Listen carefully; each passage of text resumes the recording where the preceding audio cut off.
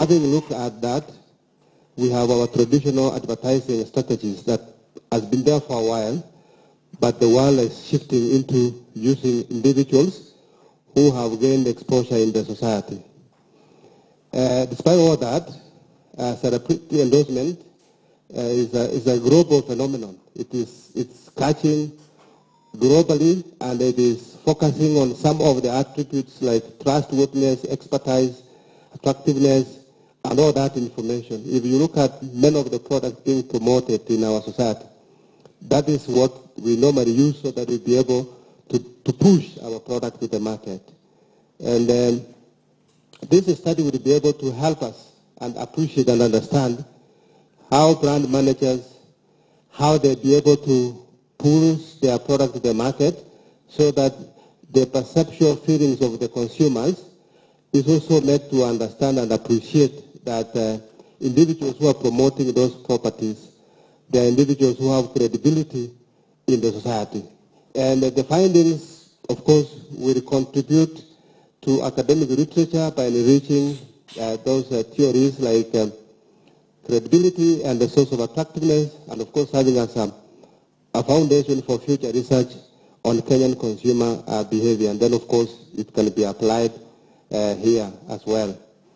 So we were able to look at use those theories to be able to help us cement the understanding of this concept and be able to convince the market that through credibility we will be able to get products moved to the market. So consumer purchase intention is always an area that is influenced by many factors, especially perceived value, the image, and the credibility of the message. Like yesterday here we had the Viper issue, and that requires us to focus on how we'll be able to support that idea and bring it to the market so that people can understand and people will be able to appreciate that indeed this is a product that we can trust. Remember, what drives the celebrity endorsement, it is the trustworthiness. And this is clear if you look at the empirical information given like trust, honesty, and expertise. And marketers are advised to prioritize credibility when selecting the brand ambassadors. Like the professors who presented here, if they appear before the market and they are doing their presentation, because they have been able to achieve, people will trust them and they will go ahead and consume and purchase their product. We used a descriptive research design, and we were able to check on the effectiveness in describing the phenomenon and allow use of inferential analysis. I may not be able to go deeper because the whole paper has been provided. The universities that we focused on were three, and that is the population and our target population for the three institutions, because we are looking at young people. And we sampled them, we created into stratas, we were able to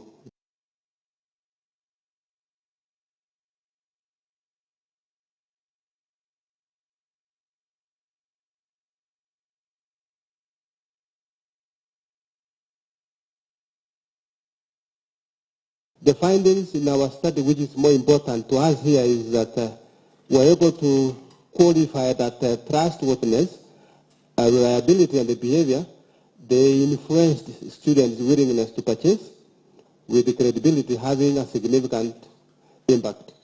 If you look at our Kenyan society, there are people that we trust when they speak. We use them to be able to promote, like when they say, buy Kenya, build Kenya. At some point we have used, our president has been used before, to be able to, as a celebrity, to promote the local manufactured product. I saw here also the same trend, and those are the people that once we trust them, we'll be able to push our product, like the ones I appreciate that is being produced by some companies here, and the researchers that we are doing in this institution. The study recommends that marketers carefully need to evaluate celebrities' credibility before endorsement. And credibility is important because the trust that is there will not even question the pricing of the product. Also, the study will also contribute to academic discourse by highlighting key influencers' attributes and call for further research on other factors that influence purchase intentions. So for those of us who are doing innovations here, those of us who presented here, you need to join hands with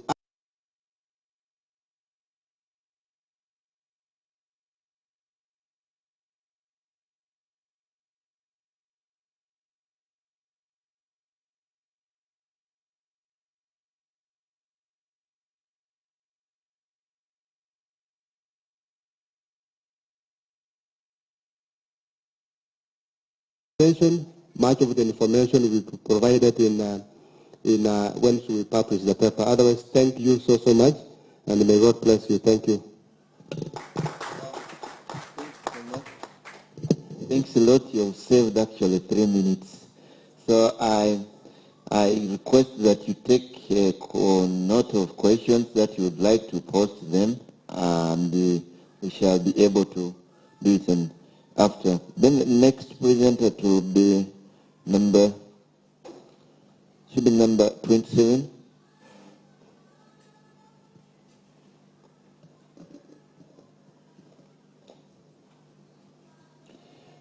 That is Mr. Robert Chitio, Bara University,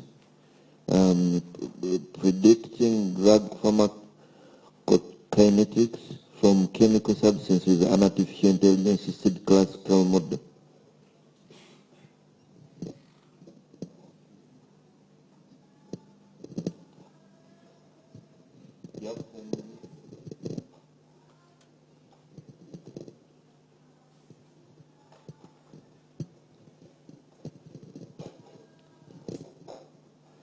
Good morning. My name is Chicho Robert, a graduate student from Bara University in the Department of Pharmacology. I'm presenting predicting drug pharmacokinetics from chemical structures with an artificial intelligence classical model. I start with a scenario. We have two individuals taking the same drug. One individual is happy, another one is getting worse. This can be partly due to how the body handles the drug, what we call pharmacokinetics.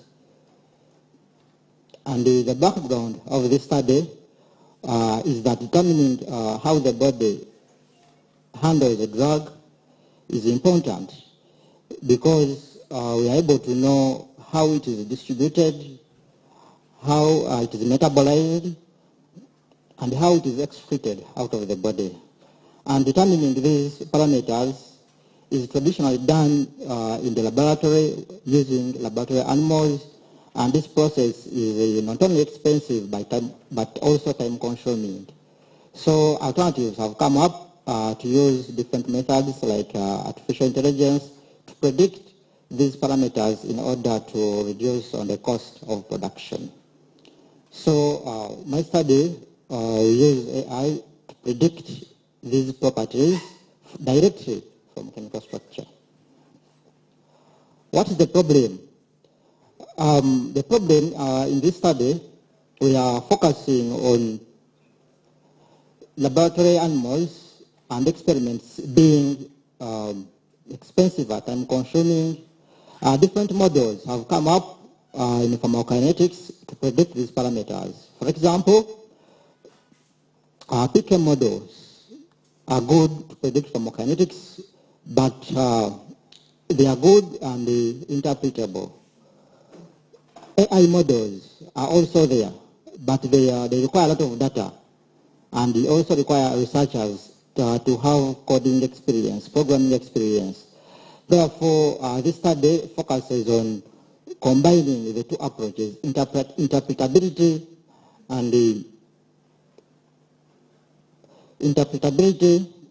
and fast predictions in order to reduce the cost of production and the streamline production process. How is this study purposeful? Yes, the traditional method of determining drug pharmacokinetics, drug parameters, lies in the laboratory.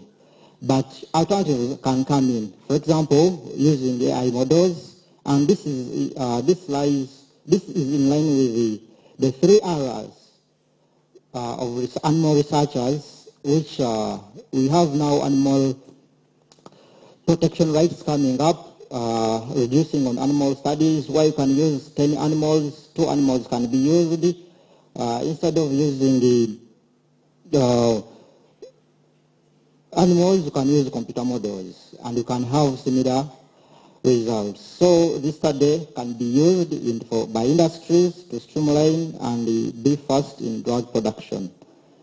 The methods, we use the data set of human PK parameters from the experiments which were done on 1,352 drugs, and out of them we chose 176 which have complete data sets of human PK parameters. These were experimental studies, so we want to use AI and we see whether we can get similar results like those which were got from the laboratory.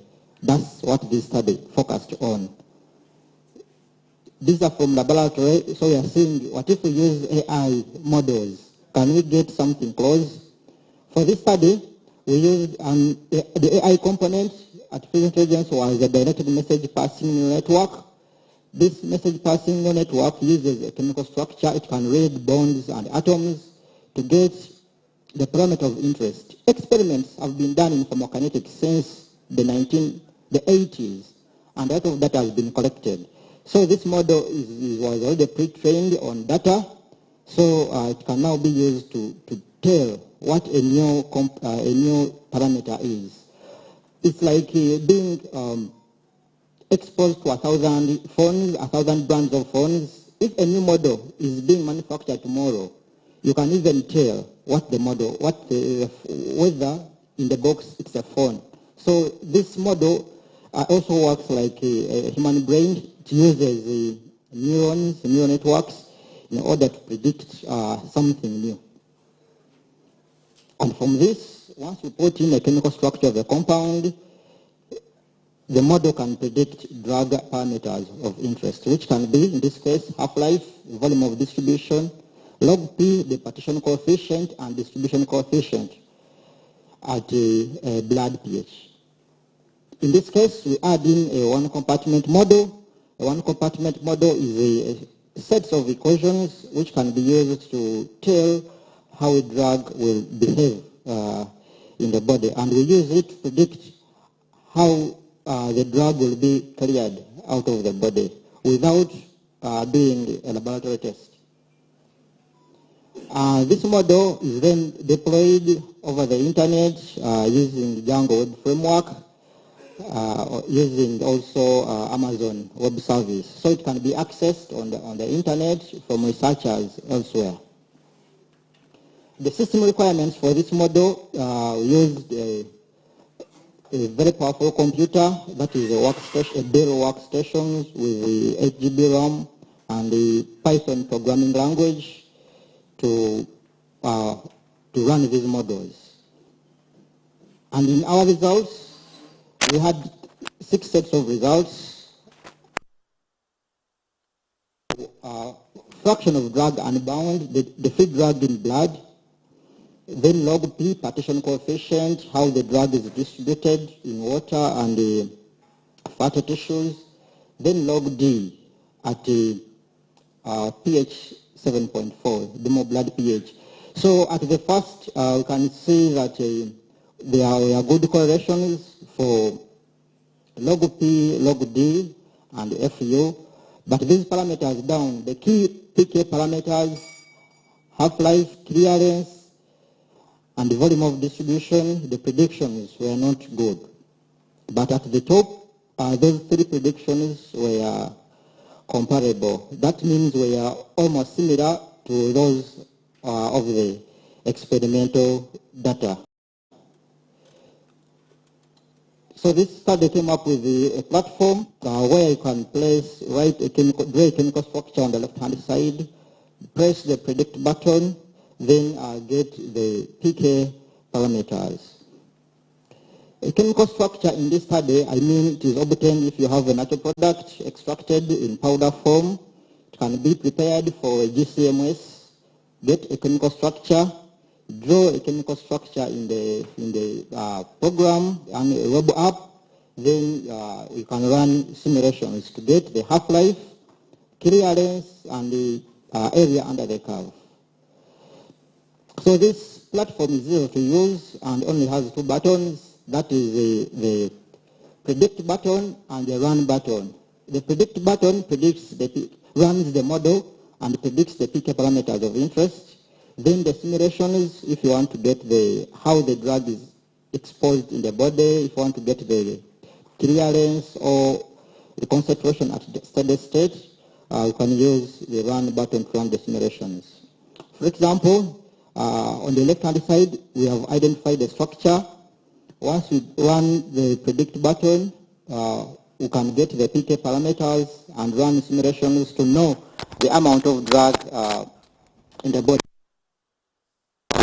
In the laboratory, can take about 3 to 4 months doing this, but with this app, you can use about 5 minutes or less to get what you'd have got in 4 months. And this one gives a clue on what the drug may behave when actually this drug is given in vivo in an experiment. So it gives the researcher ideas on how the drug will behave without trial and error.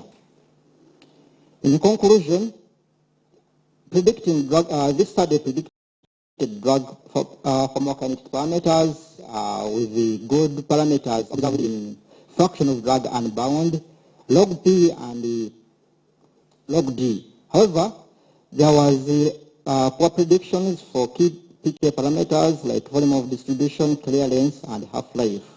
And once this model is trained properly, or more refinement model, we can have good predictions. This model should be used out of curiosity, and we are not replacing the laboratory experiments, no, but we are only supporting lab work so that instead of trial and error, a researcher knows first do in vivo, in silico in the computer, then they will know how the drug will change when given in vivo.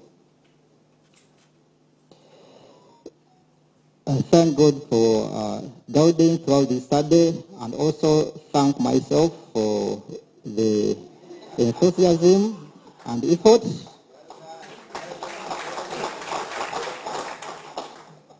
My supervisor, Victor Silvano, in the Department of Pharmaceutical Science, Bala University, and also the audience for listening to me. Thank you very much. Wow, thank you. Another round of applause for him for having thanked himself. How many of us do that? We acknowledge others, but we look at ourselves to people. So, after I do the preparation, let's not take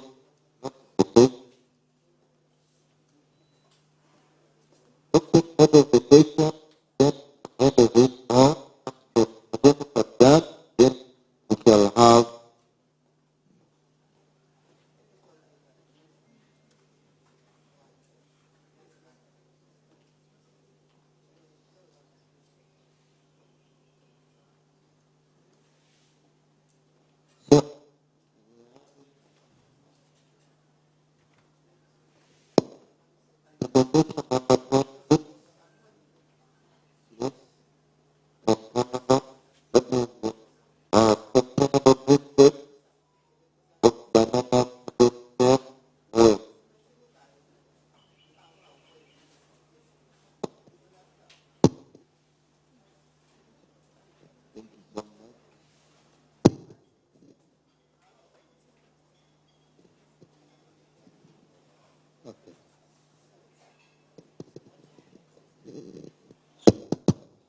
good morning.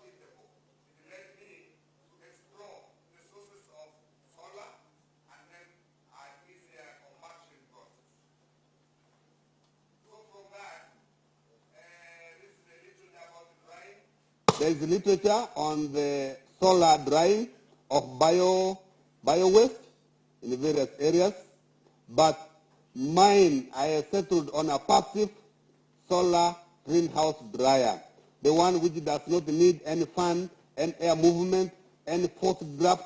It is natural. It is working. It works. So my design,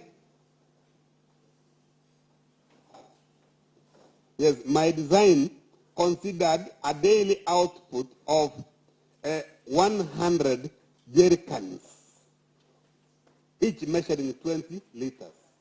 So that is 2,000 liters per day. And the reason for choosing that, I went to Texford Limited and picked 2 jerry cans of 20 liters, worked with it, and I know the proportions which were obtained out of it. So the 2,000 liters of this waste, when it is mixed with the liquid and the solid, you first squeeze it manually to get 20% off. Then the remaining part is dry. And the drying chamber, the standard width of our bed is 1 meter. Based on that, the depth of that spread should be 1 inch to 2 inches for ease of skimming. So I came up with this design of 34 meters long and 5 meters wide. So this one accommodates 2 beds. If you have a shorter piece of land, you can use 3 beds, and then you shorten to 20 meters long dryer. Biochar production, one of the worst culprits in energy, biochar production. So, from literature, solar heaters have been used for power generation, and specifically parabolic trough solar collectors. They have been used to generate up to 1,000 degrees Celsius of steam.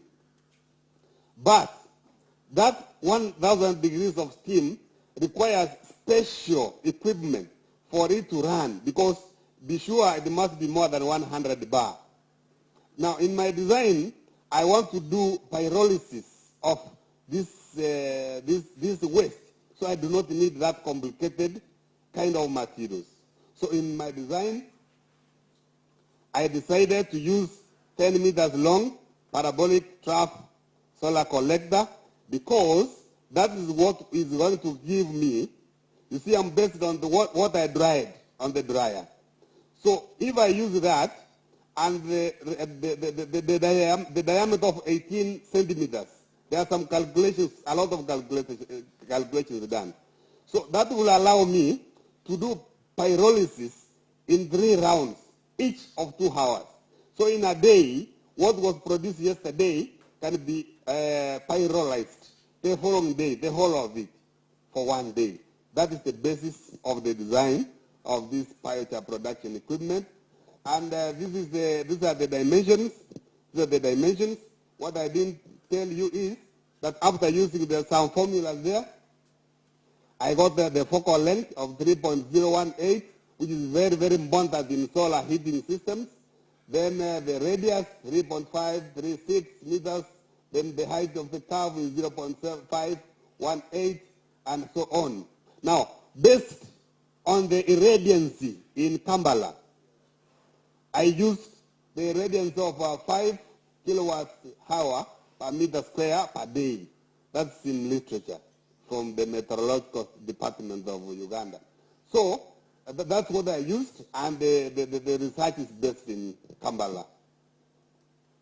So assuming it is 100% efficient, of course, which cannot be, the total energy expected is 287.78 kilowatts hour.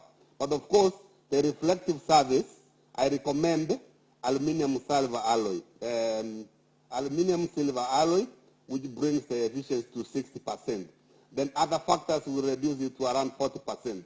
So still, at that efficiency, I'm able to have adequate energy for pyrolysis and more work. So that is the parabolic trough solar collector designed.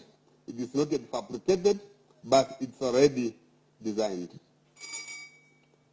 So briquetting, the literature says that one of the challenges in briquette production is the technology. The machines used, they are very expensive. They require heating. They require a lot of pressures. They have many disadvantages. So I designed a low multi-cylinder or multi-piston machine which uses a scissor. This is a scissor chuck. And then you can see after a go, it's able to produce 15 pieces. And the 15 pieces can be produced every 10 minutes. So in 1 hour, you can see how many pieces you can produce. So if this machine is well used, within a day, it can clear all that was pyrolyzed the previous day. That is the basis of this design, to make sure that there is no backlog. There is no backlog of waste or of any material. So with the three designs,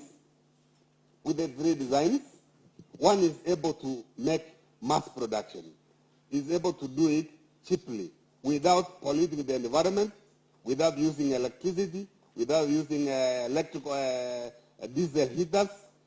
It is purely clean energy, both the solar and the biochar. So that was the basis of the design. So finally, I thank my sponsors. I thank Busitema University, and let me also emulate the presenter who just left. I also thank myself for this far. Thank you very much. God bless you. Thank you. Yeah, I'm happy to have adopted the culture of giving back to ourselves, not to give to others.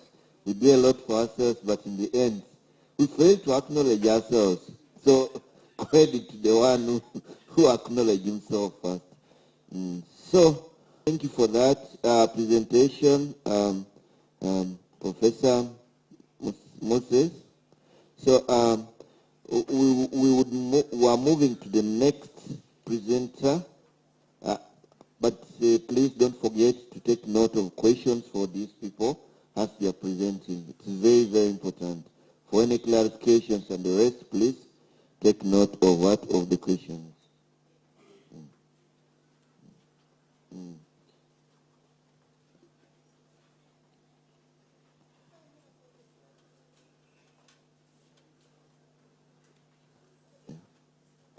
So the next presenter is Abstract 59. That is attaining a sustainable development trajectory for Uganda through transformative education. It's presented by none other than Dr. John Michael Edoro from Kavala University. You're welcome, sir. Remember, when this bell goes fast, it's just a warning that you're left with 2 minutes. You have extra 2 minutes. Thank you.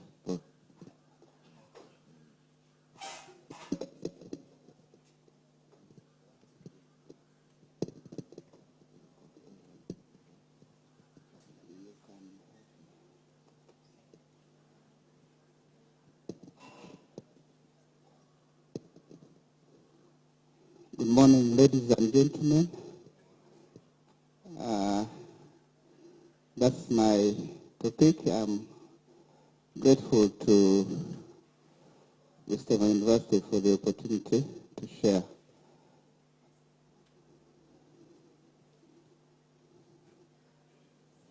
Okay.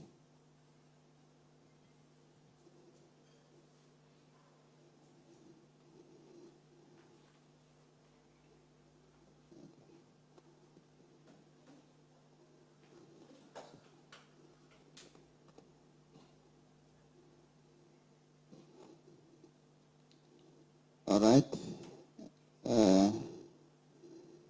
Backwards a bit, just to show people my name again. All right. That's my presentation outline. The paper delves into the pathways in which Uganda will by 2040 attain sustainable development through a rigorous transformation in higher education sector. The proposed educational transformation is underpinned by a 5-pillar agenda that will be presented shortly. The core challenge here is the learning gap, and we are saying despite increased school access, Uganda faces a significant learning crisis. Children receive 6.8 years of schooling, but only gain 4.3 learning adjusted years, meaning the schooling time and the quality, what the student actually, the learner, ends up with in real terms, hindering national progress towards Vision 2040.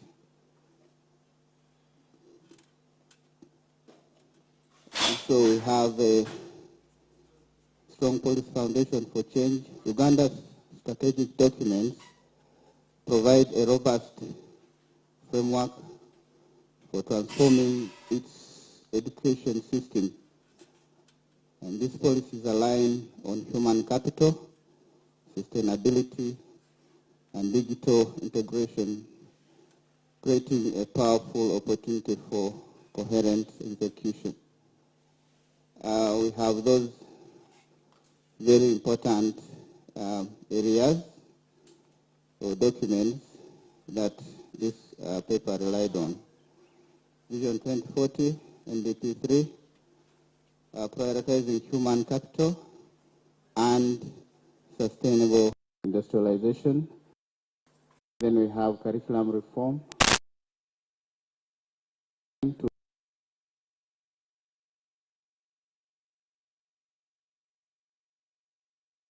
Referring to. And then national teacher policy. That is affecting what is going on now. And then we have the digital and green agenda. There's a lot of talk about ICT and climate change that we have already engaged in. I now go to the 5-pillar agenda, which I referred to earlier. And I think this is a practical framework for driving transformative education for sustainable development, as I had mentioned in my topic. So the 5-pillar agenda is here: revamping the curriculum, deepening the competence-based curriculum with a focus on problem solving, climate literacy, and citizenship. And then the second pillar is empowering teachers. Operationalize the Uganda National Institute of Education, UNITE, to professionalize and support the teaching workforce through teaching incentives, through training and incentives. I think all of us who are in the teaching field, even if you are not, you are supporting someone at school. And we all know what is going on now in this area. Tools down, you know, no pay, no increment in salaries, no teaching, things like that. But we thank God that at least the exams have taken off. 3, and we are saying we are ensuring no one is left behind by focusing on foundational skills and leveraging technology for smarter, data-driven management. So we have equitable access, where we target foundational literacy and numeracy, addressing gender, disability, and refugee inclusion with proven equity-focused investments. And then we have data-driven systems, where we should implement the education digital agenda to track learning, manage teacher development and improve school quality through data dashboards. Then lastly, skill for green and productive jobs. I'm happy a lot of discussion has taken place already regarding climate change. So where we talk about sustainable agriculture, training in climate smart farming, renewable energy, skills for solar and other clean energies. There was talk about clean energy here yesterday. I'm happy. The circular economy, where we talked about also waste to value and reuse. And then we have ecotourism, promoting nature-based enterprises, enabling implementation. Success depends on coordinated governance, targeted financing, and rigorous monitoring to turn policy into practice. So we have them there. Programmatic governance, financing for results. And I think here we have a big issue where always budgets are constrained. And then stakeholder alignment. Do we involve all those that should help us to drive this development we are talking about? Monitoring and evaluation. Thank you for the warning. So 2 minutes. Key recommendations. Excuse me. To accelerate progress, Uganda must focus on coherent execution across the education ecosystem. Scale competence-based pedagogy, where we infuse sustainability across all subjects and update teacher guides, and then operationalize unity, which I referred to a little earlier. Lead teacher induction, coaching, professional development tied to career incentives. Then we have fund foundational learning first, steer resources to districts and schools with the greatest learning gaps. 4, align TVET. This is technical and vocational education training. For those who may not be familiar with Ugandan jargon, with green growth. Align TVET with green growth. Create pathways to green, decent jobs and accelerate climate resilience. As I conclude, the path to Vision 2040. By delivering on these priorities, Uganda can transform its education system into a powerful engine for equitable, green, and productive livelihoods, propelling the nation towards its Vision 2040 goals. Okay, so maybe that is the path we should take, and I end there. Thank you so much for listening to me. Wow, thank you so much for such a wonderful presentation. I hope the policymakers are in the house that bore a leaf from the recommendations they have put forward from an educationist. We pray and hope it will be included in the process of policy making, and in the end it turns out to be a policy. So I will not stop reminding you, please take note in whatever question you have in the presentation. That has already been done, so that you'll be able to ask questions. I think the next is abstract 28. That is development of profit from indigenous medicinal plants to support HIV treatment and care in sub-Saharan Africa. So welcome, Doc. Thank you.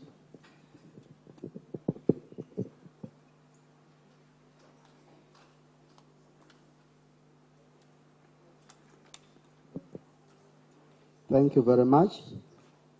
The title of my presentation is Development of Proverib Herbal Remedy from Indigenous Medicinal Plants to Support HIV/AIDS Treatment and Care in Sub-Saharan Africa. My name is Dr. Okello Joseph Francis, a principal investigator of the Proverib project at the Natural Products Research and Innovation Center. I'm also a senior lecturer and head of biology department at the Faculty of Science and Education here at Busitema University.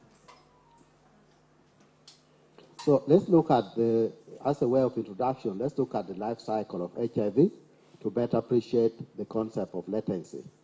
So HIV enters a target cell by binding to a receptor, which is a CD4 molecule on the surface of the target cell. And following entry, the viral RNA is converted to DNA, and the DNA moves into the nucleus where it is integrated into the host chromosome. And following integration, it becomes part of the host cell chromosome because it relies on the machinery or the enzymes of the host to replicate itself.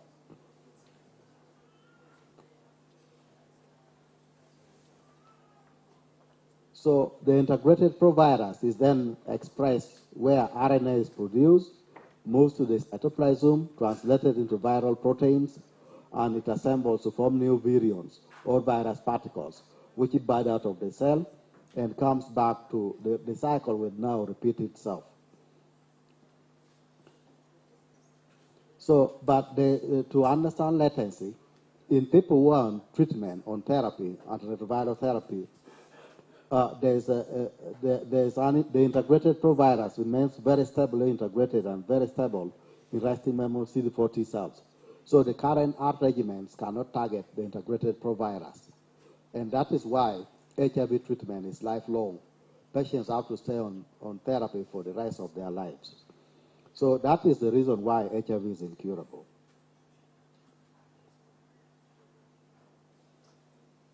So when cells are activated through the T cell receptor signaling, the signal pathways that induce multiple transcription factors, including what we call NFAT, or nuclear factor of activated T cells, including NF-kappa B, including AP1, and PTEF-B. But these factors have been shown to activate HIV, latently infected HIV from resting CD4 T cells. But interestingly, they are natural products. Natural products including prostratin, including ingenol, including procyanidin. They also activate the same transcription factors, especially NF-kappa B and AP1, which assemble on the provirus and regulate expression of the virus transcription. So what is the problem?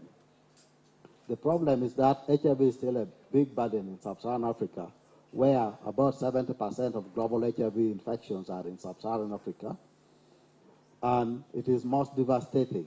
So the majority of people who live with HIV are in sub-Saharan Africa. Highly active antiretroviral therapy, or HAT, is able to extend life expectancy of people who live with HIV. But it has limitations. One is that it does not cure HIV. Two is that it has adverse side effects.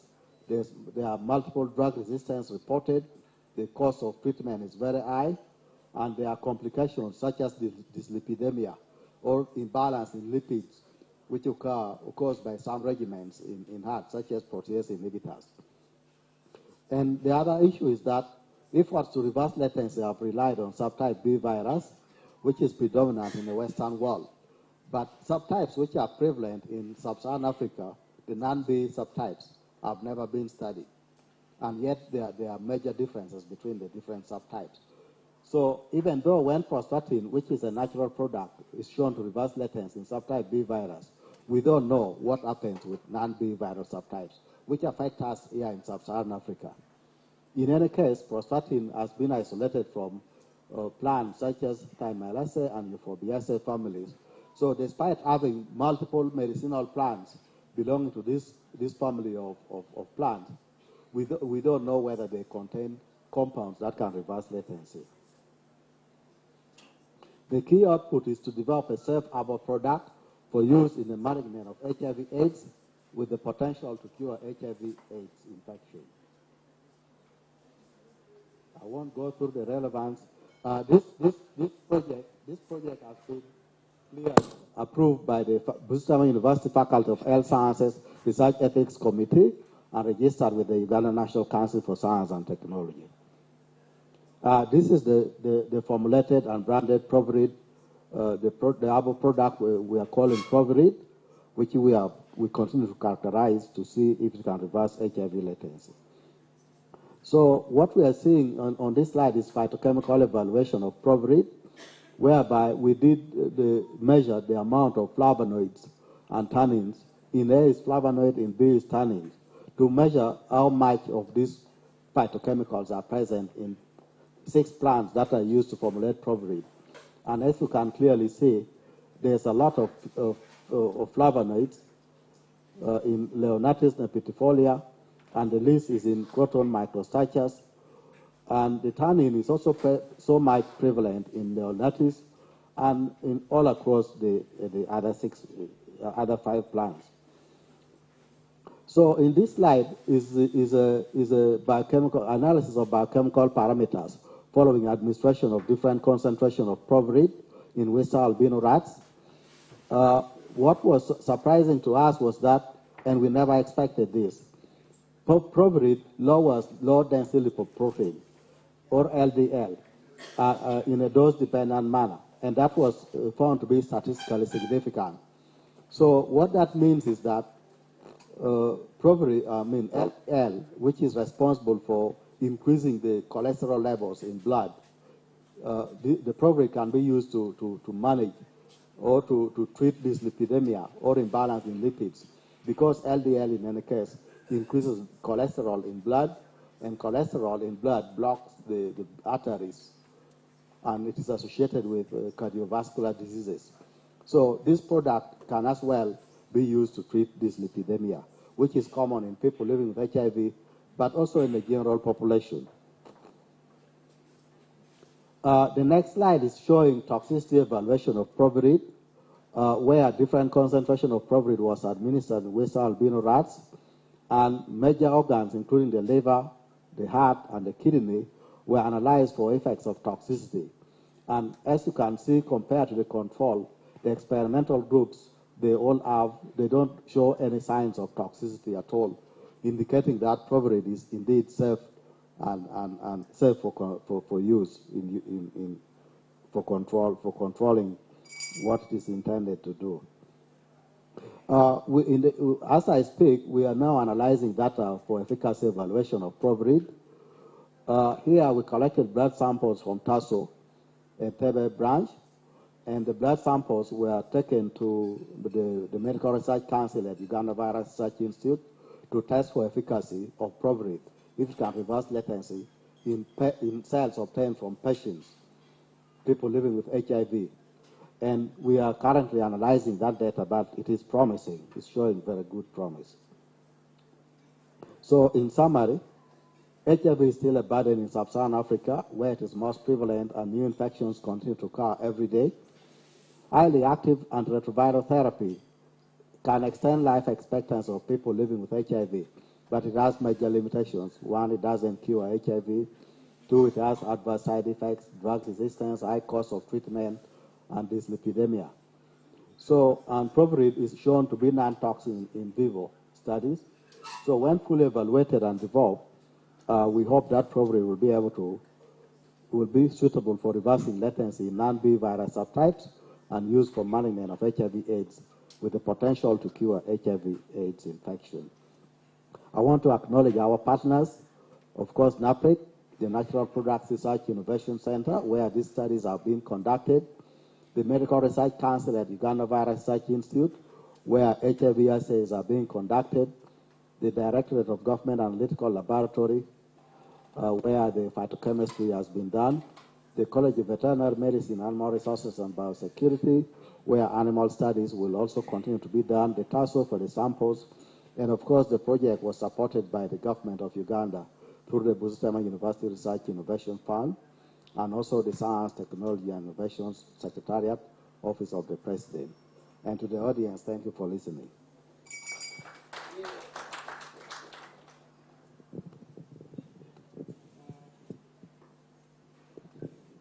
another round of applause.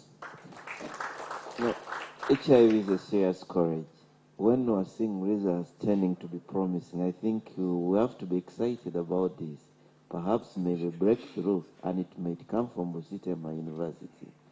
So we pray for that and we hope for that. So in one or the other, as I will not stop and I will not tire reminding you, please take questions from each of the presenters that have done it.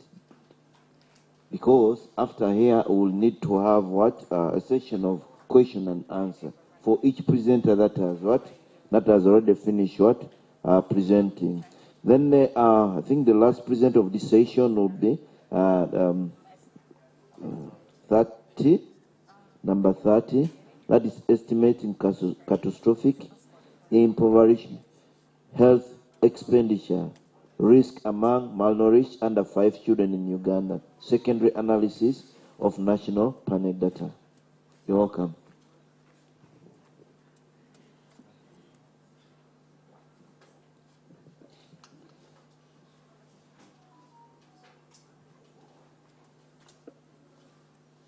Thank you.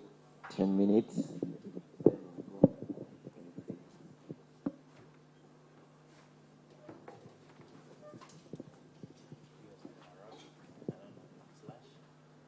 Thank you, the MC. Good morning, ladies and gentlemen. Yeah, so that is our study, estimating the catastrophic and impoverishing health expenditures among malnourished under 5 children in Uganda. This was a study using secondary data collected by UBOS, or Uganda Bureau of Statistics.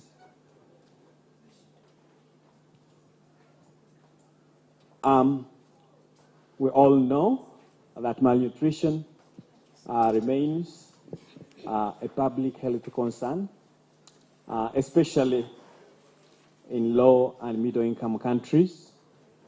But this issue majorly affects children below 5 years of age.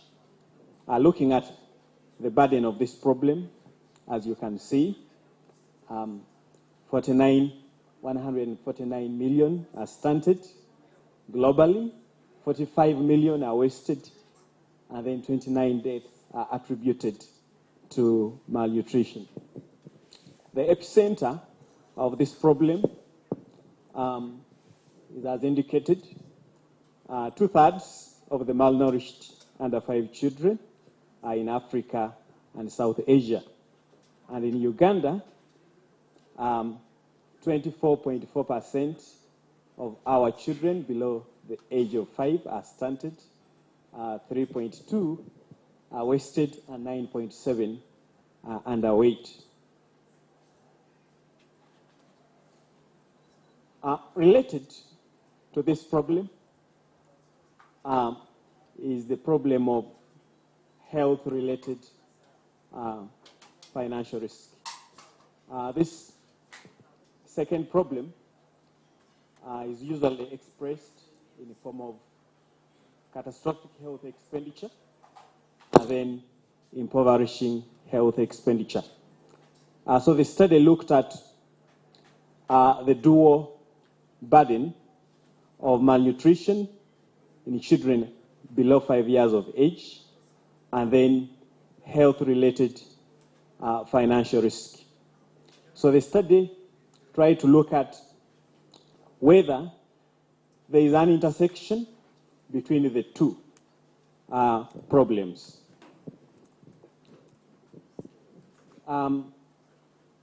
Catastrophic health expenditure and impoverishing health expenditure, according to the common studies, they are examined separately.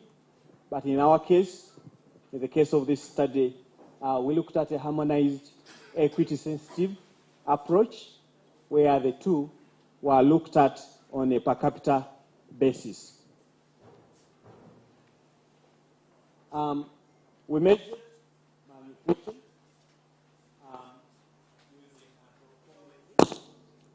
using the Z scores, the height for age Z score, weight for height Z score, and then the weight for age Z score.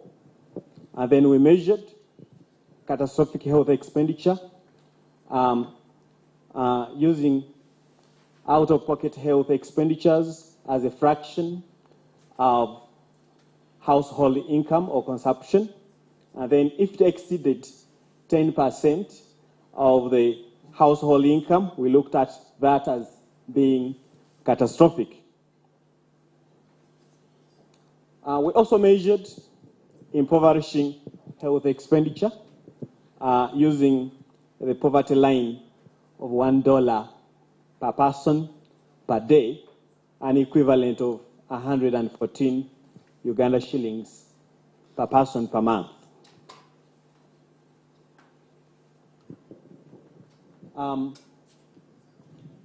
We came up with two indicators. We have the indicator, we have finished the first one, which was catastrophic health expenditure. So the second one is the indicator for impoverishing health expenditure, and that is how we derived the expression. So having looked at the two, catastrophic health expenditure and then impoverishing health expenditure, we came up with a composite indicator combining catastrophic health expenditure and impoverishing health expenditure, and that's how we expressed it.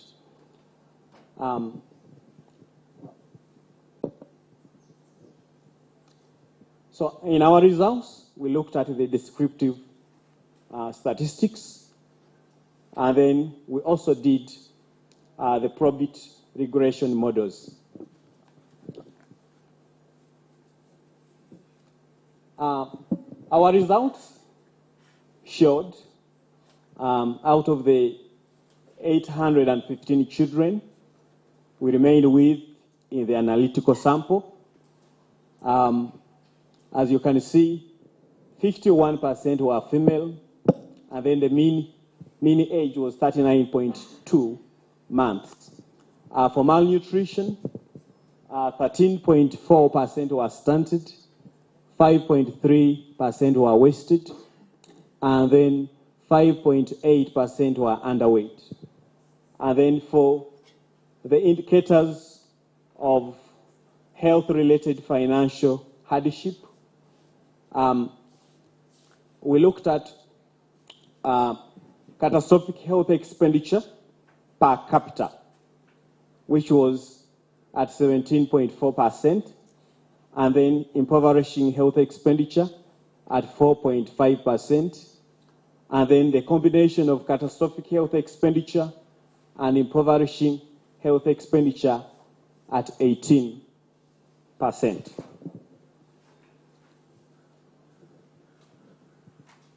In our regression model, we found that wasting was significantly associated with a higher probability of a combination of catastrophic health expenditure and impoverishing health expenditure.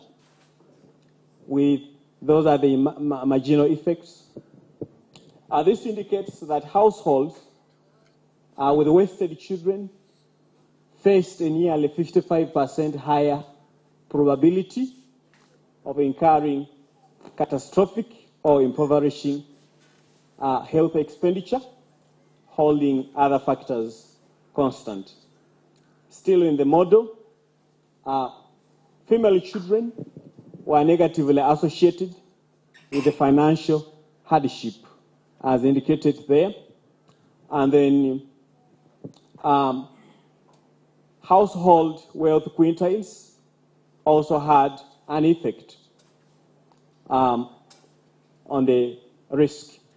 However, the other forms of malnutrition, that is stunting and underweight, had no significant association. The strength of our study, we used nationally representative data, a harmonized per capita based approach, and then the application of the multivariate probability models. The limitations are because we used mainly the cross-sectional wave of the data, and then the household expenditure data is subject to recall bias. In conclusion, there is therefore an intersection between child malnutrition and health-related financial vulnerability, with wasting coming up as a key marker of risk for catastrophic and impoverishing health expenditure. This supports the need for integrated, equity-sensitive approach to financial protection in health that considers both nutritional and economic vulnerabilities of households.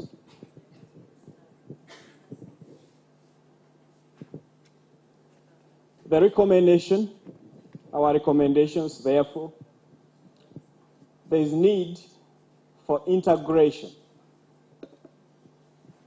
of nutrition into financial risk protection policies, because Uganda as a country is struggling to achieve universal health coverage. But for this to be achieved, we need, as a country, the Ministry of Health to integrate nutrition into financial risk protection measures.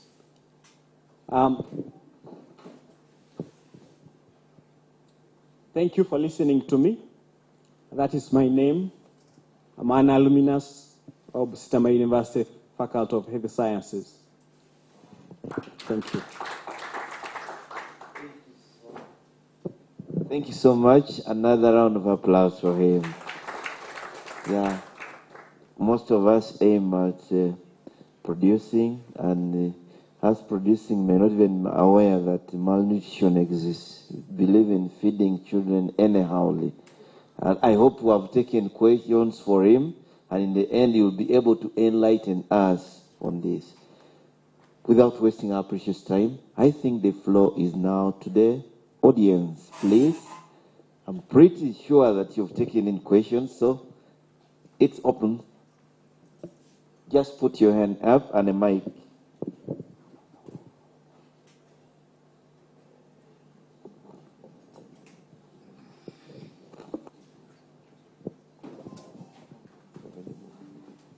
Thank you, Chair, and I appreciate all the presenters. Kennedy Chimba are my names. I have a few questions for the gentleman who presented about the ADMET kit. First of all, I appreciate the innovation. That's very good. But I'm interested in knowing what could be the predictive accuracy of the kit. Number two, how long would it take to get an output after feeding in the data, the chemical data, into the platform? And lastly, can the data generated by this app be integrated with other predictive tools on the internet? And lastly, what advantages that this app has over the other tools? I also have one more question for the Banatex and CIMEP project teams. I've been listening from yesterday, and they are quite good innovations, but I'm wondering what could be the impact, or if this industry grows to a large scale, isn't there a risk of food security? If we get to that situation where the business is booming I know you're going for the harvested stems, but if it is lucrative, don't you think we can get to a situation where people are now cutting the stems before the matoke has grown, and this being our staple food? Are we safe? Thank you. Thank you. Let's have more questions. The floor is ours, audience.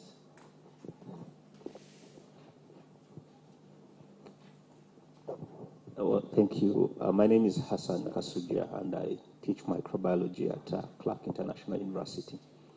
My question is to the PROVRID team. I think I missed the point where, I'm here, please. Yeah, sorry, I think I missed the point where you show how PROVRID is able to reverse integration or latency. I could either have missed that, or can I know how you got to that hypothesis that you're testing? Thank you, please.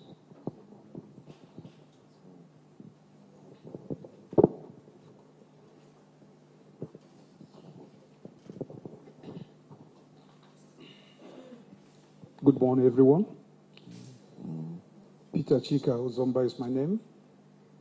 I teach entrepreneurship and economics at the Islamic University, Uganda. I want to make a comment on this. I don't, it's not really a question. I think I just want to add some things that would enable the author, make the paper be a better thing, to add a substance, so to speak. You were able to use two parameters to get one, converting the C, GS, and I in order to have a ratio. So if that is what you do, what you did, it means that I don't know whether it can be shown on the slide, so that I can speak to specifics. The last presenter.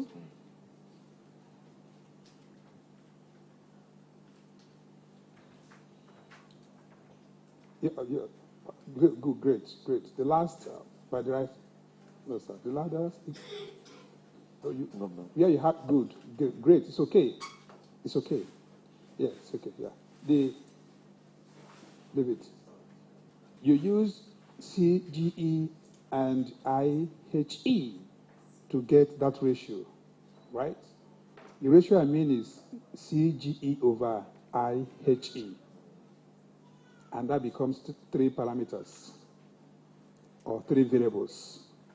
If that was what you did, I would like you to call that last one ratio of expenditure to health, because that is an integration of these two variables. And if that happens, I will also urge you to log the data, because if you do that using probit, the regression that you actually conducted use data on different measurement scales. And if your data are on different measurement scales, it becomes an issue. It may give you a regression result that may not inform good policy intervention. So I would suggest that if your variables are on different measurement scales, some nominal scale, some in ratio, you are expected to log. When you use the log version of the variable, it places all the variables on the same scale.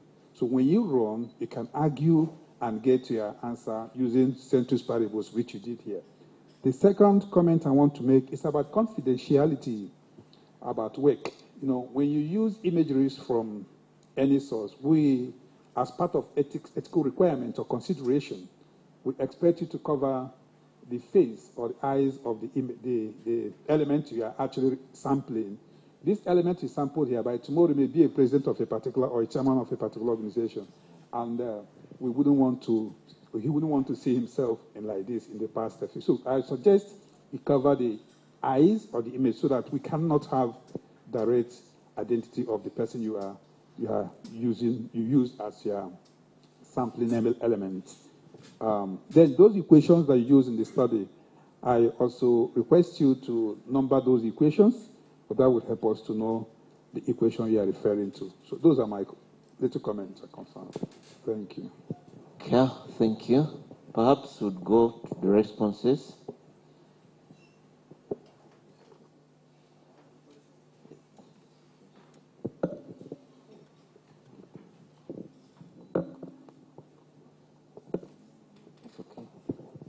Thank you very much. Mine goes to Dr. Edoru about sustainable development trajectory for transformative education in Uganda. One of your key pillars you talk about is equitable access. And looking at what goes on in this country, some of the access issues would be addressed through programs like universal primary education, universal secondary education, so to get everybody, or most of the children in school. But when you look at the so-called universal primary and universal secondary schools, many of them have charges. If you walk around this town on a typical day, you will have the largest number of students from universal secondary schools loitering town because they've been sent away for fees. So how are we addressing this equitable access? I've also listened to the politicians during the ongoing campaigns, especially the presidential candidates, and some of them simply lamenting about this. So how do we address this equitable access, really? Thank you. Good morning. Jacob Iramiot is my name. I'm a microbiologist. I function as a senior lecturer at Busitema University, Faculty of Health Sciences. I want to congratulate our team from Busitema for the herbal product. I think none in Uganda thought about it, but we are moving to a right direction. I'm only worrying when we use big terms like cure. I've taught virology for more than 15 years now. When it comes to viruses, it's difficult for you to pronounce yourself on cure. And looking at most of the viruses, we look at the stage of replication.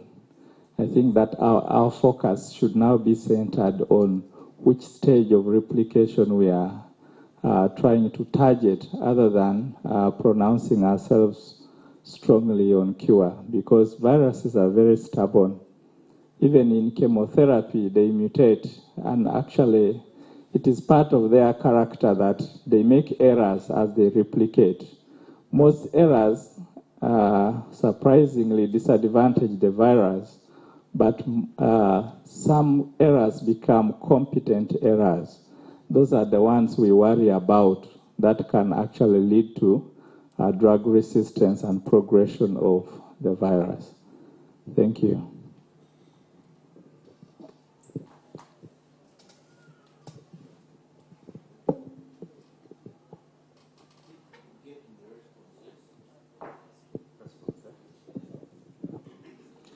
Okay, thank you very much. I will respond to the question on banana stem. One of the listeners asked, what will happen if people start harvesting pseudostem, which have not produced banana? Because for us, we intend to utilize the one after harvesting. So number one, the entities doing extraction of fiber are registered legally in the countries where they are. The ones in Uganda, like Texfad, is registered and has gone through all the processes through NEMA. One of the conditions are that you do not purchase a stem before harvesting of the fruit is done. So that is an undertaking, a legal requirement. So, and because we have to operate within the legal framework, there must be controls to make sure it doesn't happen. So if there is one or two cases, that should be dealt with according to the law. But if we fear that eventually it's going to reach there, it's an opportunity There's a problem to be solved, and we are solving the family. It's not only in Kenya, in Uganda, even in Kenya, we have plenty of bananas, and that's the trend. I hope I've answered the concern. Thank you.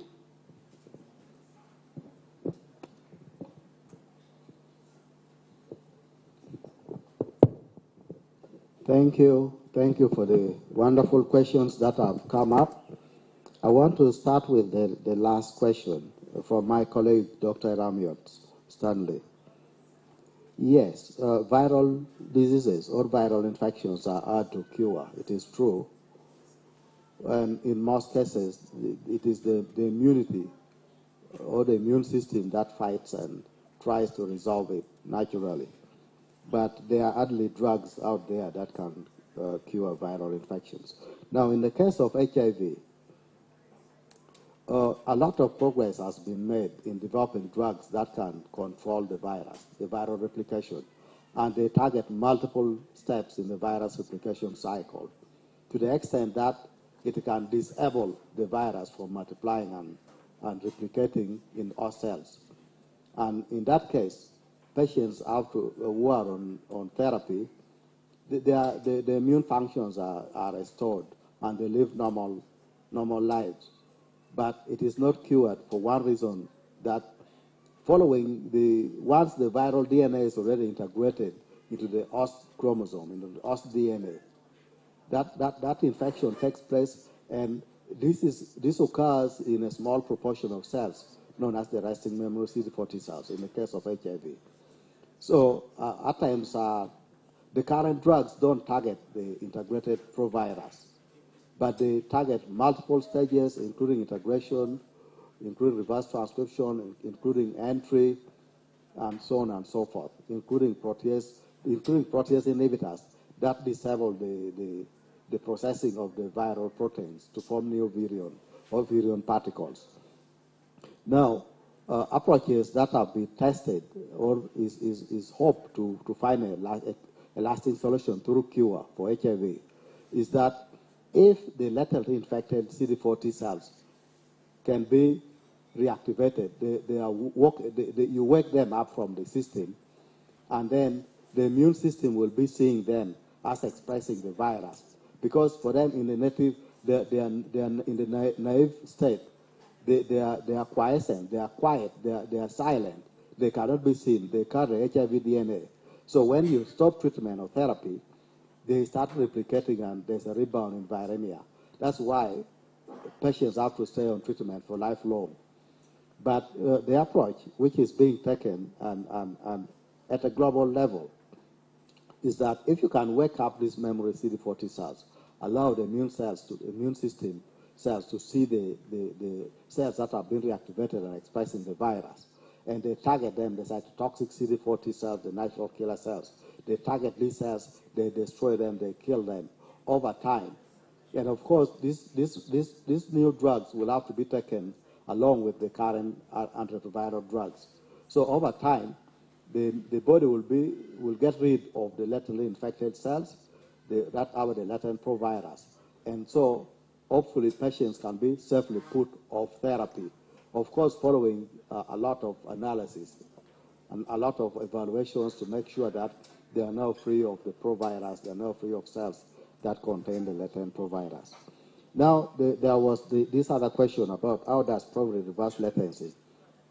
I did show a slide on when cells, the CD40 cells are activated through the T-cell receptor. When you activate the cell through the T-cell receptor, it induces multiple transcription factors like NF-kappa B, EDFAT, AP1, PTFB, and so on. So these factors, they bind to the HIV LTR, the long-term non-repeat, where they regulate the expression of or transcription of the provirus or expression of the proteins, the viral proteins. Now, these natural products, such as prostatin, indianol, and procyanidin, also do the same thing.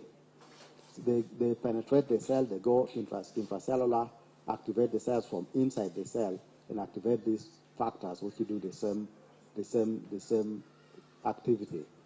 Now, already we did analysis, preliminary phytochemistry is indicating that the flavonoids and tannins are so prevalent in the plants that are used to formulate Provrade.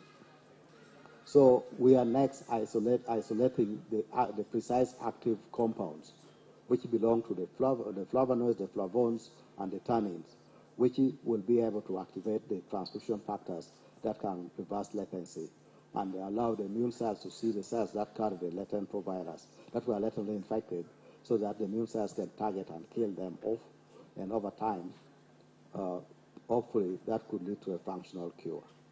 Thank you.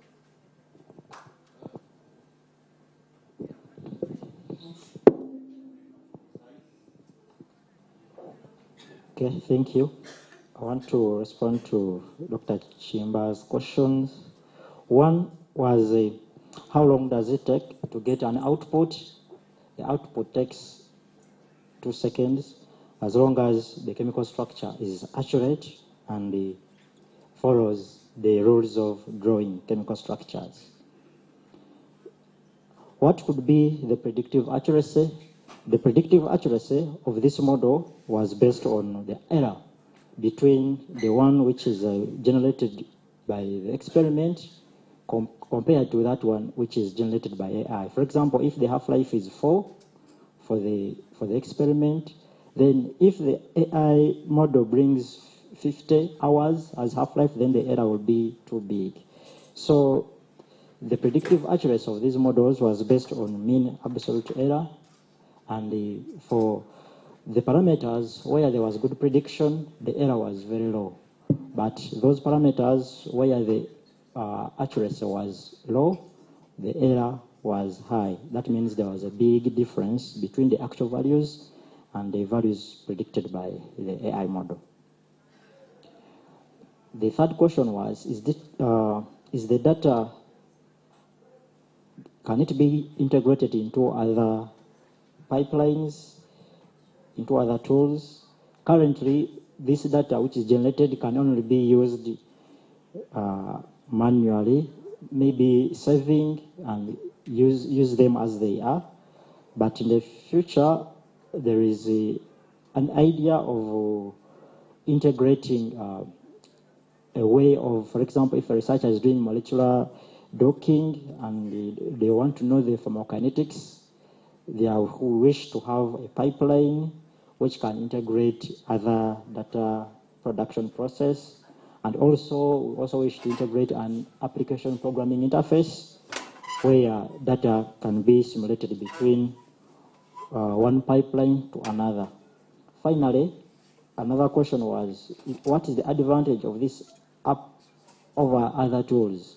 There are quite several advantages, and the first one is that this web app can generate concentration time curves, which most AI models are not doing, because we integrated the chemical formulas which are from textbooks, and we integrated them into a programming fashion so that it can draw those curves.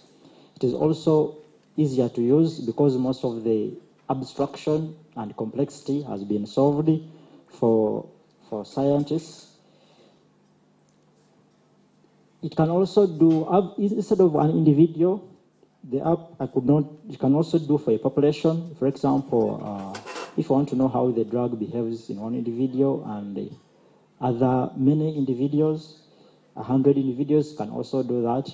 And we are also dealing with another advantage is that this is a new structure which doesn't have data. You have a new product, which hasn't been studied yet.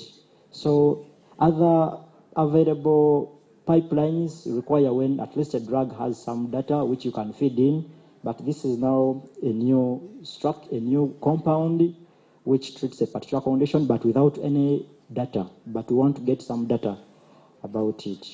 And finally, we can also adjust doses for this app and dosing intervals, so you can tell how the drug will behave in different dosing intervals, number of doses, and the researcher can tell which one can work best, other than using the available platforms which do not adjust for those, and those which can adjust are very, very expensive for an individual researcher to afford. Thank you.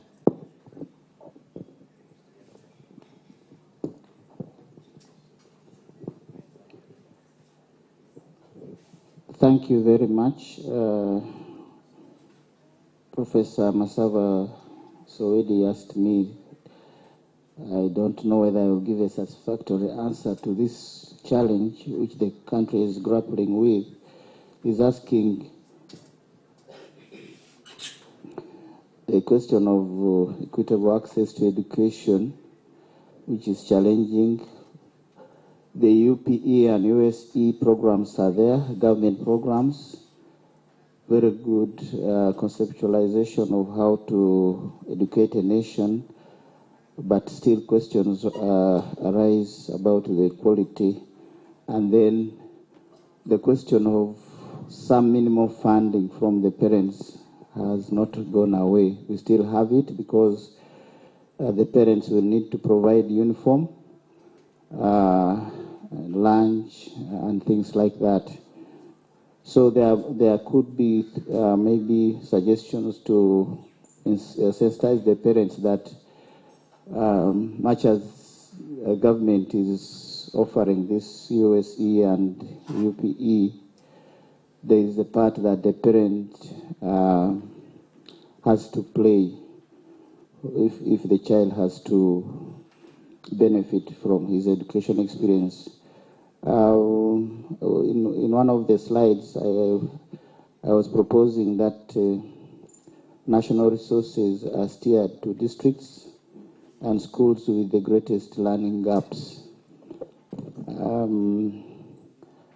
Perhaps this comes through policies and Parliament fixing what should be happening in particular areas in terms of bringing about this equitable access. And then also, generally, there should be more advocacy for funding in the education sector. More funds really need to be allocated to the education sector in general terms. Doc, you can summarize. And lastly is the improvement of household incomes, because when this is done, the parents would ideally be able to provide for the needs, the scholastic needs of the children. Thank you. Thank you. For the last person to give his comments, I think that is Morris. I would request that you just respond to his proposals. I think there's nothing much to clarify there, unless otherwise. He was just giving comments on what should be improved.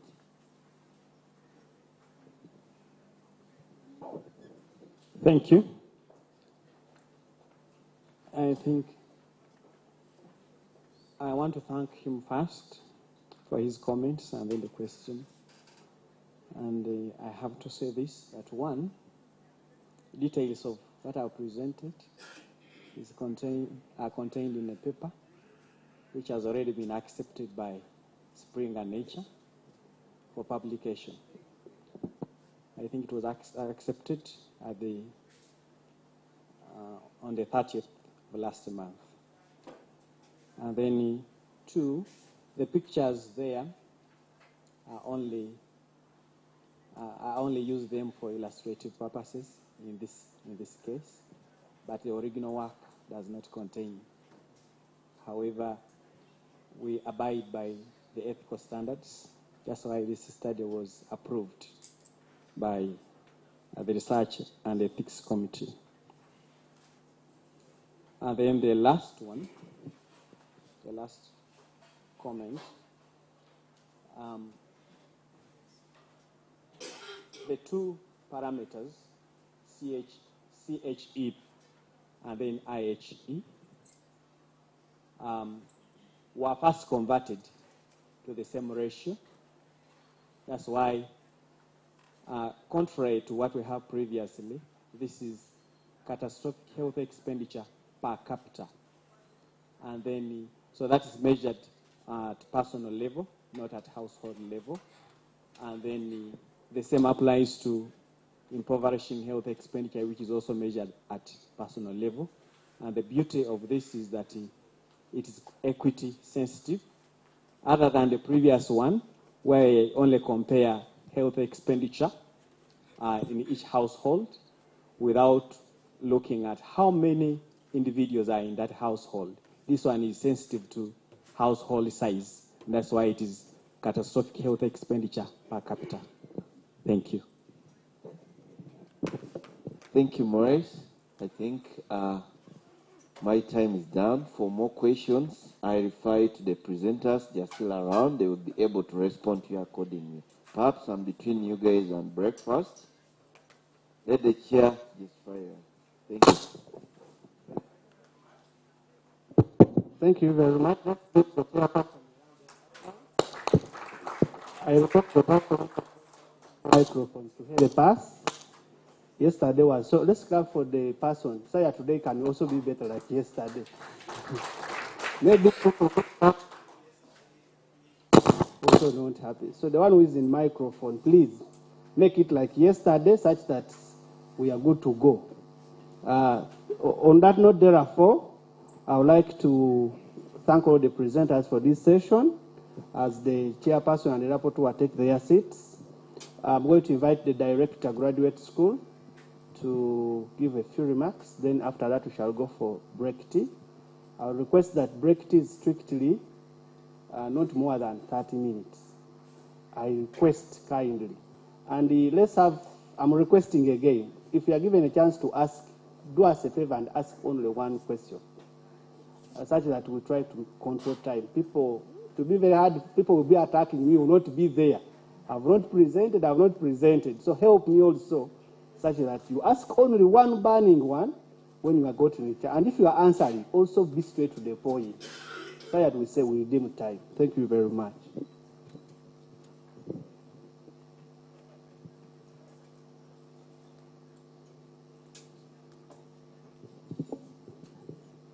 Good morning, everyone. I would like to thank everyone who is here for day 2. I think so far so good. I think we were supposed to do some introductions. I don't know whether we could get. How many of you were not here yesterday, especially if you are from a university and you were not here yesterday? By show of hands. Oh, right. Okay. We have some. I think. Let me take an opportunity to just give them, give the mic so that they can introduce themselves. Dr. Peter Chika Ozomba, Islamic University in Uganda.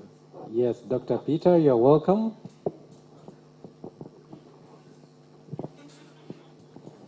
Arnold Jaita, a student, Busitema University. You're welcome. Good to see you. Good to see you. Boss Livia, a student from Busitema University. Good to see you. You're welcome. You're welcome. Geoffrey Biasingura, lecturer, Faculty of Agriculture, Busitema University. All right. Thank you very much. I think, we have another one. All right. Joseph Matovu, Faculty, Busitema University, Faculty. You're welcome, Professor. You're welcome, Professor. There's Arnold Lakabwai from Busitema University, student. All right. Thank you very much. I think, we have another one. Masaba Gerard, student, Faculty of Health Sciences. Thank you very much. You're welcome. You're welcome. Members, I think we want, there's another one. All right. We want to break off for tea, but let's keep time. And thank you all for coming, and ensure that we keep time so that we are able to complete as early as possible. Pilar John Bosco, student IU.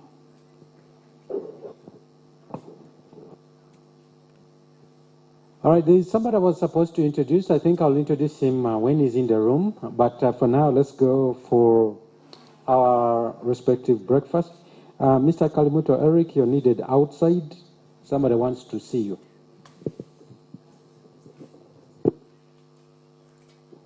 Thank you very much. We are going to the same venues yesterday for break. Let's strictly make sure when you hear the first bell, it means 5 minutes. You should be summarizing. The next bell, we shall be starting. Thank you very much. If those who are, as the people are taking break, if you know you are supposed to present in this session, see me, I'm here. Please come and see this gentleman here with your slides if you are in the next session.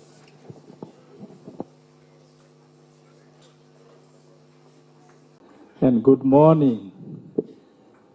I hope the breakfast is going to facilitate understanding, listening, and all that we require for this session. Technical team, please, up to again.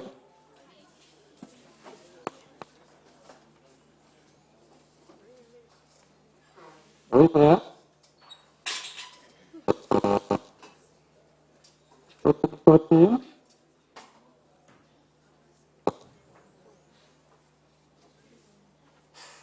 Okay.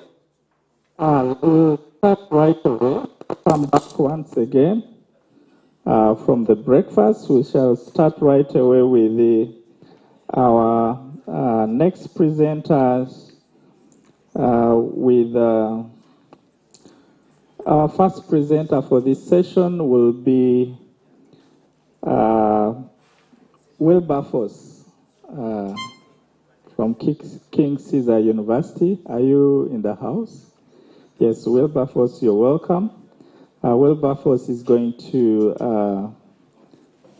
take us through the clinical rotations in resource-limited setting, a case study of King Caesar University. The floor is yours, Wilberforce.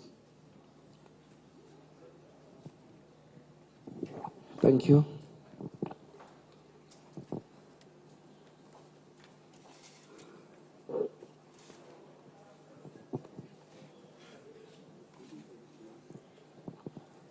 Good morning, dear delegates. I'm called Wilberforce Mfitundinda from King Caesar University, and I'm going to present to you our study titled Clinical Rotations in Resource-Limited Settings, a systematic synchronized clinical rotation model, and using King Caesar University as a case. With us in the room is my co-author, Dr. Alfonsina Mujawimana, and I think also my director is somewhere around here.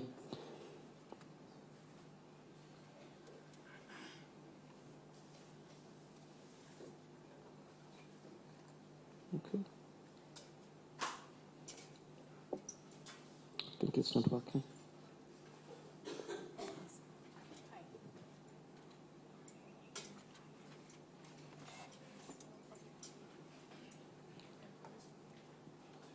Okay, I'll straight away start. For the past 3 decades, there have been several establishments of training institutions, and those have been training healthcare professionals, and the data is available, and most of these institutions are privately owned. However, like we know, most of them lack teaching facilities of their own, and most of them are relying on relationships with the Ministry of Health, formalized through MOUs to access different setups of the healthcare system through the regional, the national, regional, and general hospitals across the country. However, this kind has its own limitations because of the inability to control the facilities that they're accessing.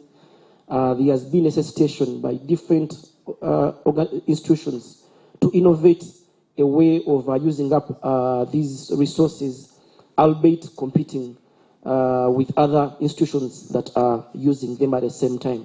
And King Caesar University was facing the same problem, having to compete with other universities and other institutions in the same spaces. So the problem that was at hand was that over a period of like 10 years, the university was grappling with systemic challenges in executing our clinical rotations and teaching programs because of the limitations due to not having a facility of our own. And this necessitated us to innovate. And there was a time we were stuck. So we set out to do a study to see the challenges that are prompted, to assess both the barriers and the prospects of innovations using this following this problem. And the goal was to design an optimal system which can help us to synchronize these clinical rotations in the setting that we are in, where we are limited by facilities. And so the methods we used for this study, this was, we did a qualitative study in the hospitals that we were using, which is Mulago, Chirudu, and Kawembe National Referral Hospitals. And we collected data using key informant interviews with our faculty members within those settings, the hospital administrators and executives of those 3 hospitals. And we purposefully sampled the informants that gave into this study, being strategic enough because we are looking at a particular endpoint. And then the data was thematically analyzed. The themes were developed through an iterative process with a study team. And then the statements, the summary statements, which were representative, developed through the thematic areas. And then the matrices were created to examine an emergency of identified themes, those that were key and they were cross-cutting across the different divide strata of the people that gave into the study. And the results, one of the most prominent ones listed here, that there was a persistent competition for clinical space with students from other universities. That was the overarching one. And then there was a problem of unattractive remuneration structure for our faculty members that were embedded into those facilities. And then there was poor communication between the university administration, which is located in a different place, with the hospital management. There was a challenge there. And then there was also unfavorable regulatory policies from our regulators, National Council for Education, the Medical Council, and this constrained flexibility in these rotations.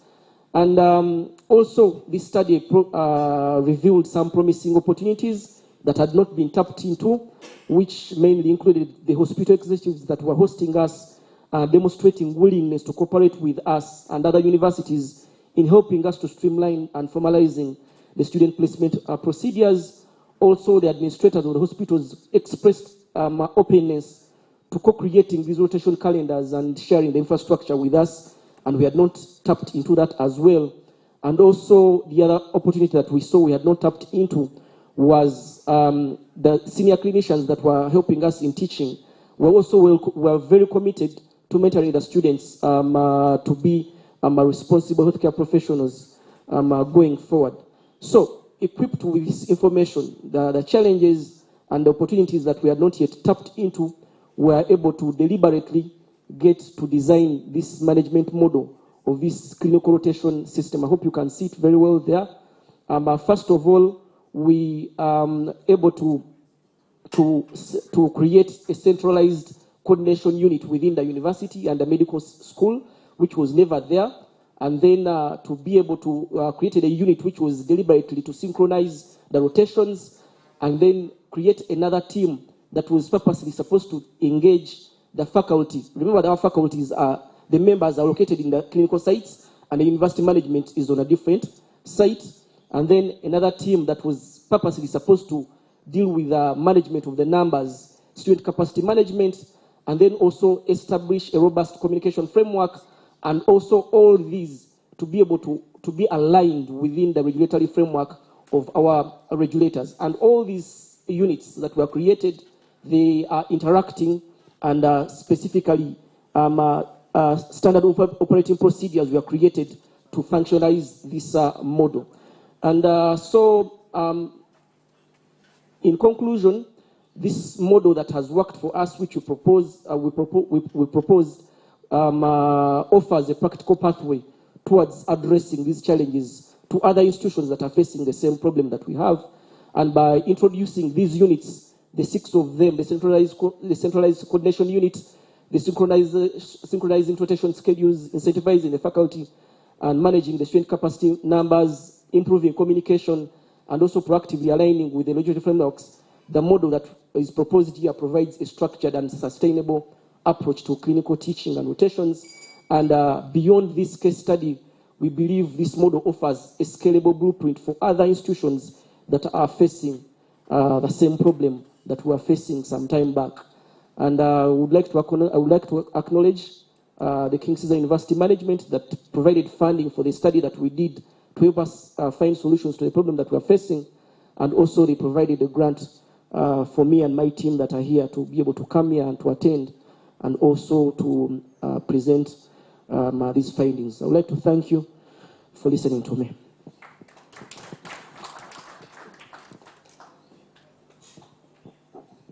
Okay, thank you very much. Wilberforce, you can take your seat. I'm happy my deanship is around and they might be interested in something you have presented, because it's a nightmare all over medical schools. Yeah, you must have heard of the Busitema University flagship product from Faculty of Health Sciences called Taskov. Growing up, soda was called Pepsi, not Coca-Cola like now. But we have another product from Busitema University, and it's my honor and privilege to welcome Mr. Mayo Robert to present to us the efficacy of Tricos on biological control of Aspergillus species infestation in maize. Yeah, we may not know the impact, but sometime you might have heard that the WHO delivered food to Karamoja and people started dying. It's an effect of aflatoxins produced by a range of Aspergillus species. So, I'm happy that the real-time solution. The technical team, we want to start.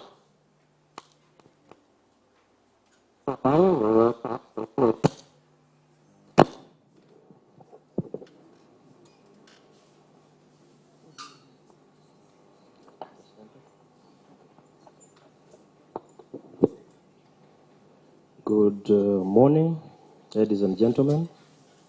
My name is Arnold Aita. I'm here to present about the efficacy of Tricos in the biological control of Aspergillus species infestation of maize. A student from the Faculty of Agriculture, and this was my research study. With me, I didn't work alone. I have a research team that I worked with under the supervision of Mr. Robert Amayo and a couple of other members. In partnership was Arapai and Nagongera campus in this work. To start with, maize. What about maize? Maize is versatile, a crop that is cultivated on close to 150 million hectares of land for food and feed. I'm very sure majority of us here have been or are actually maize farmers. Now, the importance of this crop spans back to providing livelihood in our communities, where it also provides nutrition for our homesteads, our children and families, and as well our livestock for those who are doing livestock production. That said, the graph there, the pie chart there actually depicts global production trends, which signify how important and versatile this crop is grown across the globe. That being said, just like any other crop, this crop, particularly maize, is affected by numerous factors. And one that stood out for us is Aspergillus infestation. And this particularly accounts for 50% of economic losses that are registered by farming communities of maize.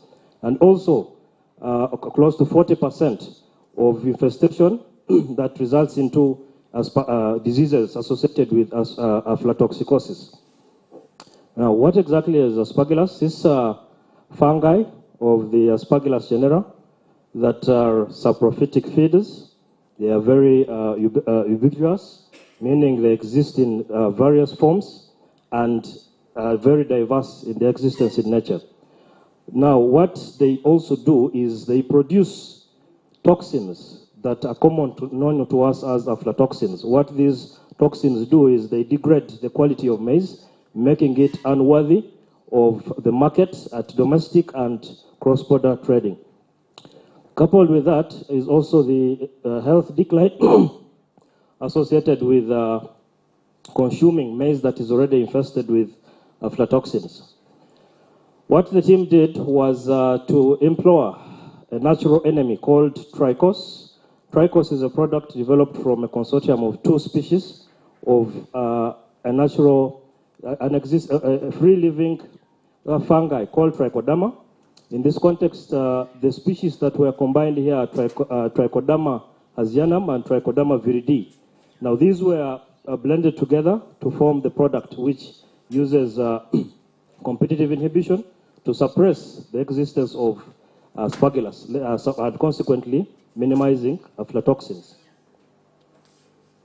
What was the problem we are trying to address? Just like was preempted, not so long ago, about in 2013, our product was rejected at the border of Kenya, where we lost close to 7.5 billion, and that hampered a lot of our trade with our neighbors.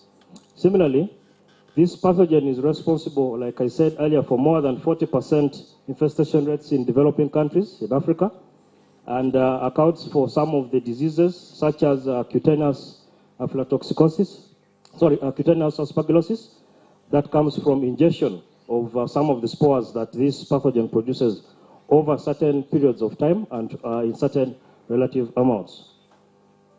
What we focused on was generating information on the efficacy of this product in suppressing the infestation levels, and in so doing, we focused more on determining the composition of which species, particularly of this genera, would surface after application of our product to the maize.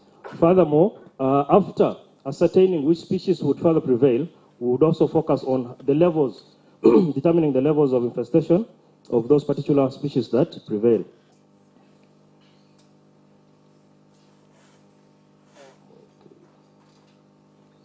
Let's use this.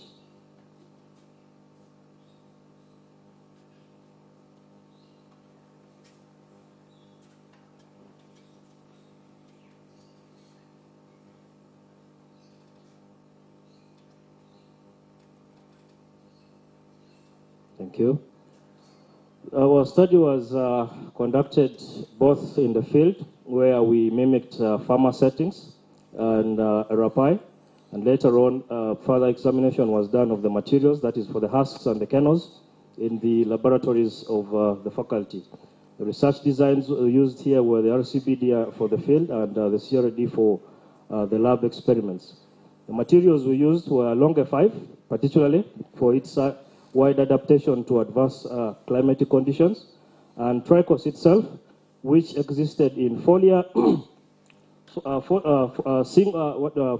soil applications and combined applications.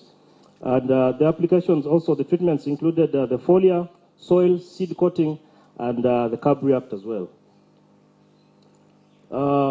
The picture there shows some of the ventures or the different activities we underwent to attain the results we will be sharing with you shortly. That is a picture of the experimental units and what manifested during our research. The data we gathered was managed using the GenStat software with the respective post hoc tests done accordingly to achieve the outputs. Now, our output depicted of the 8 common invaders of the Aspergillus genera, only 2 surfaced on our radar. That is Aspergillus flavus and Aspergillus niger, which we identified based on morphological and macromorphological and microscopic characteristics. Furthermore, our results also showed the abundance. After we detected these 2 particular species, we went ahead to determine the relative amounts of these species and with distribution of this. However, variations that existed were informative that there were more of these on the husks compared to the kernels, the maize kernels. This is attributed more because the husks provide or acted as a cover or a shield to attract, to capture more spores compared to the kernels. We want further ahead to also examine the impact of the product to ascertain its impact in suppressing the viable or the potent units that we call the colony forming units of this particular species. And we noticed that when this product is used in combined applications, that is when you combine the foliar spraying, seed coating, and the soil application, we determined that there were more visible results which were positive, in that fewer colony units were registered compared to when you use it in soil, and overall, the whole product registered significantly low colony forming units than when you don't use it. In conclusion, what we see is a promising future for the use of this product. Of 8 common invaders, where the product is able to suppress the existence of 6, and only 2 are able to manifest.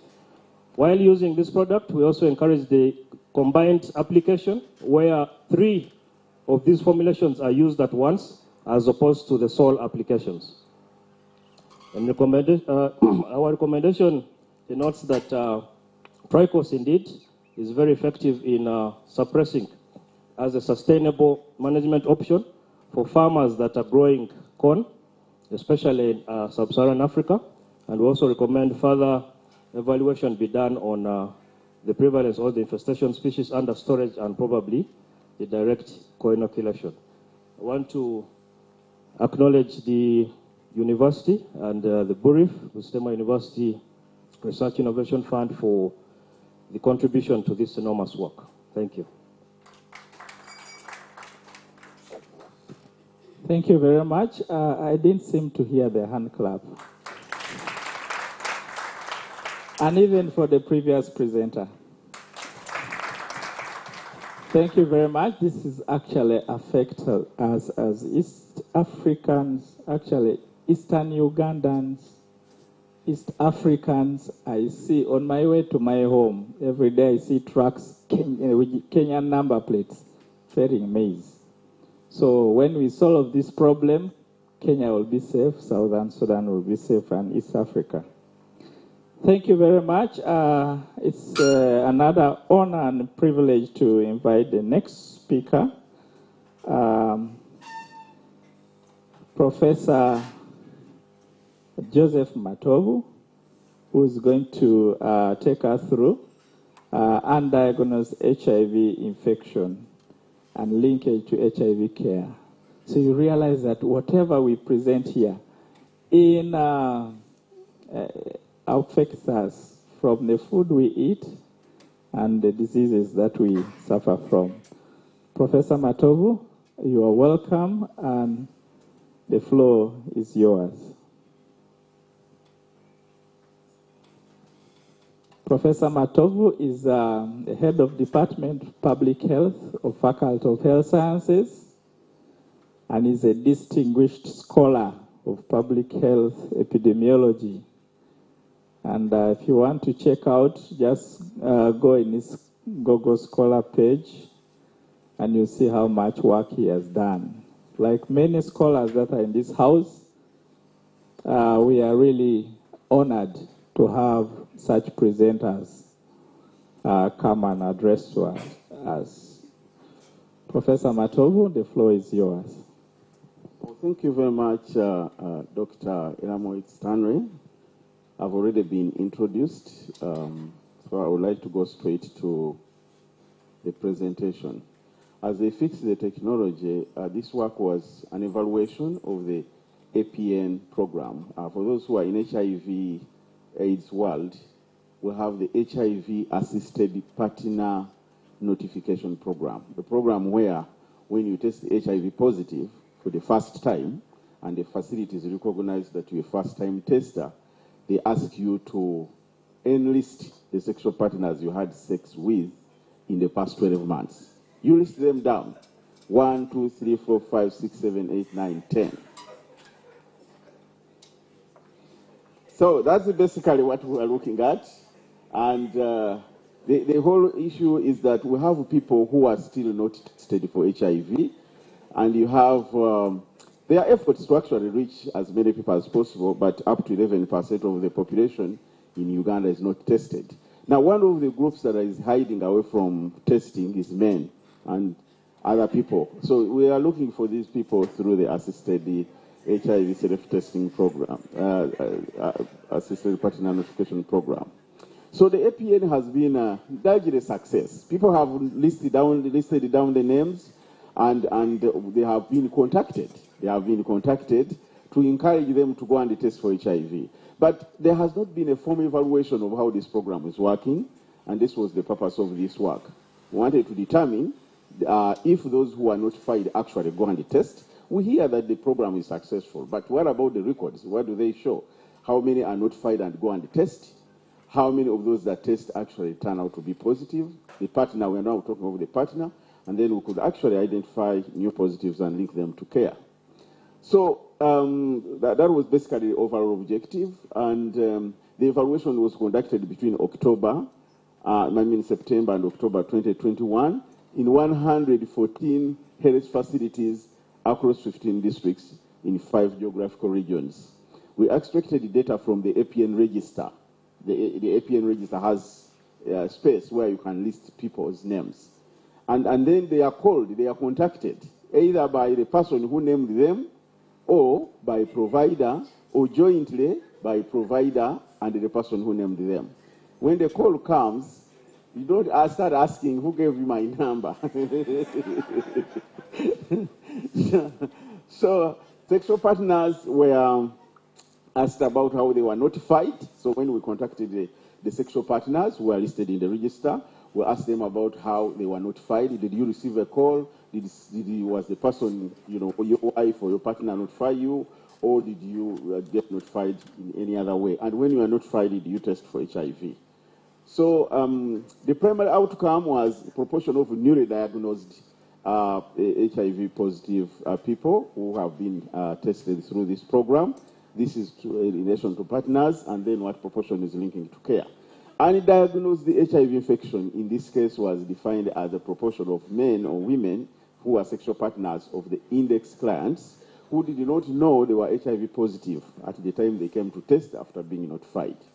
And linkage to care was determined as a proportion of those who are newly diagnosed who were linked to care through the usual means of health systems.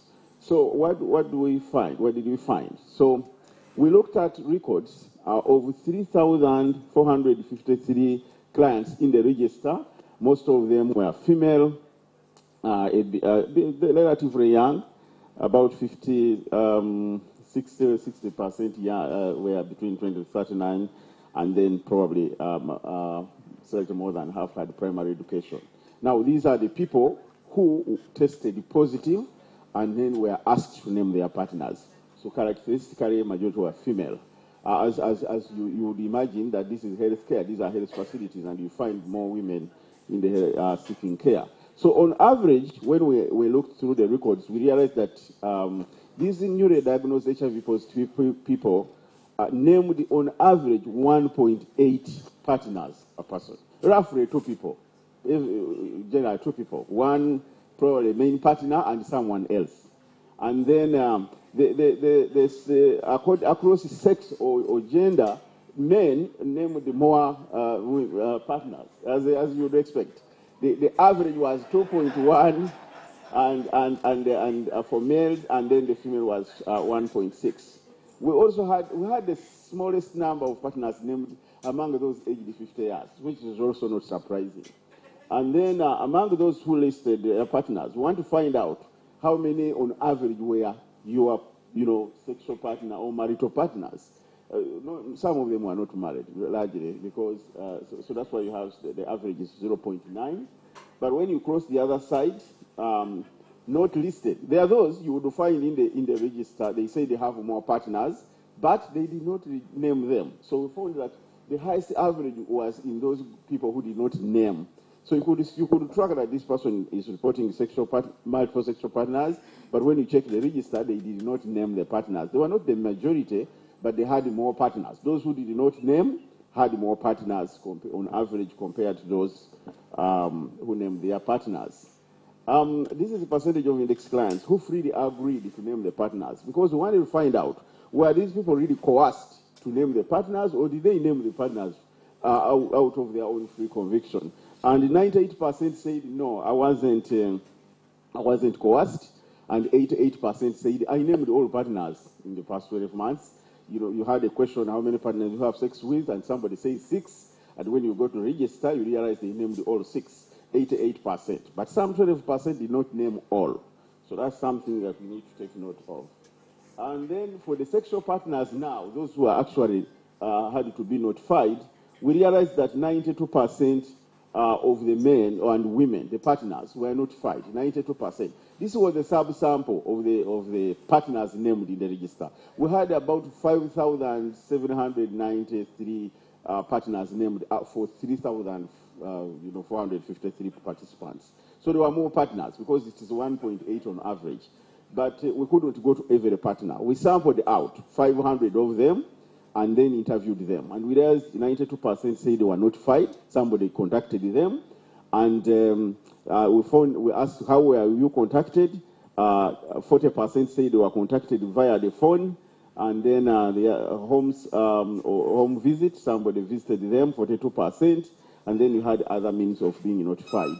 And then when we asked them if they tested for HIV, 92% of those who were notified eventually actually went and tested for HIV. So we asked, so the person who notified, who were notified, who actually notified you? Yes, you said you received a phone or somebody contacted you in another way, but who actually notified? How were you notified?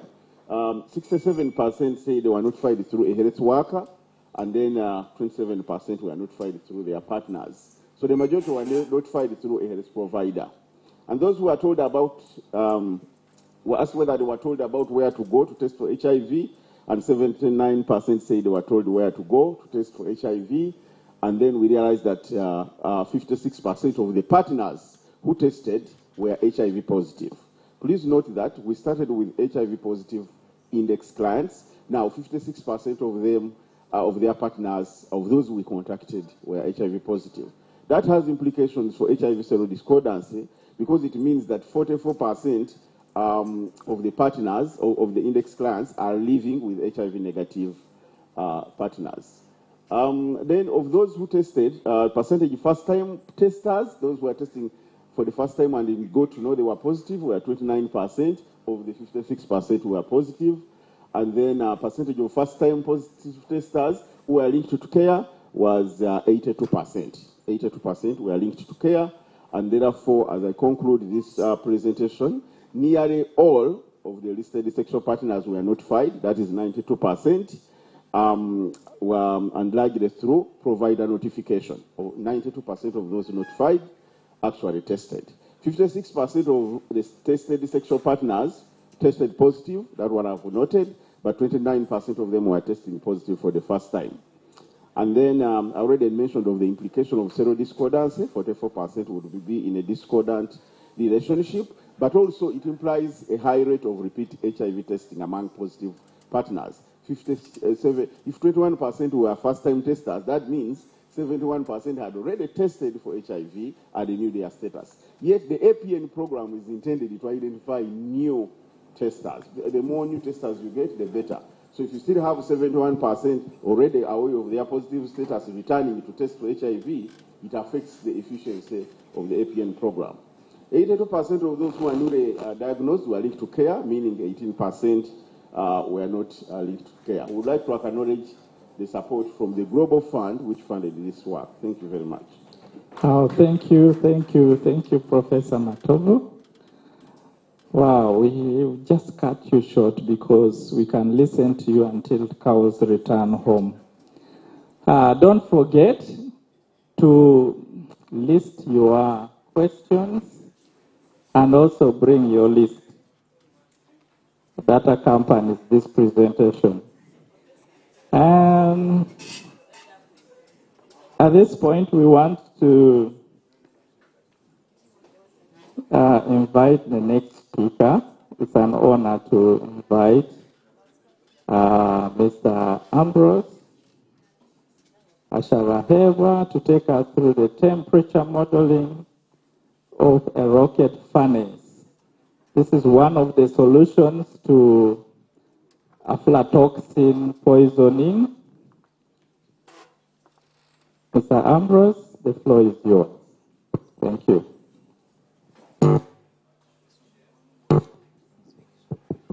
Thank you very much, Chair, and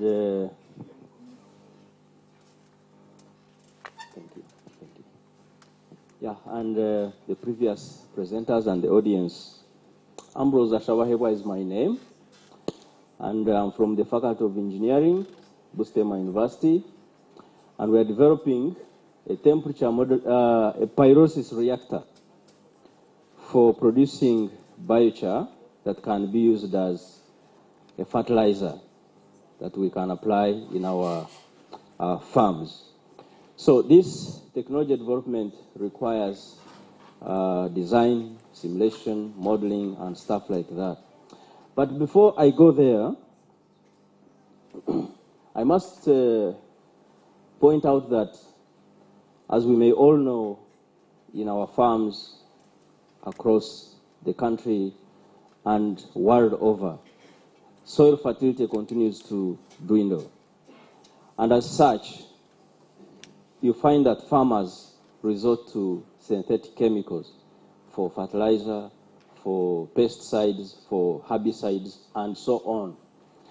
But the challenge with these pesticides is that they tend to pollute the environment, the water we drink, the water we give to our animals. The soil itself, the physiochemical structure tends to be altered, as well as the soil microbiota. So we come up, but many researches have been done to propose that biochar is a very good substitute and can be used as a fertilizer. As we may know, biochar can be produced through pyrolysis from biomass of different forms. My brother Moses from Technical University of Kenya has already mentioned biochar production from matoke stems. Yeah, so we can get this biochar from various products, but we need technology, we need machinery, equipment. And you find that this is where we get the challenge to get the right equipment. So from our study, we have found that much as this substitute solution has been proposed to use biochar, biochar is not there. If I may ask, maybe many of us are farmers, but we can easily find synthetic fertilizers as opposed to biochar. Very few people, if any, are selling biochar. So why is it the case? The challenge is that there is no adequate production. And then why is there no adequate production? We don't have the equipment to do so. Even those which exist are not as effective. A case a case we have is one of the reactors that I used is the fluidized bed reactor. You find that this has been adopted, especially by foreign countries, for mass production of biochar. But in the course of production, as the reactor is scaled up, you find that in the reactor, one point is hot, another one is warm, another one is cold. So there is no uniform temperature distribution. And in that case, we produce the biochar produced tends to be of poor quality. So what is our focus? Our focus is to develop a reactor based on the existing designs, but feeding the inefficiency gaps, whereby we can, our reactor can produce biochar that is uniform across the board and therefore sufficient to release nutrients, retain water in the soil, but also to make sure that this reactor is like a homegrown solution. We can make it from, if you need one, we can make it from the Faculty of Engineering at Busitema University. So this paper focuses on the design, simulation, and optimization of this reactor. So this is how this reactor looks like. the experimental model or setup is like this, with three major sub-assemblies. We have the hopper, we have the reactor, where the reaction happens and the pyrolysis happens, and then the rocket furnace combustion heat supply. So we are using SolidWorks software for design, and we are basing on the existing designs to fill the inefficiency gaps. So these are the mechanical design formulations. I don't want to take you so much into these formulas, but I would like to point out the key factors or key considerations in this design, where we have the material flow rate into the reactor, we have the heat absorption by the biomass being pyrolyzed, and then the heat loss through the walls of the reactor. But of course, this would help us to determine the amount of heat that the furnace we need to attach this reactor should provide. And therefore, it helps us also to design the size of the furnace that we need to attach to this equipment. So looking at the computation of fluid dynamic simulations, we are using these equations in this model, and also this equation for continuity, momentum, and energy flow analysis. So given that it's a simulation, we must have some initial conditions and boundary conditions, but the most critical here are we are looking at optimization. And one of the key aspects is the size of the reactor. And we are considering the diameter. It's a circular reactor, as you have seen. So we are considering 4 diameter variations. And then looking at but of course the height is 1.2, bearing in mind that you have to consider about the human ergonomic biomechanics. And then we are using pine sawdust in this simulation, and of course the initial temperature being 25 degrees or 298 Kelvin. So in the results, looking at the mechanical design, these are the design parameters that we've been able to obtain. But key of these, we have to, looking at the 3 sub-assemblies I've shown you, in the hopper, the reactor, and the furnace. In the hopper, the key parameter here that can manage very well the flow and other aspects is the power drive or the screw drive. So we are able to determine the power and also the amount of heat that should be supplied by the furnace. And then ultimately, this helps us to size the furnace, what kind of surface area we need from the furnace. And then we have the temperature profiles from the simulation.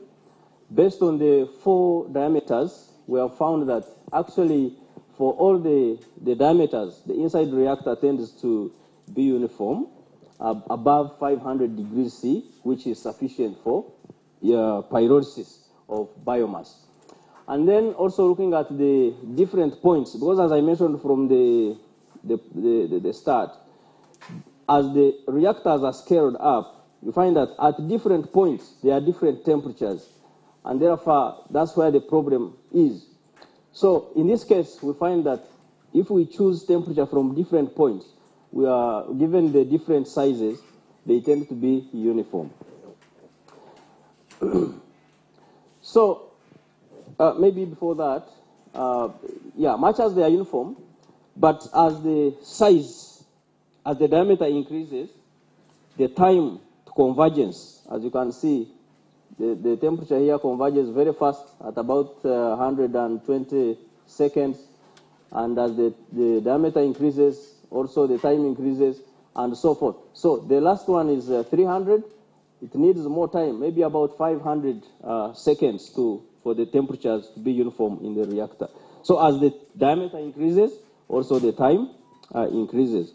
So we want to find the most optimum diameter or size for our reactor. And in this case, we're able to compare the diameters and the volumes, but also the output capacity of biochar for each of these sizes. And as such, we found that the 250 millimeter diameter reactor produces about 11.78 kilograms per hour.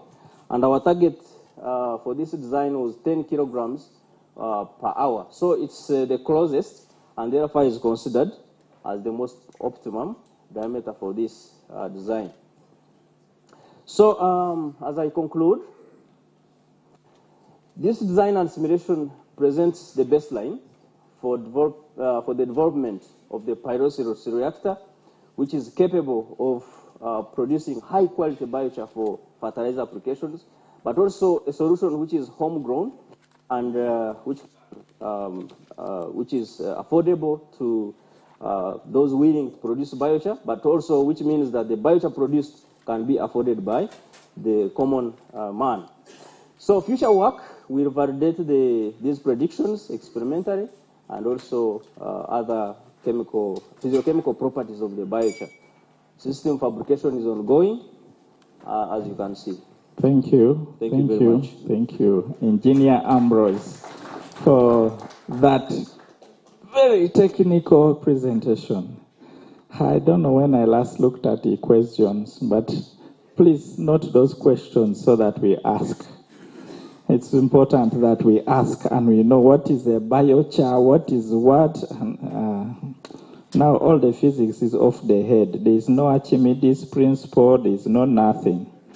But there we go. Thank you. I would like to right away invite the next presenter.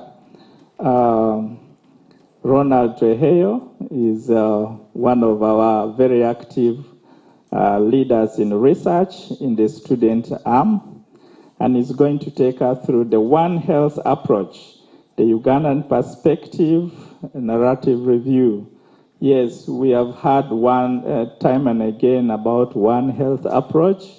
One Health deals with bringing everyone on board to solve one solution.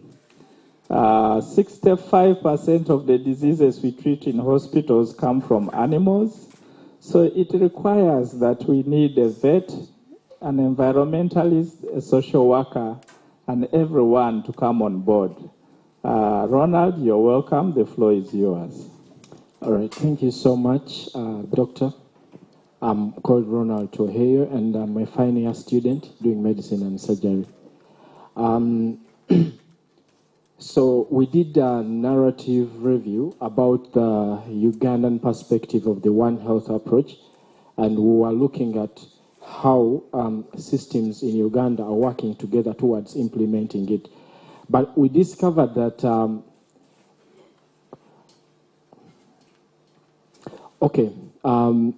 maybe before we go further, we did this narrative review with some other colleagues that we've been collaborating with.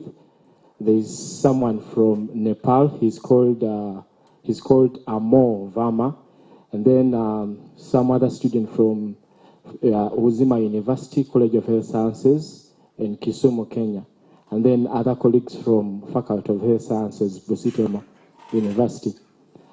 And of course, Uganda has experienced multiple zoonotic outbreaks, and most of them being Ebola, anthrax, Marburg. Of course, we listed zoonotic diseases, but there are other diseases that come as a result of lack of proper balance between the interplay of the ecosystems for the health side, the agriculture, then the wildlife, and then looking at the water systems themselves.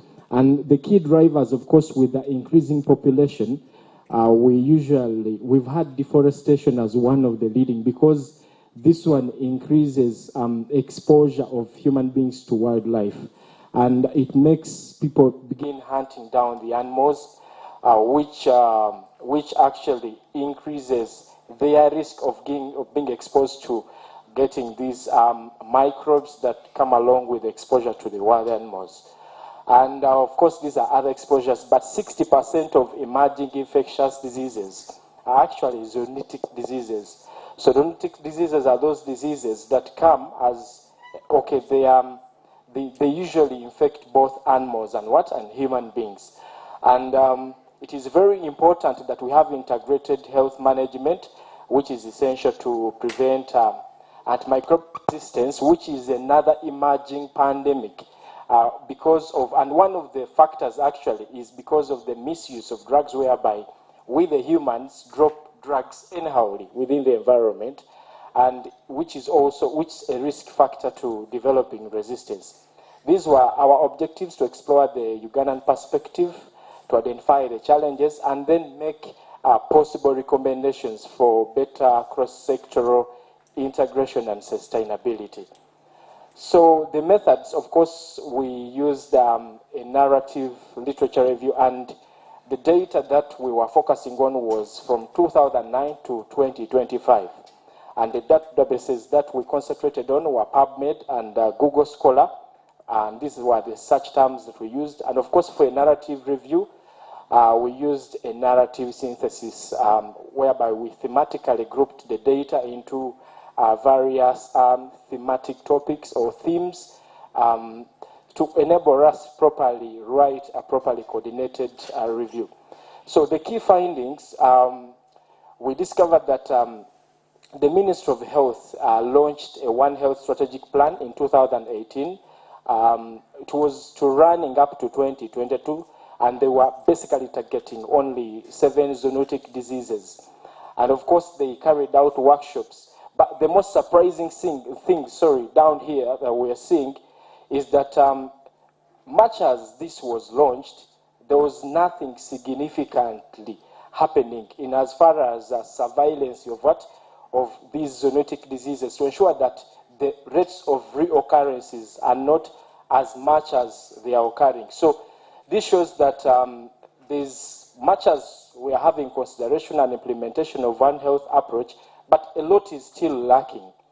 And from this graph, we plotted a graph on the number of times a particular disease occurred from 2000 to 2025, much as the data that we had, the articles that we focused on were running from 2009 to 2025, but we only focused on those that had at least mentioning diseases from 2000 to 2025, basically only zoonotic diseases.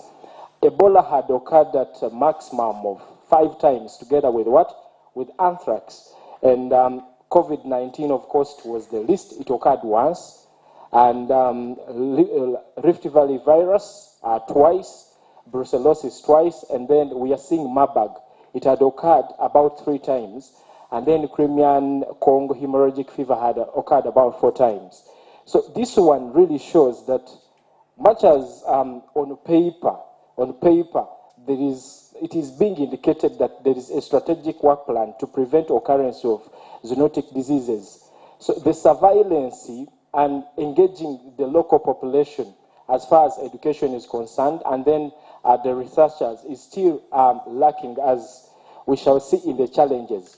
So in the challenges that we saw, basically, mainly in the health sector, there was a problem whereby, much as I didn't properly outline it here, but in the literature they were indicating that health workers are found to kind of fragment the collaboration between the systems, because the government set up systems, that is Ministry of Tourism, Agriculture and Fisheries, and then Ministry of Health. So the problem is basically on the side of the human health as far as collaboration is concerned. And then there is limited funding. People are willing to do work, but most of them actually lack funding too, because in one of the recommendations that we are giving, were at least it would be better to actually set up a very strategic surveillance system, like in some countries, whereby you find there is a system that is aimed at predicting the occurrences of these particular zoonotic diseases. So this one helps the government or the country or these ministries, agriculture and health, because it's an interplay basically and majorly of these two. So if there is a strategic surveillance system that is predicting the possibility of these zoonotic diseases occurring, as far as, because you find some of them occur because of the changes in temperature, differences in climate change, and if we have a system that is monitoring all these things, it becomes easier to actually predict a disease and then inform instead of, because one of the challenges we found was that the One Health approach in Uganda was basically active only in the presence of disease, like when Ebola breaks out, or maybe when we have Marburg. That's when some of these things are brought up, the sensitization of the people. Yet, in actual sense, it's supposed to be a continuous process. And we recommend that it is very important to strengthen the cross-sectional collaboration across health, agriculture, wildlife, and environment, then increase research funding and innovation support, as we've already talked about it here, and then enhance public education, because we believed this was the most important, and then putting up awareness campaigns and professional trainings, and then effective implementation to ensure health security for humans, animals, and ecosystems. Thank you. All right. Thank you, presenter. Can I hear that hand of applause? I remember I didn't hear the one of the other formulas. They were very nice formulas, didn't you see? Okay, thank you very much. This is a very critical area of One Health, which is struggling to get functionalized. And most of our, we have more reactive surveillance than proactive surveillance. I had the pleasure examining a student from IDE, Professor Lupot, congratulations, your team is doing well. They're beginning to do something proactive surveillance as opposed to reactive surveillance that we usually do. And they're doing a good job. I want to invite another presenter who is one of our active student researchers. Well done, Busitema University, for grooming the future researchers. And I think that initiative needs to be supported further. Emmanuel Mugume is going to talk us through utilization of post-abortal family planning and associated factors among women in Bulambuli, meaning we have begun to address conditions within our area. You're welcome. The floor is yours.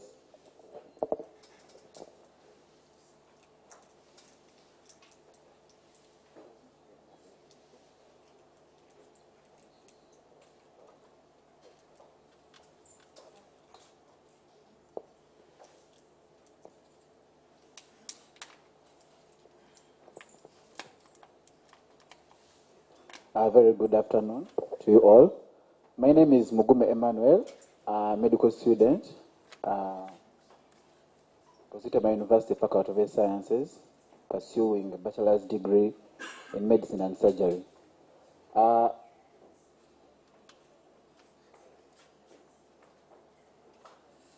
I'm glad to share with you our findings about the utilization of post-abortal family planning and associated factors among women in rural states of the Bulambuli district in eastern Uganda. I didn't work alone. I worked with colleagues together with participants from the Department of Public Health, by Madam Phillips, Department of Statistics and Dermatology, and Professor Madam.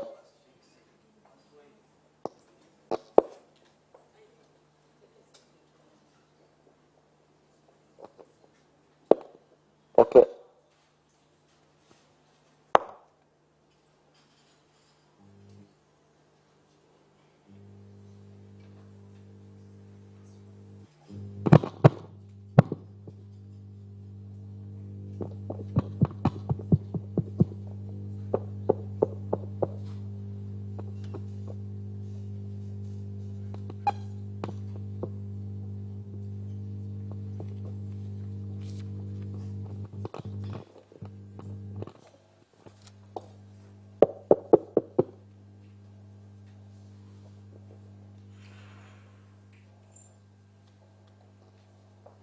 Hello?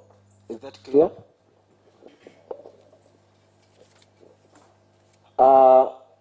We found out that globally, according to WHO in reports in 2023, there were 260 deaths globally, but unsafe abortion contributed 8% of the global deaths, and sub-Saharan Africa had the biggest burden of these deaths, 70%. When we went to Uganda, according to the maternal and perinatal death surveillance response report, we found out that in the financial year 2022-2023, the maternal mortality rate was 189. When we compared it to our counterpart that is Tanzania, it was 104, according to CDC Africa. But the number of deaths were in Uganda 127, and abortion contributed 60%, according to the report. So that formed the background of our study. And when we did a case fatality analysis from the report, we found out that abortion was the fourth leading factor of maternal mortality. The leading one being hemorrhage. The second was hypertensive disorders. The third was other infections. And abortion complications came in as the fourth leading cause of maternal mortality. And in the Bugisu region, eastern Uganda, it was the leading contributor to the abortion. It was the leading contributor to this percentage, the national percentage. So that intrigued us to carry out a study, because we know post-abortive family planning is a key core component of post-abortive care. I don't know that I'm clear. Post-abortive family planning is a core component of post-abortive care. We know the post-abortive care pack has antibiotic, post-family planning, and counseling. So we are trying to look at how this Bugisu region, being among the leading contributors of the 6% abortion in maternal, 6% death rates due to maternal mortality. And according to WHO, it recommends that all mothers that are having post-abortive care should be offered modern contraceptive before discharge. So the problem was, according to the Family Planning Implementation Program for 2021 to 2025, Uganda has a vision, because we are in 2025, I don't know, of raising the mean contraception prevalence rate from 30 to 35. And among the measures it put was increasing the utilization of post-abortive family planning to 95, in that it raises, because post-abortive family planning is just a component of modern contraception prevalence. This is according to the National Development Plan 3. This was to achieve the goal, the SDG goal of 3.7, Vision 2030, and also the Millennium Development Goal 5, about maternal health, but 5B, which focuses on family planning. So studies have been done in central Uganda about the prevalence, the utilization of post-abortive family planning. In 2023, studies in Uganda, and the utilization was at 65%. In 2022, Northern Uganda was at 59%. We didn't find any study in Eastern Uganda, more so at health center force, and that intrigued us to go ahead to formulate study objectives and the aim, which was to assess the level of post-abortive family planning uptake and associated barriers among women attending post-abortive care, with the main aim of finding the proportion or the prevalence and also any other associated factors. So we did a cross-sectional study at Miembe Health Center for Bulambuli District, with our target, our study population being the women of reproductive age with a history of abortion, trying to find out whether, when they had the abortion, did they go ahead to get a family planning method.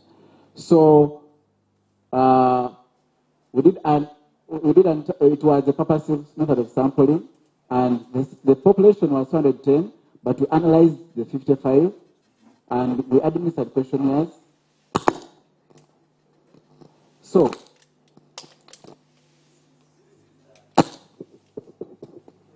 These are the findings. The 55 women we did analysis on out of the expected 210. That was the mean age, and most of them were married. And the Uyembe is the town council, so we took them to the rural. Because when you compare it to Mbale City, Uyembe is rural. Among the mothers who were recruited, 61% had one abortion history, 34.5% had 2 abortions, and 3.6 had 3 abortions. The overall prevalence was 29.1. The overall uptake of post-abortive family planning among the mothers, this means around 16 had taken up a post-abortive family planning method after they have had an abortion, and the 35 did take up. This was among those that had taken, among the 16, more of them being implants and oral contraceptives. And then we identified barriers. The first being the myth surrounding the fear of side effects, and then also partner disapproval and lack of knowledge, cultural beliefs, and religious objections. This formed the basis of our research, and then our interim analysis showed 29%. So this was the basis of us going to scale up the research to the 210, and the main barriers are listed here, fear of side effects as we've seen in the results. And then according to the interim analysis, we hope in our COBAs we improve community health education as the university, also to involve male partners since it was the second leading cause, and improve accessibility. I would like to acknowledge Seed Global for helping us do this activity, the Miembe District Health team which we worked with, as well as the staff and COBA's team of Busitema Faculty of Health Sciences, and my fellow colleagues who helped me in this research. Thank you so much. Thank you. Thank you, Mr. Mugume. That is wonderful. You'll clarify to us if this was a intentional abortion, a miscarriage which is inevitable, or clinical. That would also be important. I would want to take a pleasure now to invite all my great presenters to come forward to take a front seat. We had Wilberforce, please come forward. Professor Matovu, please, we invite you forward, come and receive our lists. And Ronald Treheyo, please come forward. And then Mugume, you've just left here. Please come forward. I call you Amayo because Amayo is the one in my book. Thank you. Please come forward, all my presenters, so that we take these questions and address them at once. Ambrose, are you there? We need a lot of clarifications from you. Where are you? Okay, please come forward. I will now take any question with clarity. Please direct the question to a specific person. Thank you. Over to you. Thank you very much. I'm Joel Kitutu from Uganda Red Cross Society. Actually, we are one of the people who have been, organizations struggling with implementing One Health as a partner auxiliary to government of Uganda. My question goes to Doctor in the Making, Ronald Tueheyo. I just want clarity. You said you did literature review, exclusively literature review, like reading, just for clarity. Or did you have any triangulation, validation, interaction, interview with some of these implementers of the One Health Because on one hand, you are doing very nice recommendations, point out challenges and recommendations. But I feel, I stand to be corrected, some of those should also come from that place where you also have a bit of interaction with the key players. Also, maybe in your work, it would be nice to point out some of those key players. Thank you.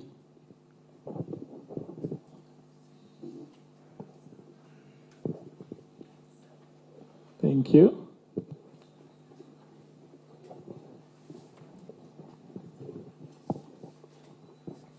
Thank you. My name is Philip, a PhD student at IU. My question goes to Ronald Tuheyo. Maybe it's also a chance for me to learn. My professors normally advise me that I shouldn't review data that is more than 5 years. But Tuheyo, when I looked at Tuheyo's presentation, he told me he reviewed some data as far as 2009. I might be, I'm on the other side, I'm not in the medical research, I'm on the other side of philosophy. So is it okay for the medical research people to do data that is beyond that time? Thank you. Beyond the 5 years or 10 years, something like that. Thank you. Thank you very much, Chair, and thank you very much, presenters. Mine goes to Professor Matovu. My name is Peter Olupot. I liked what you did, trying to trace the number of sexual partners. But what is more interesting for me is the testing that you did after. I wanted to find out whether there was also self-testing, as the ministry is actually trying to emphasize self-testing as one approach to try to get new cases of HIV. Thank you very much. Okay, thank you very much. My commendation to Engineer Ambrose. I have now a friend. Congratulations for what you are doing. Now, maybe a clarification. I want to know the kind of fuel you're using to do the heating. Otherwise, many more details will talk behind the tent. Thank you. Okay, my name is Enid, Community Health Department. One, I would like to ask my head of department, Professor Matovu. I happen to be part of this Global Fund project, and the way we are doing APN, yes, I understand you used registers already. These are people who are written in those registers, and those registers, by then we had just introduced them. So I wanted to know, when you find Enid, let me say I'm a KP, and I have over 12 contacts, okay? The index, I have 12 contacts. Among those contacts, you're going to get another contact and trace other contacts. So I want to understand that chain of how did you do it to avoid the biases that come along, because I may have contacts, but among those contacts, some of like the indexes were taking them to be sexual partners, but then who is a sexual partner, operational definition according to your study, and did you achieve what you wanted from that person? Okay. Then I would love to appreciate my student Mugume. I'm proud of you, and I'm happy that at Yatri, you can stand and really interpret results this way. I know you will become better as we move along. Thank you.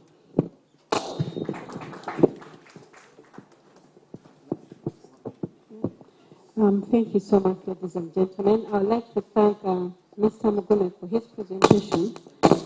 And I'm just inquiring from a perspective of higher education institutions. If you did the same study, if you conducted the same survey, what would you find out in Busitema University? Given the number of increasing abortions, most of them are septic, and we actually lost a student a few months ago. And it's a challenge actually. Would you expand on that? Thank you. Thank you. Yeah, this allow me to ask Professor Matovu a question. Prof, on yesterday you were dealing with people, one linking the other. I wonder how you dealt with, first of all, the Data Protection Act. There's some breach of privacy here. I wonder how you were able to overcome that ethical consideration. Two is, how did you overcome the emotional distress that comes from one knowing that HIV positive and the aftermath, gender-based violence that was got after the revelation by your study findings? Thank you. Just one more question, perhaps two, to Professor Matovu. I would like to hear the message. If you call me and I was a contact, what was that message that you would tell me? My other question is to Wilberforce. Did you think that maybe perhaps the hospitals should come up with a common curriculum for clinical training, and the institutions fit into it? I can put my feet in the shoes of people running hospitals, with every university coming with different needs at different times. Don't you think it's the right time? Perhaps all medical schools have one curriculum, of course with a few variations, but again, the hospitals have one clinical training curriculum and the universities or institutions fit into it. Thank you. Thank you very much. We shall conclude the question session and we'll go to our panelists, our presenters to address. I will start with Tueheyo. 2 questions directed to you. I hope you recorded them. Go right ahead and address them. Right, thank you so much. The first question was about, he was asking about if we strictly did a review and then didn't do any kind of interview. So basically this was a secondary study, like just a narrative review. And we did this because, you know, as students, student organization, like it's hard to have the funding because these are primarily kind of studies require, like for example, if we are to do an in-depth interview with someone who is, for example, a community development officer, or maybe we have these health officers who are very key actually in implementing the environmental policies in the National Action Plan of the One Health approach. It requires some money, I guess, which is a bit hard, but of course it's an opportunity if you're willing to collaborate with us. It's an opportunity. We are very willing. We can go ahead and do such primary studies. Yeah, thank you. And then there's a PhD fellow who asked about why we reviewed literature basically more than 5 years. So I think, I don't know, maybe I beg the professors will correct, but as far as I've tried to read through, I think the strictness is on systematic reviews, because narrative review is like a synthesis of preliminary data which can help you to have a track of a particular topic of interest. So for narrative reviews, as long as the data is very relevant and important, and it is giving baseline information, like in this study, it was very important for us to track the number of times these zoonotic diseases have occurred, so that we can give a better picture of what we are trying to explain. If I'm wrong, I really request for inputs of the professors around. Thank you. Thank you, Ronald. I would also add that One Health is a bit of a new approach that disciplines have been hesitant to get into. When it entered the country, or it came in, the veterinary team grabbed it and they embraced it actually, but the medical team was a bit hesitant and they are still dragging their feet. The environmentalists are not yet on board, and I think it is worth it. Professor Matovu, I invite you to address all the questions addressed to you.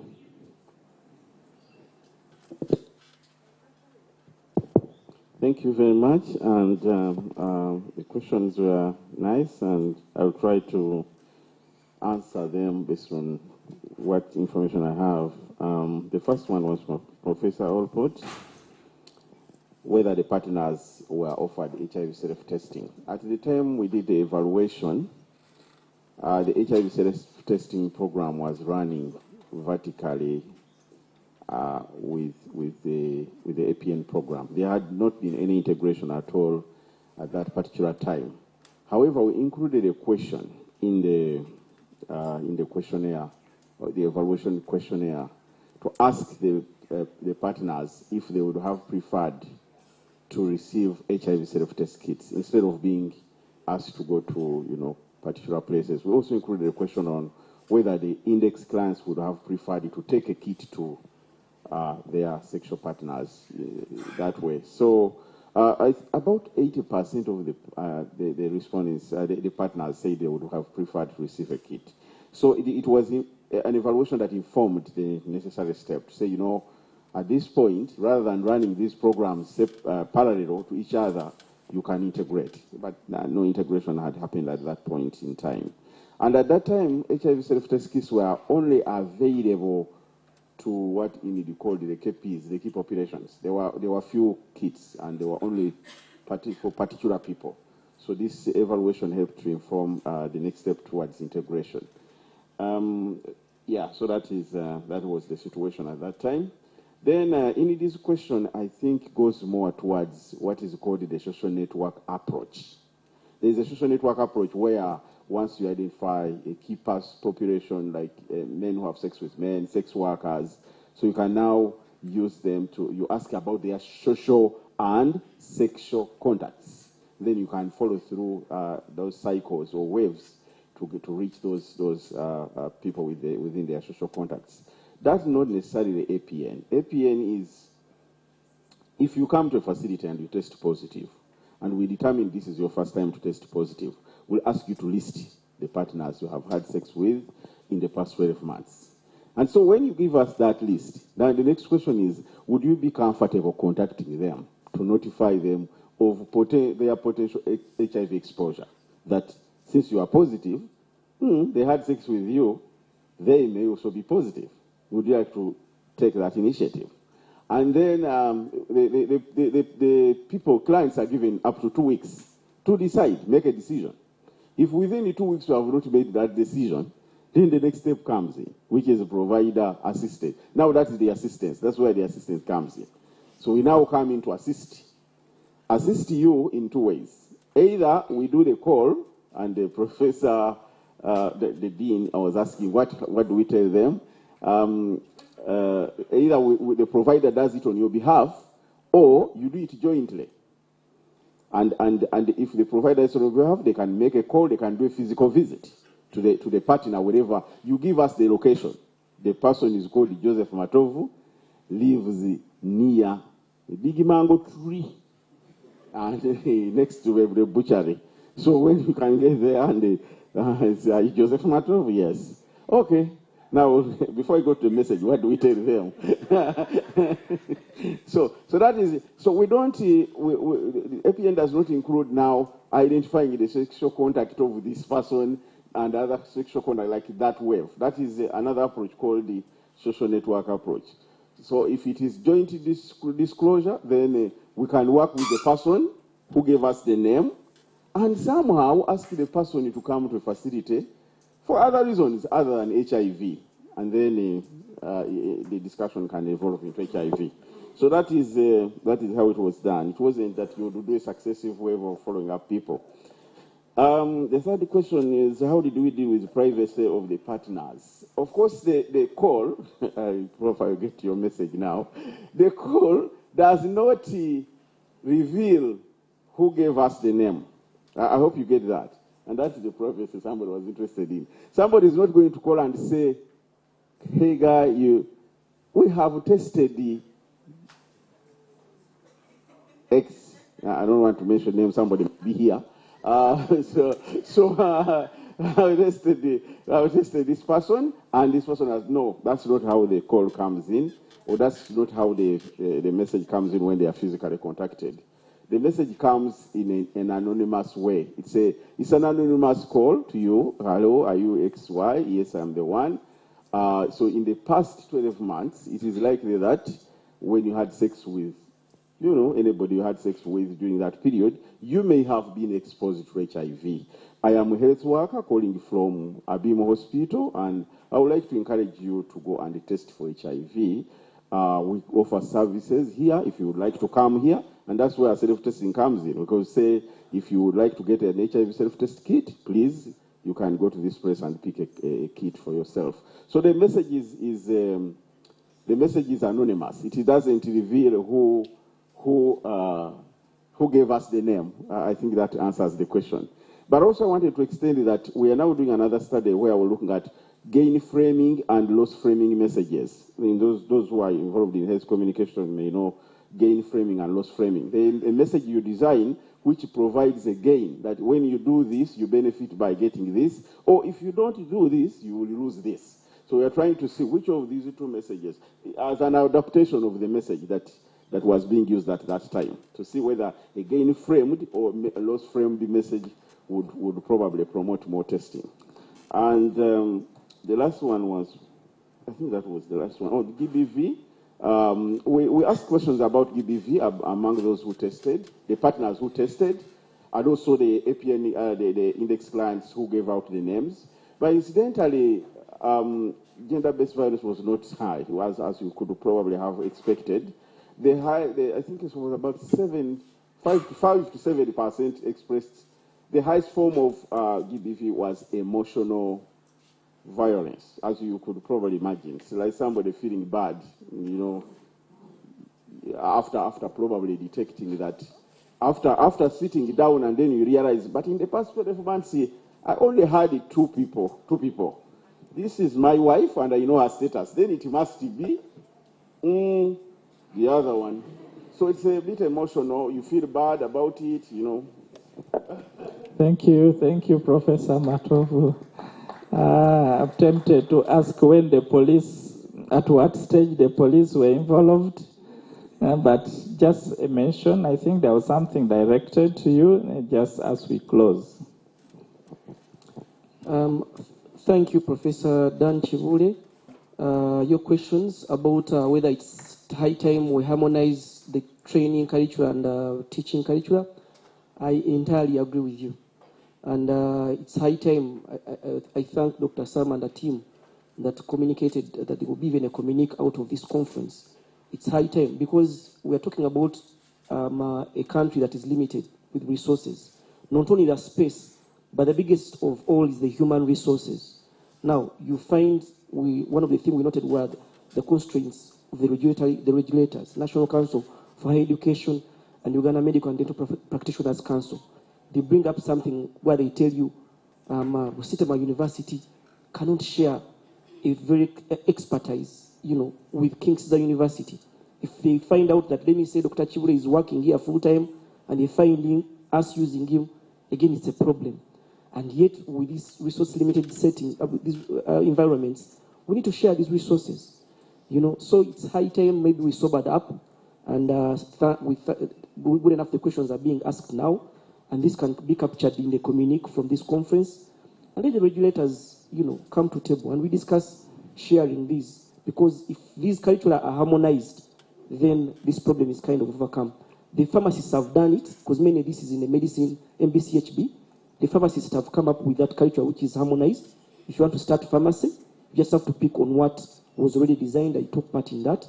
And now I think they're a little bit less constrained except with their space. But in terms of resources, and they're a bit better than medicine. Thank you. I think we have addressed all questions, if I'm not wrong. Thank you so much, audience. Clap for yourself. And for all these great presenters. Thank you very much for sharing that information, and I'll hand over to the chair. Thank you very, very much. Dr. Jacob Stanley Iramioit is very passionate about One Health. And Dr. Senkumba Brian, we clap for him. We can resume our seats. We are going to the next session. Where is Dr. Andy Moses? Dr. Andy Moses, come through. We shall have our lunch a bit later. They are trying to make some arrangements. So Dr. Brian Senkumba is going to be the first presenter in the next session. I'm seeing here someone by names of Navate Marion. She should be the next one. Then is Kakunguru Moses around? Kakunguru Moses is not around. Joseph Osifia, are you around? All right, you'll be the next. You are having two presentations. Choose one of your choice. Then Baska Elisa. Baska Elisa, are you present? No. All right. Jimmy Patrick Arunyu, are you present? No. Then William Okiron, are you present? No. Then Sidney Nsubuga, are you present? Anyone who wants to present, come to me. Right now I have 2 slots for you.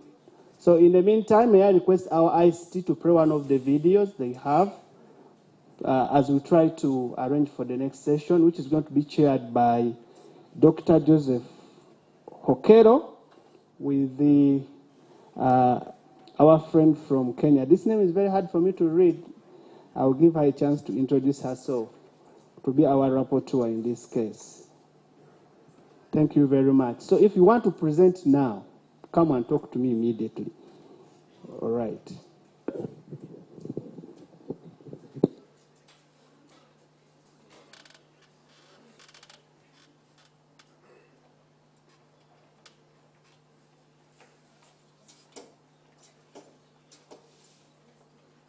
Led the development of a vital new drug that offered hope in a time of uncertainty.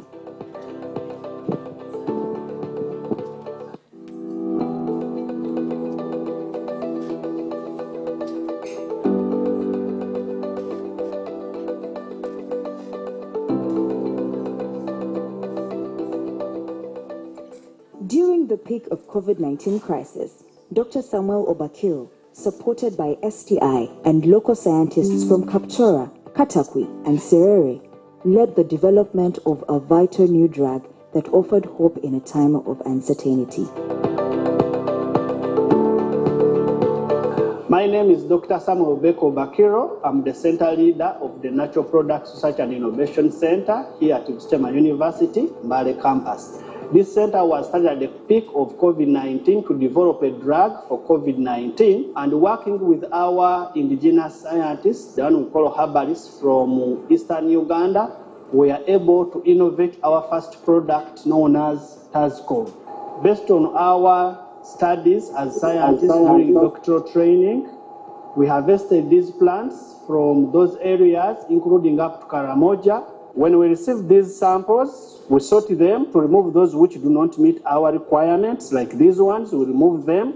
So after grinding our plant sample and reducing its sizes, so we bring it to the extraction tank. The extraction process takes 6 hours to extract all the excipients that you want to come out of your plant sample. This machine helps to turn the water extract into a powder form. It's called a freeze dryer. So this is the HPLC, higher performance liquid chromatography. It can help in isolation and quantification of the compounds. This is a formation tank where we mix our different plant samples and the different ingredients to make our final product, which is ready for packaging.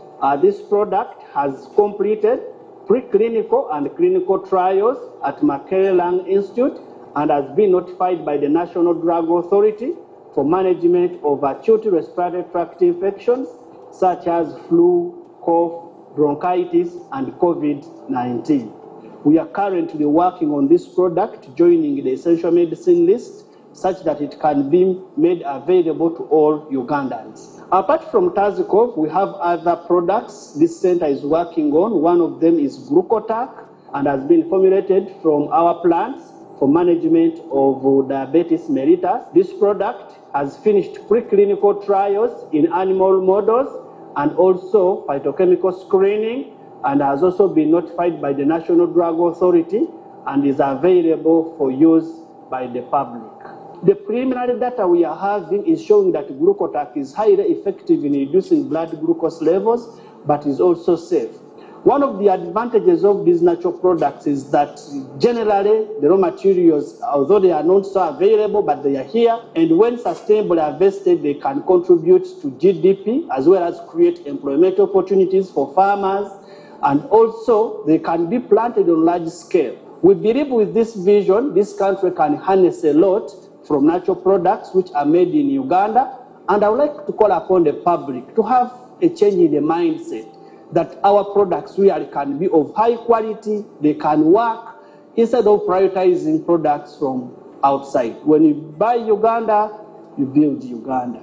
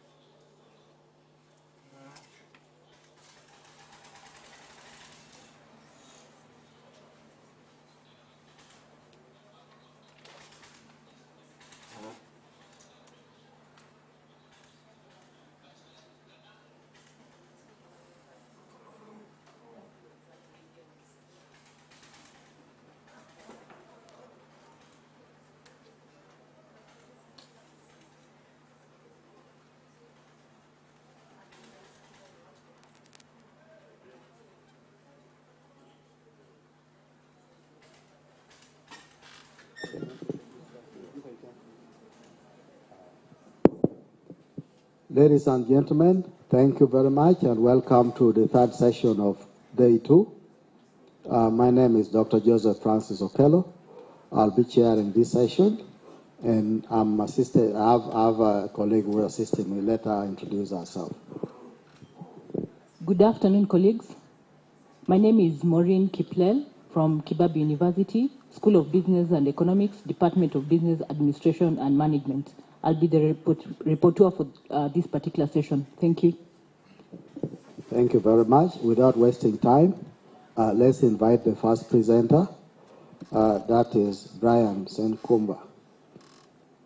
Brian, if you are ready.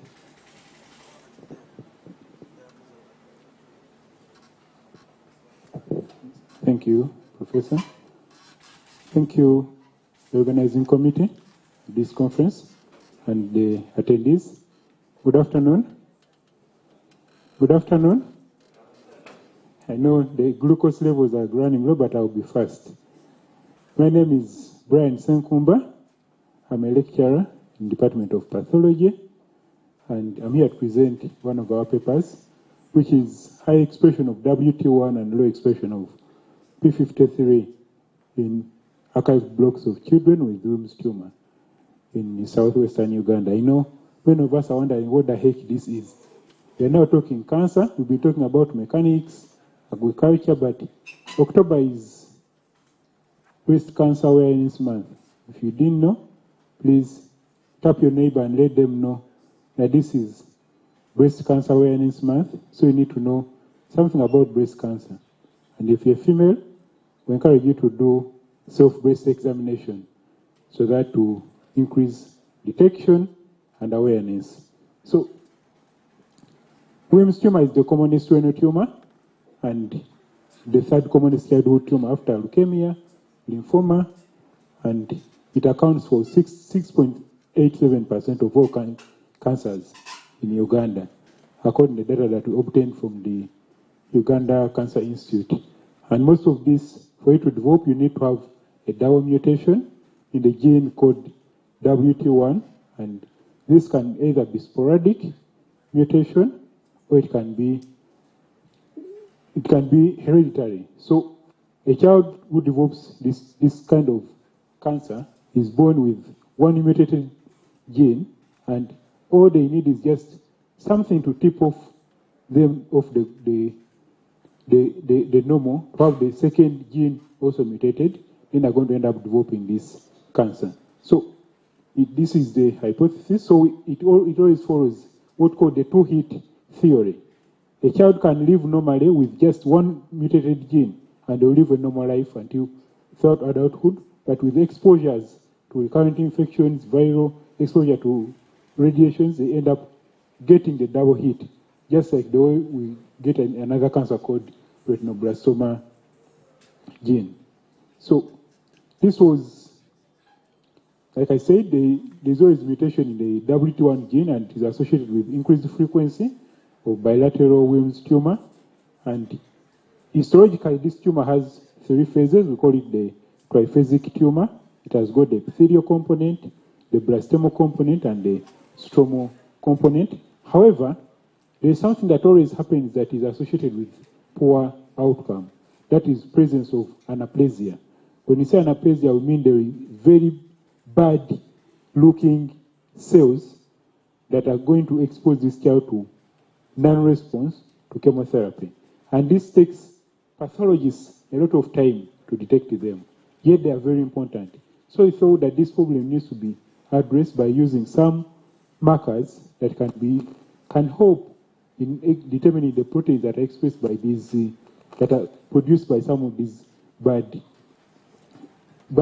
cells. So at the studies that have been done at Uganda Cancer Institute and Bara Regional Referral Hospital, they found anaplasia at 40.9 and 63% of the cases of Wilms tumor. However, this is also abnormally high. We couldn't believe this until when we decided to do a study on our own. So we set out to describe the histological features of Wilms tumor and the association between WT1 and the P53 mutation. And this was a prospective cross-sectional study that was carried out at the Bara University of Science and Technology Histopathology Laboratory. We included the formalin fixed paraffin embedded blocks with the diagnosis of Wilms tumor from 2011 to December 2022.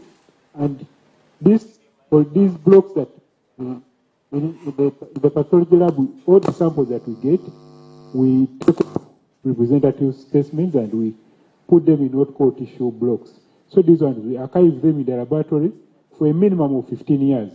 In that if anything happens in 15 years, this block can be retrieved and you look at it again. So these were processed and stained with the primary antibody, which was the rabbit monoclonal anti-Wilms tumor protein antibody and the P53 rabbit monoclonal antibody. And these were used to assess the expression of WT1 and P53. This study obtained ethical approval from MASTI Ethical Research Ethics Committee and administrative clearance. And what did we find in this study? We found that the median age was 3.5 years with a range of 2 to 6 years. There were slightly more males compared to the females. And the mixed type histology, where you find a tumor that has got either blastoma and epithelial, blastemo-stromal, or epithelial-stromal, or a combination of the three, was the most common type, accounting for 35.29%. Anaplasia was just found in 5.8% of the tumors, which is within the acceptable range of within the acceptable range. However, WT1 expression was 41.18%, and P53 expression was 12.94%. And surprisingly, we did not find any association between WT1 and P53 expression, which you would ideally expect to find with the 5% anaplasia, you'd expect to find a significant association with with the P53 mutation. However, so these are just part of the micrographs. For those who have never seen it, looked into the microscope, this is what we see when you're looking there. This is what you see with the blastomal component. Here I have the stromal, here I have the epithelial, and this is the anaplastic cell, where I have the abnormal mitosis. And when you stain, this is what you expect to see for your cell. This was the positive TP53 cell. This was the negative slide, and this is a positive control, which we used of the breast, a tumor that is positive of breast cancer. Whereas for the WT1, the positive external control that we used was the testis, where you have the testicular cells expressing more of this WT1, and this was a negative case, and this is a positive case that is stained with WT1. These findings are not unique in our setting. The same have been found elsewhere. However, we think these variations and the similarities can be explained by some of the things that are listed here. So what do we conclude, or what do we deduce from these studies and some of the recommendations? Like we said, we have the mixed type was the most common type of histology of Wilms tumor in the study population, and the prevalence of anaplasia was low compared to the 63 that was reported by the studies, other studies, and 53 expression was also low. However, it didn't correlate with anaplasia. The expression WT1 was high and most common in the mixed type. So we always encourage those who wish to set up histopathology laboratories to adopt the use of WT1 and 53 as part of the confirmation of Wilms tumor as a cancer, but also the detection of anaplasia. And also we encourage the 4 cases where anaplasia is diagnosed on hematoxin and eosin. We recommend the use of TP53 to ensure that we rule out the nuclear unrest, because some of these cells can be associated, they're similar to what we call nuclear unrest on hematoxylin and eosin. But also for our setting, this study was done in southwestern Uganda. We don't know what is happening in eastern Uganda, the entire Elgon region, the Teso region. We need a histopathology lab. So let us have this advocacy, ensure that we set up a lab and have to know what is happening in the Elgon region. Thank you so much.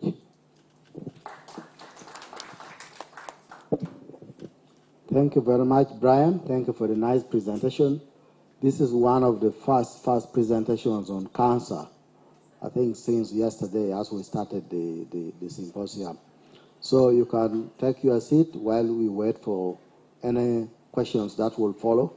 So let's keep noting our questions in the meantime so that we'll ask them in the end.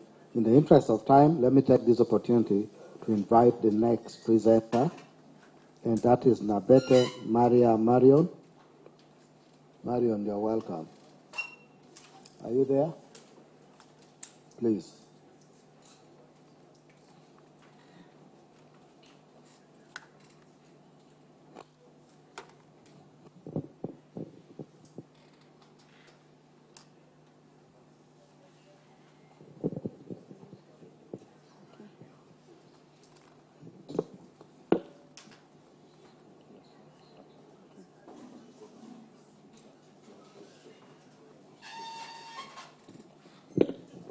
Good afternoon, ladies and gentlemen.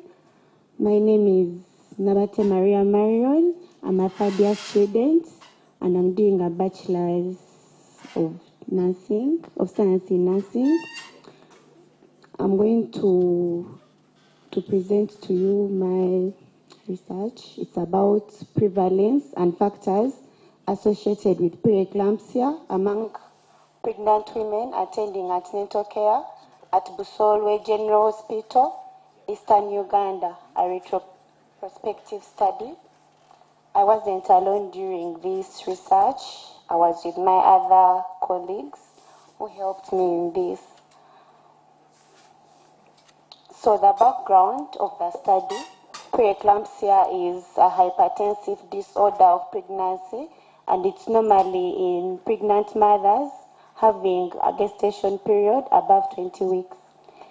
It remains a leading cause of maternal and perinatal morbidity and mortality worldwide, particularly in the low and middle income countries.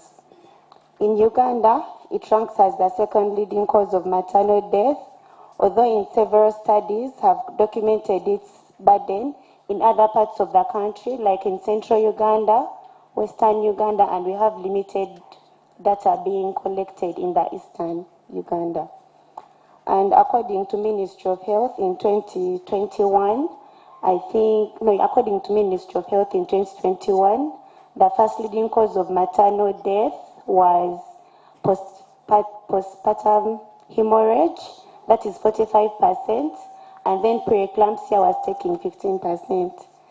This study aimed to determine the prevalence, and after finding the prevalence, we can still identify the social, demographic, and the clinical factors associated with this preeclampsia.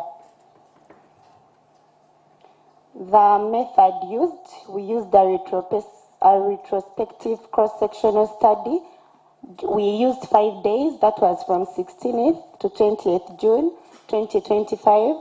We used the clinical records, and our sample size was 974 pregnant mothers with a gestational age of above 20 weeks who were attending the antenatal care at Busori General Hospital over 1 year. Data was abstracted from the antenatal clinical records. Descriptive statistics were used to calculate the prevalence of preeclampsia. Associations between preeclampsia and maternal age, gravidity, and blood pressure were analyzed using the bivariate and the multivariate logistic regression. We used baseline data to get these results. Among the 974 pregnant mothers that we got from the records, 4%, those were the 39 mothers, they were diagnosed with preeclampsia and they were clinically diagnosed and written in the antenatal books. Then the largest proportion of the cases occurred among the mothers who were aged 25 years and above or older, that was 56.4%, followed by those aged between 20 to 24 years and 10 to 19 years. However, this distribution was not statistically significant because this was just baseline data, but this shows that the older we get, the more you're at risk of getting preeclampsia when pregnant, and those were our results. 4% of the pregnant mothers above 20 weeks had preeclampsia and 96 weren't. They didn't have the preeclampsia. Yeah. So multigravida women, these are people who have had multiple pregnancies and they have had multiple pregnancies. They represented with 77.4% of the total sample, and they accounted for 82.1% of the preeclampsia cases, while the prime gravida women, comprised of 220, they contributed 7 cases. Yeah. And the elevated blood pressure was observed in only 51 participants, but was present in only 24. Not every mother who has elevated blood pressure has preeclampsia. So compared to 15 of 923, among those with normal blood pressure, indicating a strong statistically significant association. In conclusion, preeclampsia prevalence was 4%. Elevated blood pressure, though present in only 5.2% of women, accounted for 61.5% of the cases. No significant associations were found with age or gravidity. Findings reinforce the need for routine blood pressure screening in antenatal care in low resource settings. And these results, this is just baseline data. Thank you so much for listening. But before I live, I would like to thank Seed Global. It was done funding our research, our dear Dean, Mbale Campus, and our other lecturers. Thank you so much. Thank you, Marion. Thank you for keeping time. That was a wonderful presentation on preeclampsia and elevated blood pressure in pregnant women. Thank you for keeping time once again. A round of applause. Our next presenter is going to be Joseph Oposia. Joseph, are you ready? Joseph, please come and take the stage.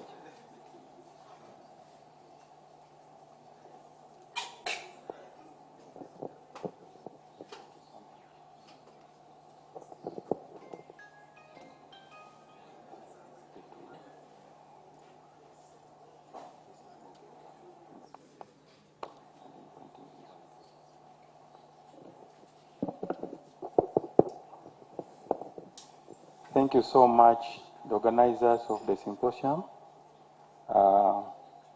Busitema University. I'm Joseph Oposia, a DARE Fellow. I belong to the MICRI Infectious Disease Institute. I'm pursuing Masters of Science in Infectious Disease Epidemiology. I want to share with you a study on an investigation of Aeromonas hydrophila infection of 2024 outbreak in Jinja and Luka district, Uganda, using a mixed methods approach. In a way of introduction, Aeromonas hydrophila is a gram-negative facultative anaerobic bacteria that occurs basically in fresh and brackish water, and tends to occur in, with sporadic outbreaks and affects humans and animals. Infection always causes a case fatality rate of not less than 30% among children and even adults. In Africa, this has often been misdiagnosed as cholera. And this indicates that there has been underreporting in its regard. However, in Uganda, in Jinja and Luka district on fellows of 2024, there were cases that occurred and even death in one of the areas in Jinja and Luka. And data in Uganda is scarce and with minimal research focus. Therefore, it was imperative to conduct this study. In the way of objectives, this study was basically to assess the epidemiology of Aeromonas hydrophila infection and the public health response of the 2024 outbreak in the 2 districts of Uganda. And the specific objectives were basically to characterize distribution of the determinants of the infection in the way of results, which follow the specific objectives. I would love to draw your attention to the first results were distribution and determinants of. So there was an interest to understand the real source of the outbreak. So the attack rate among people who ate food that was served in the gathering, we also had to understand it. That was 59.29. Attack rate among those who didn't eat was 50%. Here, to identify the effect and impact of the exposure. Here I decided to utilize absolute measure of attributable risk to understand the excessive risk of the disease, of the infection among those who are exposed. Because remember, all of us have background risks. So basically, background exposures, I mean. So basically, the background exposures tend to make us develop some infection. Remember, E. coli is the one which is used as an indicator for fecal contamination. So you realize this was water not due to fecal contamination. Under epidemiology, there was epidemiological analysis, there was non-significant, it was not non-significant to the exposures. Here, is the public health response. Has been affected due to the decline in soil fertility and occurrence of fungal diseases. The decline in soil fertility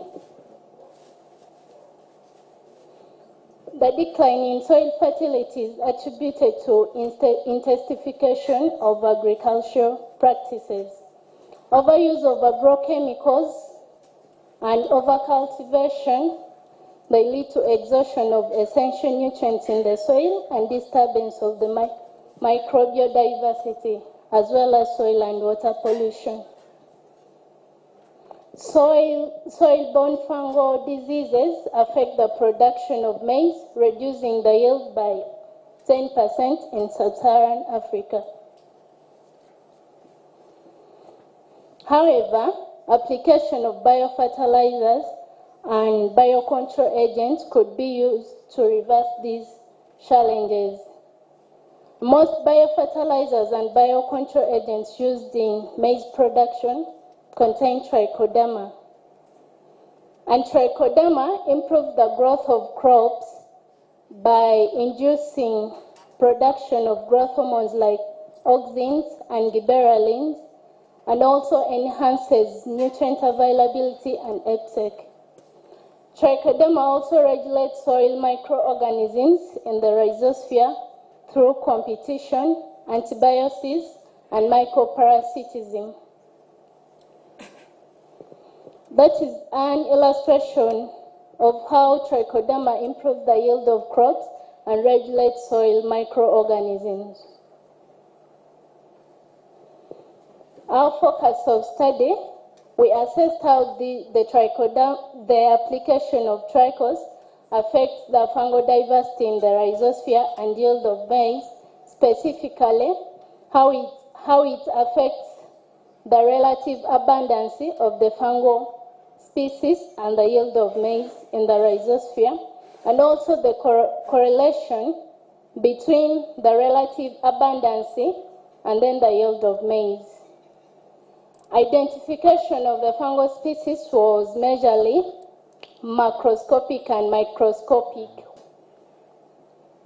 How this study was done, we set up field experiments in Busitema University, Arapai campus, and conducted laboratory analysis in the laboratories of Arapai and Nagongera.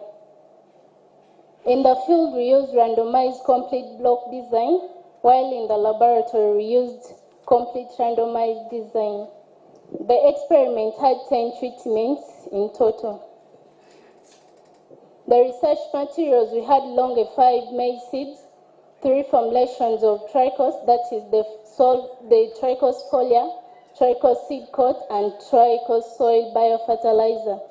Also used fungal growth media for culturing the fungal species in the soil.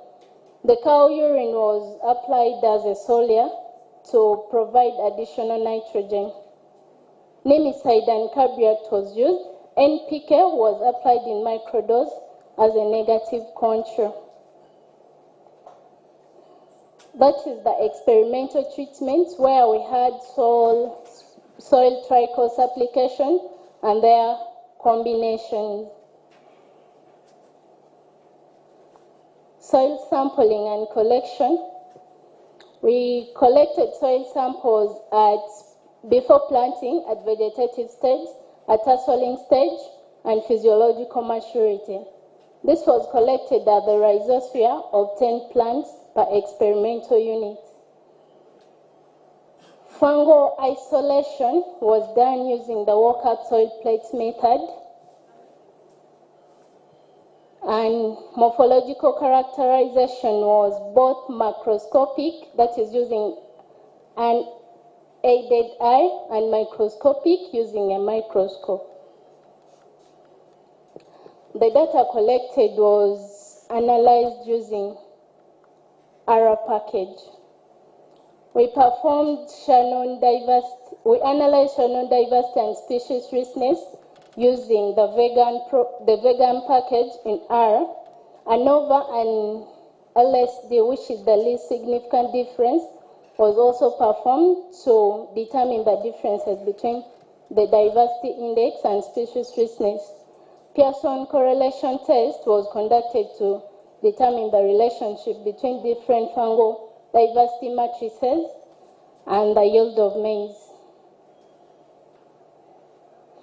And the results, out of the cultured soil samples, we identified eight different fungal genera that inhabit the rhizosphere. Among the 8 different fungal genera, we had Trichodema, which is shown in the diagram as subculture 1. We had Penicillium, which is subculture 2. We had Fusarium, which is subculture 3. Subculture 4A and subculture 4B are different species of Aspergillus. We have Muca, which is subculture 5. Neurospora, which is subculture 6. And subculture 7 was Bipolaris.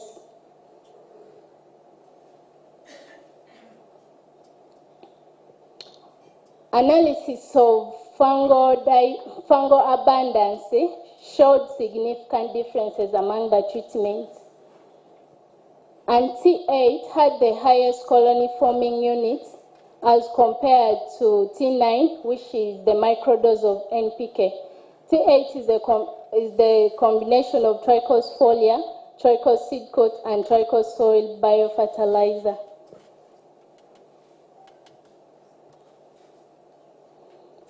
Analysis of Shannon diversity index and species richness was also significant among the different treatments. T8 and T1 showed the highest diversity compared to T9. The relative abundance of the fungal species was also determined as the percentage proportion of the number of colonies per genera, and it was at different growth stages as illustrated in the graph. The correlation test showed a significant positive correlation, most especially between the colony forming units and the yield. This indicates that a diverse and more abundant fungal rhizosphere is very important for the production and yield of crops. In conclusion, the combination of trichos was more beneficial to soil microbial health as compared to NPK. Trichodema and Penicillium were the beneficial fungal genera identified in the soil. The pathogenic ones were Fusarium and Bipolaris. Aspergillus, Muca, Neurospora, and Rhizopus were the saprophytic genera. There was also positive correlation between the fungal diversity matrices and the yield of maize, which emphasizes the significance of maintaining a more diverse and abundant rhizosphere for crop productivity. Recommendation: we recommend the integrated use of trichos formulation, that is the combination of trichos folia, seed coating, and soil application for sustainable soil microbial health and maize yield. And also further research should be done to elucidate the specific mode of action between trichos and the soil microbes. Also, identification of fungal species using molecular techniques should be done. I acknowledge Busitema University Research Innovation Fund and the entire Busitema University for the support of the study. Thank you for listening.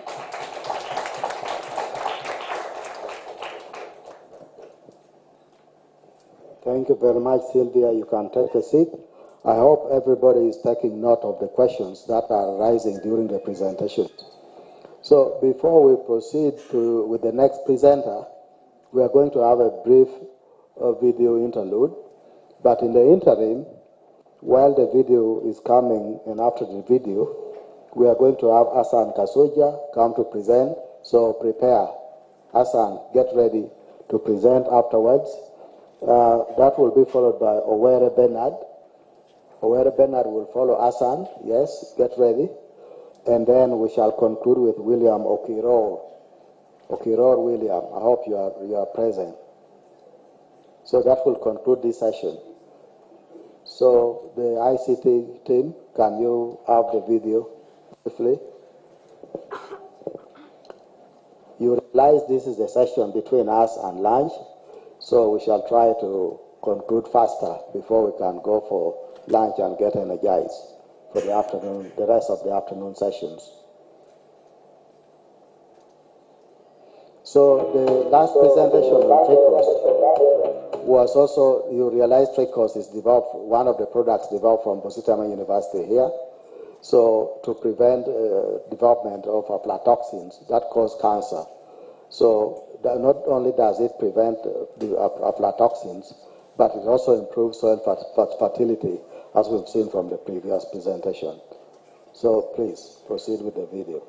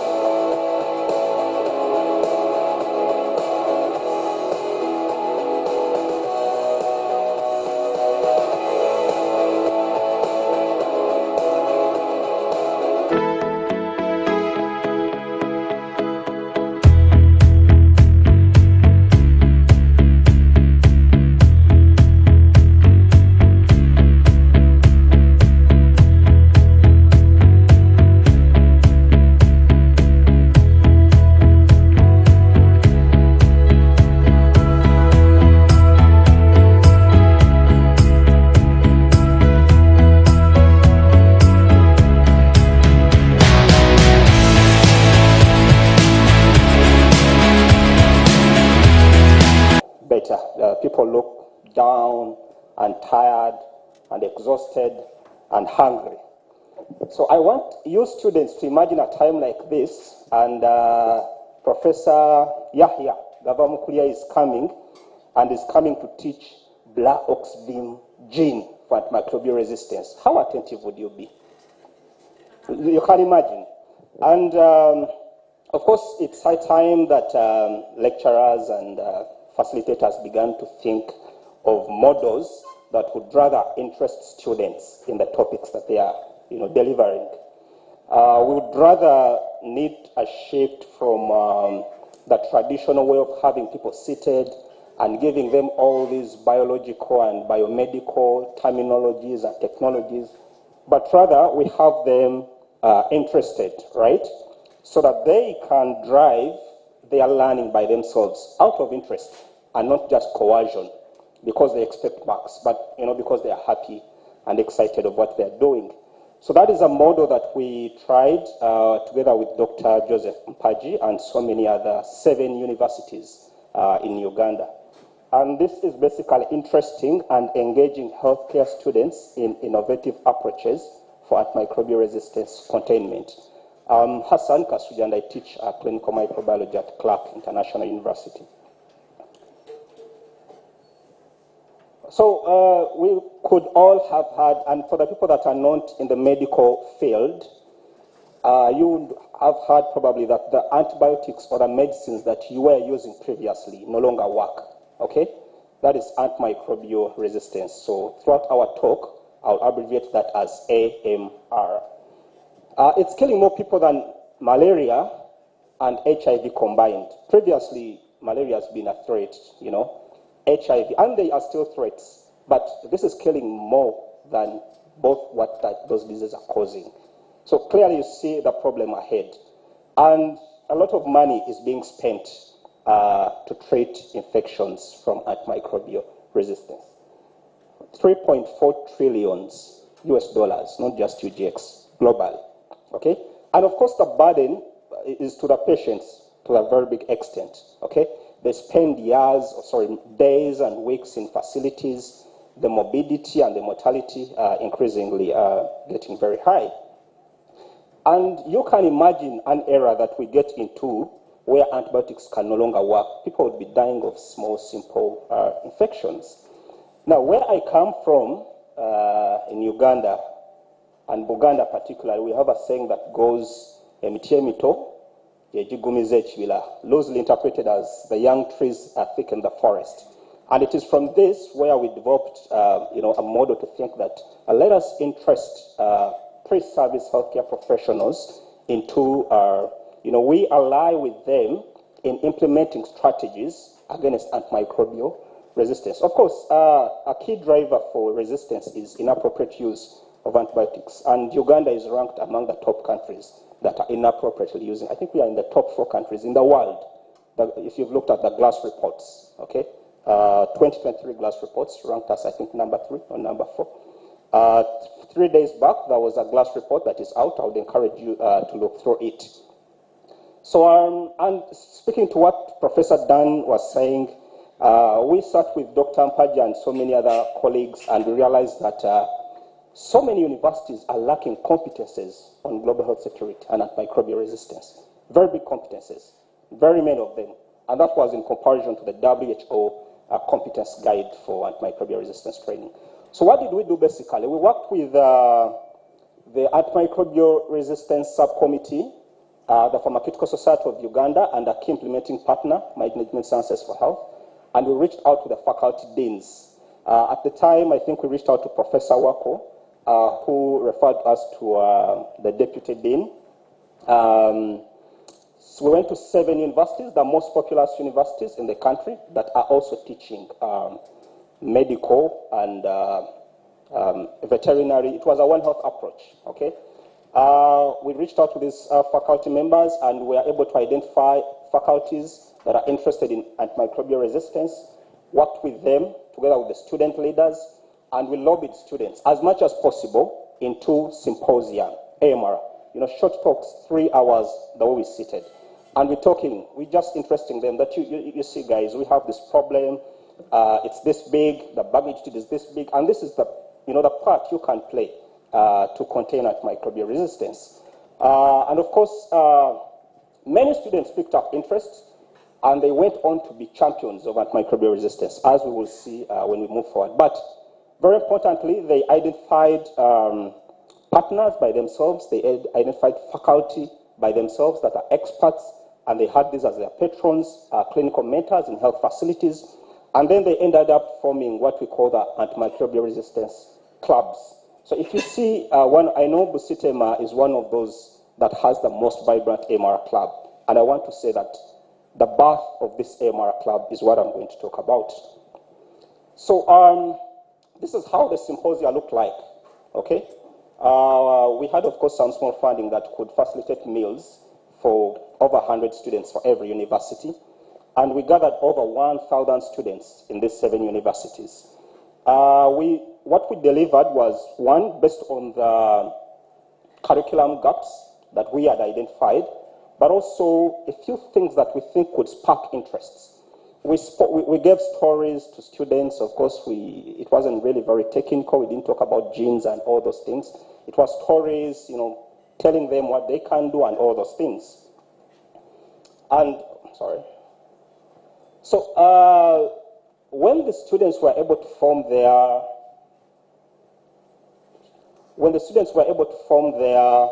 students' clubs, each university provided 3 students.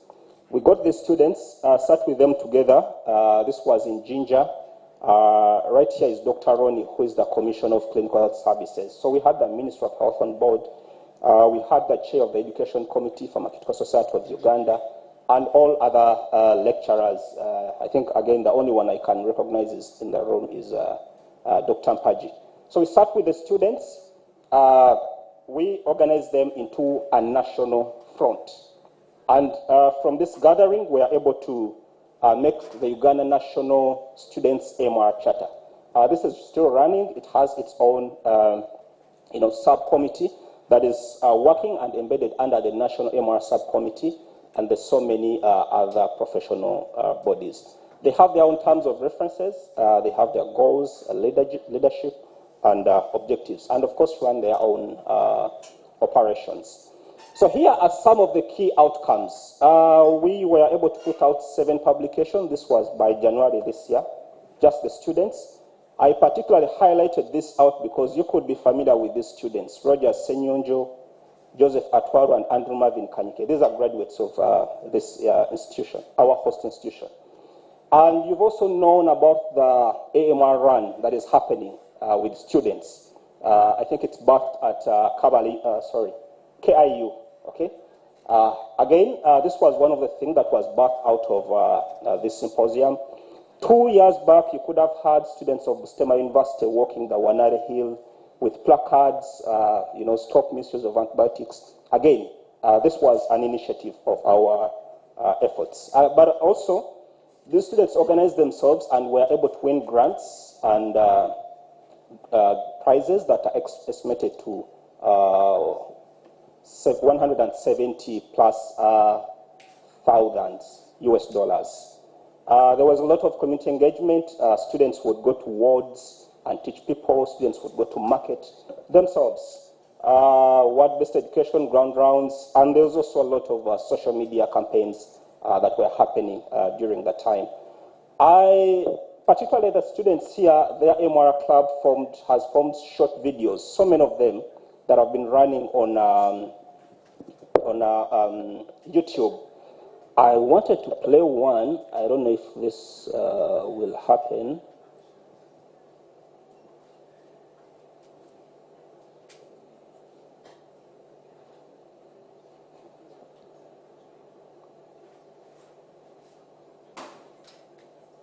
So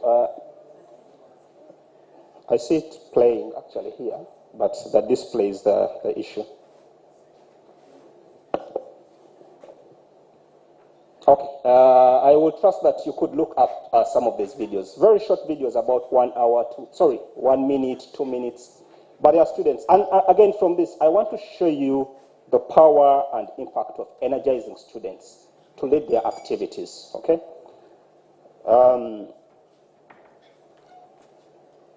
So the key things to take home from this would be, one, this could be a duplication that we can undertake in so many other fields. We've been using this as a model at Clark International University for so many events. We get maybe, this month is, I think, cervical cancer awareness month, and there is a mini symposium that is happening. So every student is just excited. They go do their own research, and they're happy to share cases. They're happy to share presentations, a lot of things to the rest of their group. And also, one thing we noticed is that so many of the students, they were actually driven and interested by, facts may not drive interests, okay? Facts may not drive work. Telling students facts may not drive a lot of work. It may not, but giving them the urge to feel that they can be part of something big, a global cause, actually would spur more actions. And students are easily interested and can foster behavior change. So for 3 years, we had moved with this program in hospitals, trying to gather health workers, talking to them about AMR, and then you come and do a point prevalence survey, and there is really minimal change. With students, it's quite easy, and I want to hope that the students that picked interest out of this could be really driving change wherever they are. Thank you very much, please.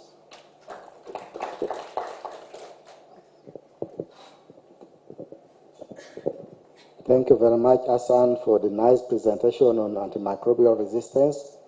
These days, there's Internet of Things. Internet is everything. People are using the Internet for self-prescribing. You fall sick, you go to the Internet, search things here and there, get names of drugs, just run to the pharmacy, get yourself medication and get treated.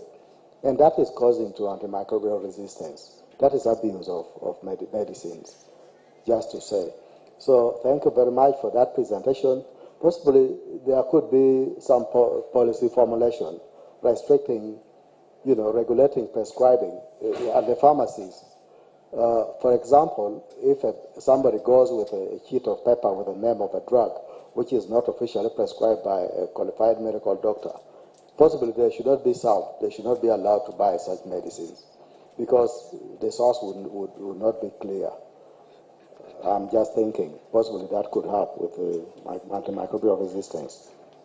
So the next presenter is Owere Bernard. Bernard, are you around? No? Second class. Bernard, please. And after Bernard, we have William Okiro, our last presenter. Thank you, the Chair. I pray that we are all well. I'm Owere Bernard from King Caesar University. I'm an anatomist and interested in reconstructive surgery.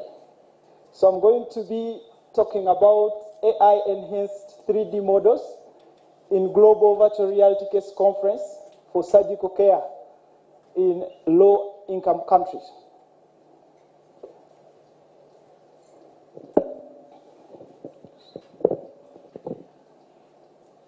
I'll start by this global map. And then globally, we have about, studies suggest that about 5 billion people lack access to timely and adequate surgical care. And this is more common in Global South, which has been highlighted red. And our country, Uganda, is found just here within the Global South.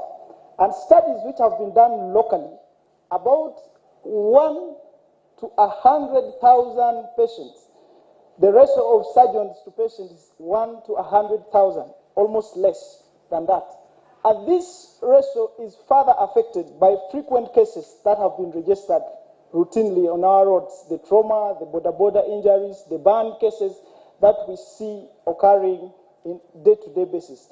Thank God, telemedicine is advancing rapidly, and there is medical consult using telemedicine. However, this telemedicine is not evenly distributed.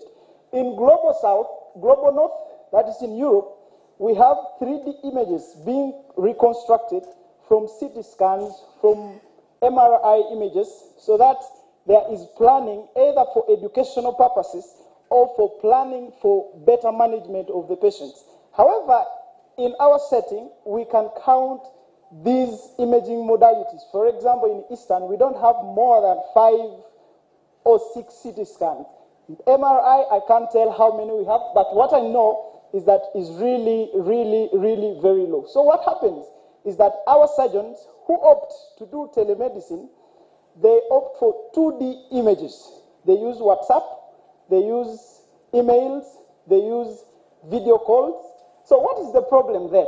The problem is 2D images that are being used is inadequate, because for a proper reconstructive surgery to take place, the surgeons, both the planning and the ones who are going to operate, must be able to understand or appreciate the surface anatomy in 3-dimensional image, both the pathology and the surface anatomy. If, for example, is a tumor, they should be able to see both angles of this image correctly. If it's a wound, they should be able to appreciate the edges and all the areas that are making up this wound.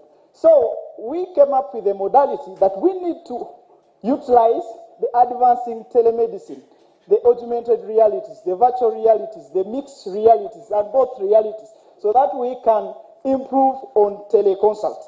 So what happens is this. Our main objective was to determine the feasibility of using the new AI-enhanced imaging in planning for surgical care in resource-limited setting. And this is what we came up with. We had a methodology. One, this was exploratory study, plainly. It was done in Lamu. Lamu is a reconstructive center found in Jinja. They do about 3 to 4 medical surgical camps in a year. And this image depicts what happens actually in that particular study. We had 3D model acquisition using a simple tool like a smartphone, capturing a circumferential image of the patient who is in need of a reconstructive surgery. And these images, the generated image were about 45 to 48. It was uploaded in a MagiScan. This scan was able, first way, don't play it yet. It was uploaded in a scan, a MagiScan, which was able to reconstruct a 2 image into a 3-dimensional image.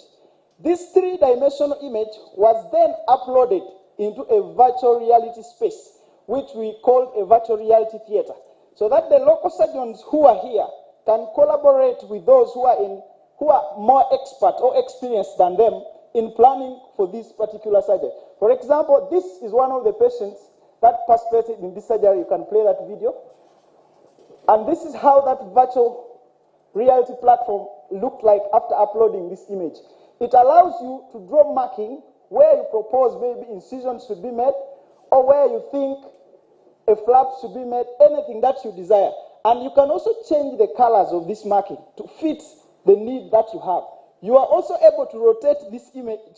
You can see the anterior aspect of this patient, you can see the lateral, you can see all sides, compared to the 2D that you would only see one particular view. And this one, you are in charge and in control. Then at the end, you will be able to capture images. That is if you are interested for referral purposes later. Because when you leave this virtual reality platform, you go and actually do the actual work with the patient. You can keep some images. So this is a similar patient, the same patient that we worked on. This marking was, the experts were proposing that this is the most affected area on this patient. And they were able to trace, telling the surgeons who were actually on the site. Then here, they were showing them the areas which were less affected and is avascular. So in particular, they are telling them you are expecting less bleeding in such areas. Then in this C, they were trying to trace, based on their knowledge and experience, the areas where they are most likely going to encounter bleeders and blood vessels. So they should take extra caution, either to avoid making incision on those areas, or when they're making incision on those areas, they should take extra care to minimize bleeding on this particular patient.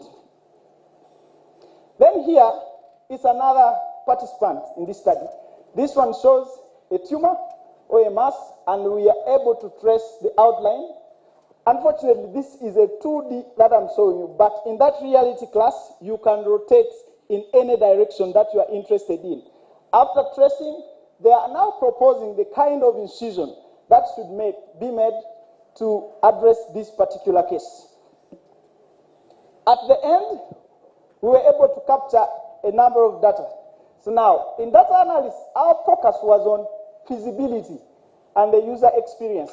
The surgeons who are using, and then how feasible is it to use this particular model. Quantitatively, we were able to capture the time matrix. This time captured the time taken to process this 3D image model, and then the time taken for planning and the discussion that was done in this virtual reality platform. Then the feedback that are being given by the participating team in this particular surgery. Then we summarize the insights of the surgeons in this particular reality. Now, in the results, this table captures the data of the patient, showing you there are about 15 patients who participated in this particular surgery, and these are the common condition that was handled, and here was the time that was taken, showing you the time taken to make this image before taking it into a virtual reality platform. And it was about 5 to 7 minutes completing the circle. Then here, it's the actual virtual reality discussion. In this virtual reality discussion, a case is presented, a brief history concerning the patient. Then after giving the history to the surgeons who were not there physically with the patient, then you begin to discuss and make the necessary marking and the potentials of making flaps on that model. The advantage is you can redo it over and over and over again, and the patient will not complain. And here, this particular was showing the satisfactory of the surgeons who were participating in this particular study. This blue is strong, or they strongly agree. Here, the first one here is telling you the 3D reconstructive model, the visibility of the images, and how easy they would maneuver these images. And all of them strongly agree. And feeling the dizziness when you are wearing these virtual reality headsets and glasses, just one and just slightly who was disturbed during this virtual reality. And perhaps maybe because it was their first time they are participating in this kind of modality. Conclusively, the study concluded that there was a feasibility of integrating AI-enhanced 3D reconstruction via smartphones. You no longer need the CT scans when you are reconstructing this, which would be a challenge in our setting here. Then demonstrated the potential to improve global surgery. For example, you know what is happening in Gaza. Most surgeons will not prefer to go there. But if you have a smartphone and you are locally based there, you can take image of this patient, upload, and then discuss. This paper has been published on Journal of Medical Imaging and Research. Thank you. Maybe before I sit, I also want to acknowledge my director from King Caesar University, who led us alongside Dr. Wilbur, and King Caesar University for sponsoring me to come and participate in this symposium. Thank you. Thank you very much, Bernard, for the wonderful presentation on AI-enhanced models to try to sort out the issue of surgery in low-income settings. Thank you very much. Another round of applause for him. In the interest of time, because we should be going for lunch, so the last presenter will come and present after lunch. But let me take this opportunity to invite all the 6 presenters in this session to come forward, and we raise some questions that we've been writing down for them. Just one question per person, one, in the interest of time. So the 6 presenters, would you please come in front?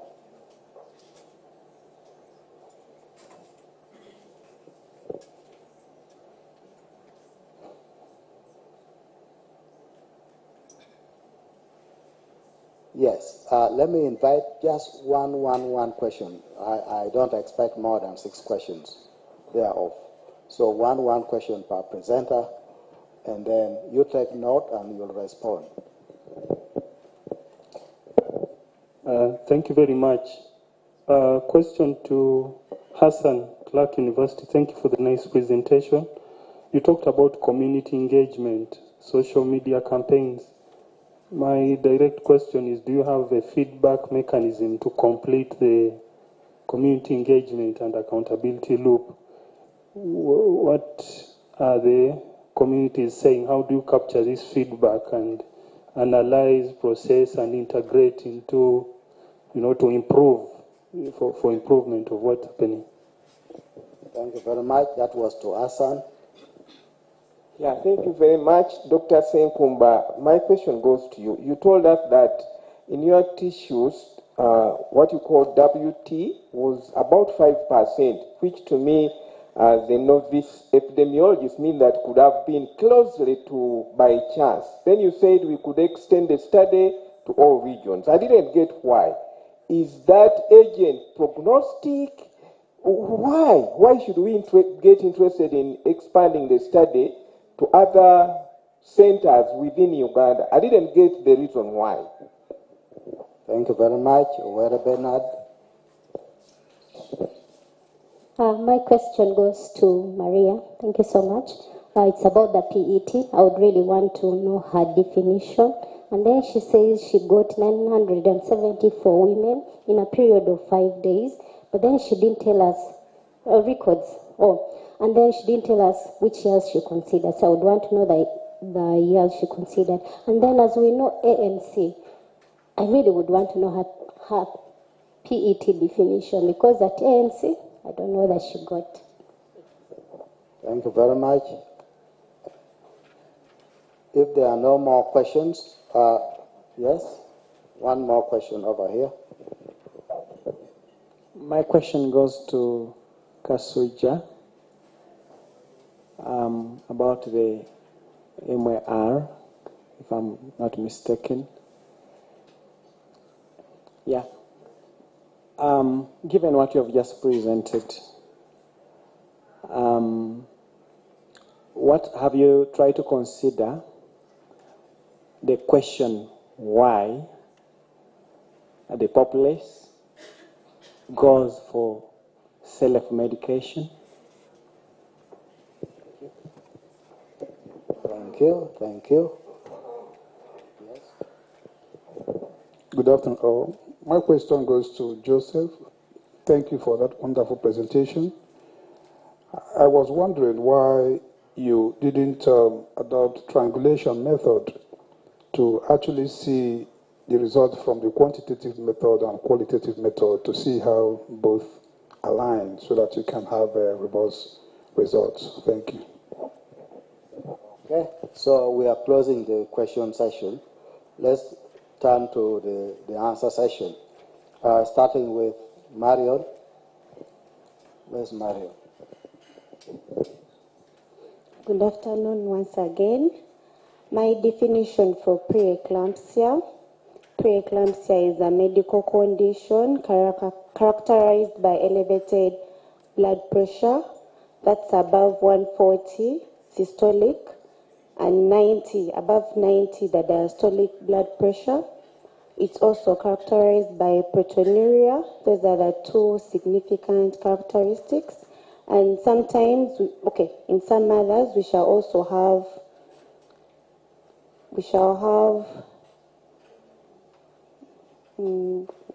water retention, so you will find them having edema. Those are the swollen legs, but not all of them get it.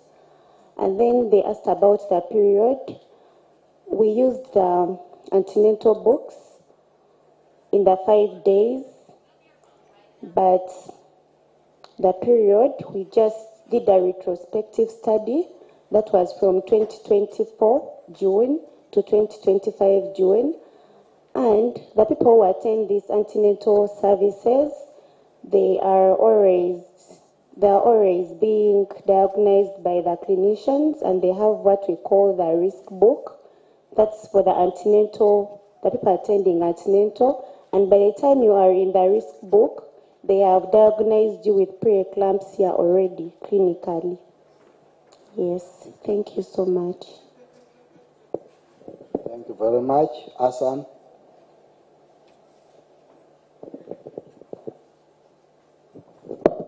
Yes, thank you very much. So the question was assessing community feedback. Unfortunately, we did not get into the markets and schools to assess and see if the impact that our students did was really translated into action. Because in any way, these communities are not exclusive to our study. our interventions. So possibly we know so many partners that could be doing similar work in the community. But then we could do knowledge change assessments within the students during the symposia, and also during a few periods during our interventions. That work has also been published. We kept it for a very short period because, again, the content that their lecturers give them could also, influence their responses and, create biases. Why the populace is doing self-medication? That's quite a tricky one, and I think every medical personnel here would give almost a different answer.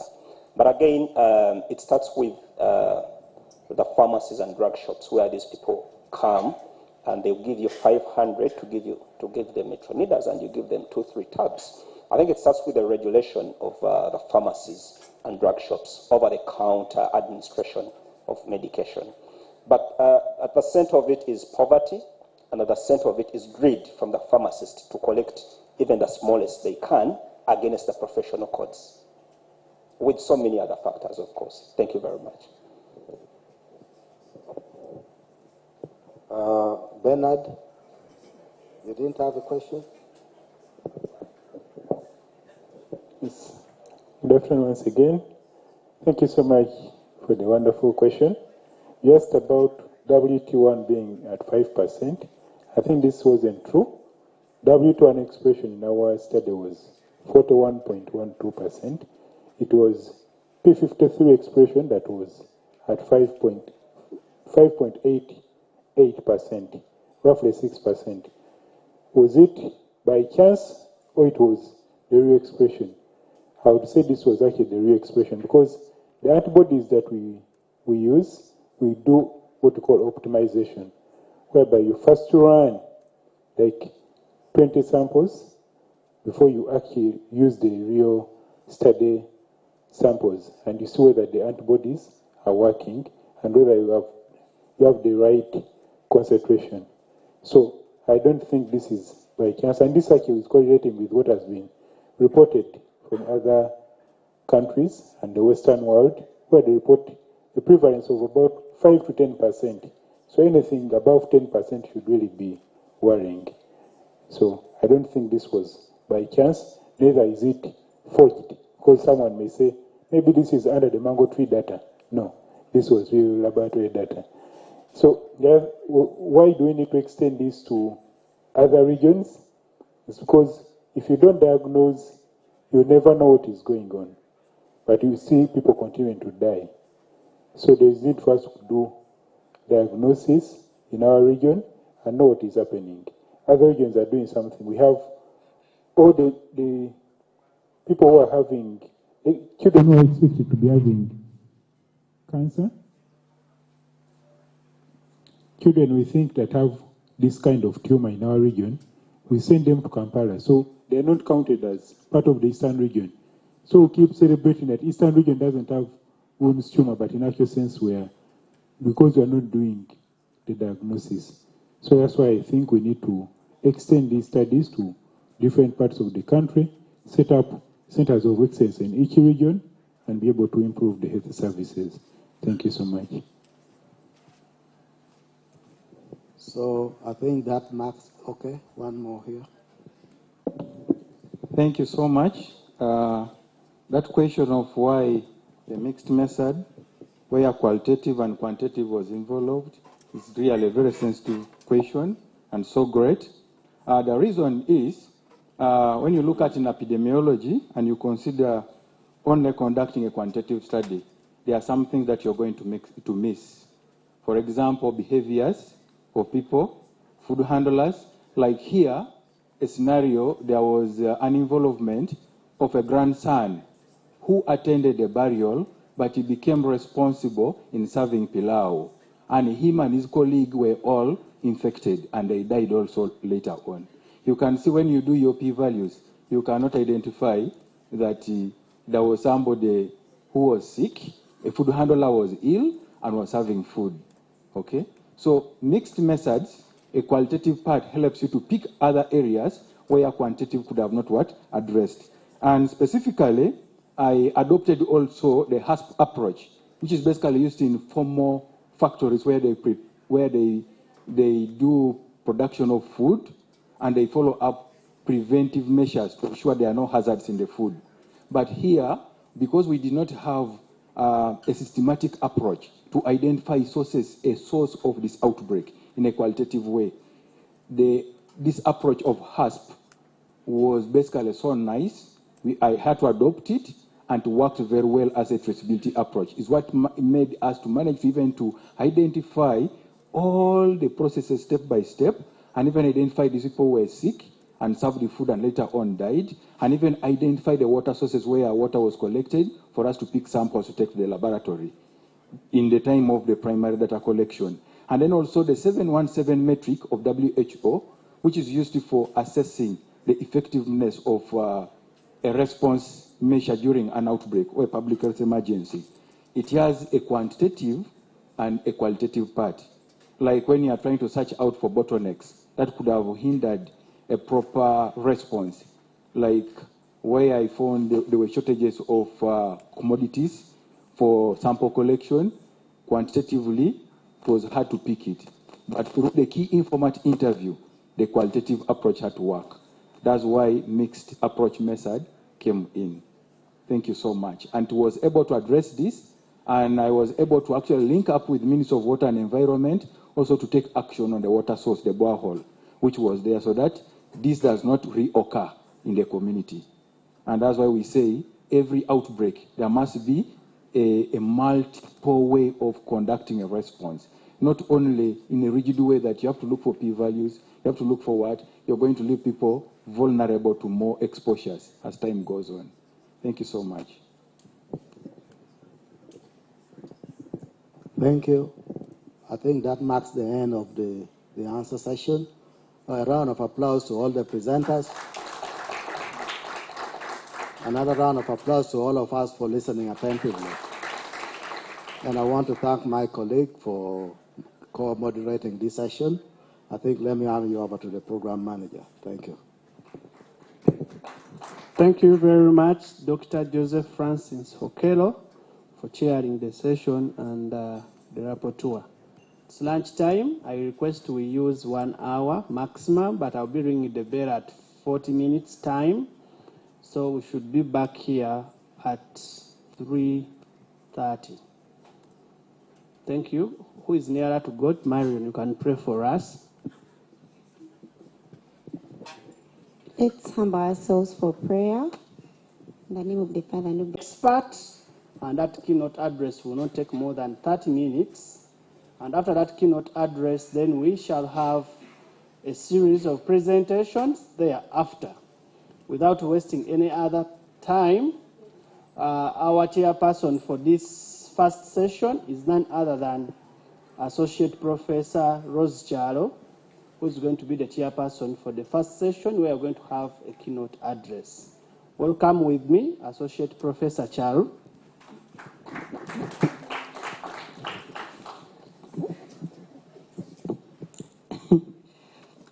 Good afternoon, everybody. Just give me 1 minute before I open up.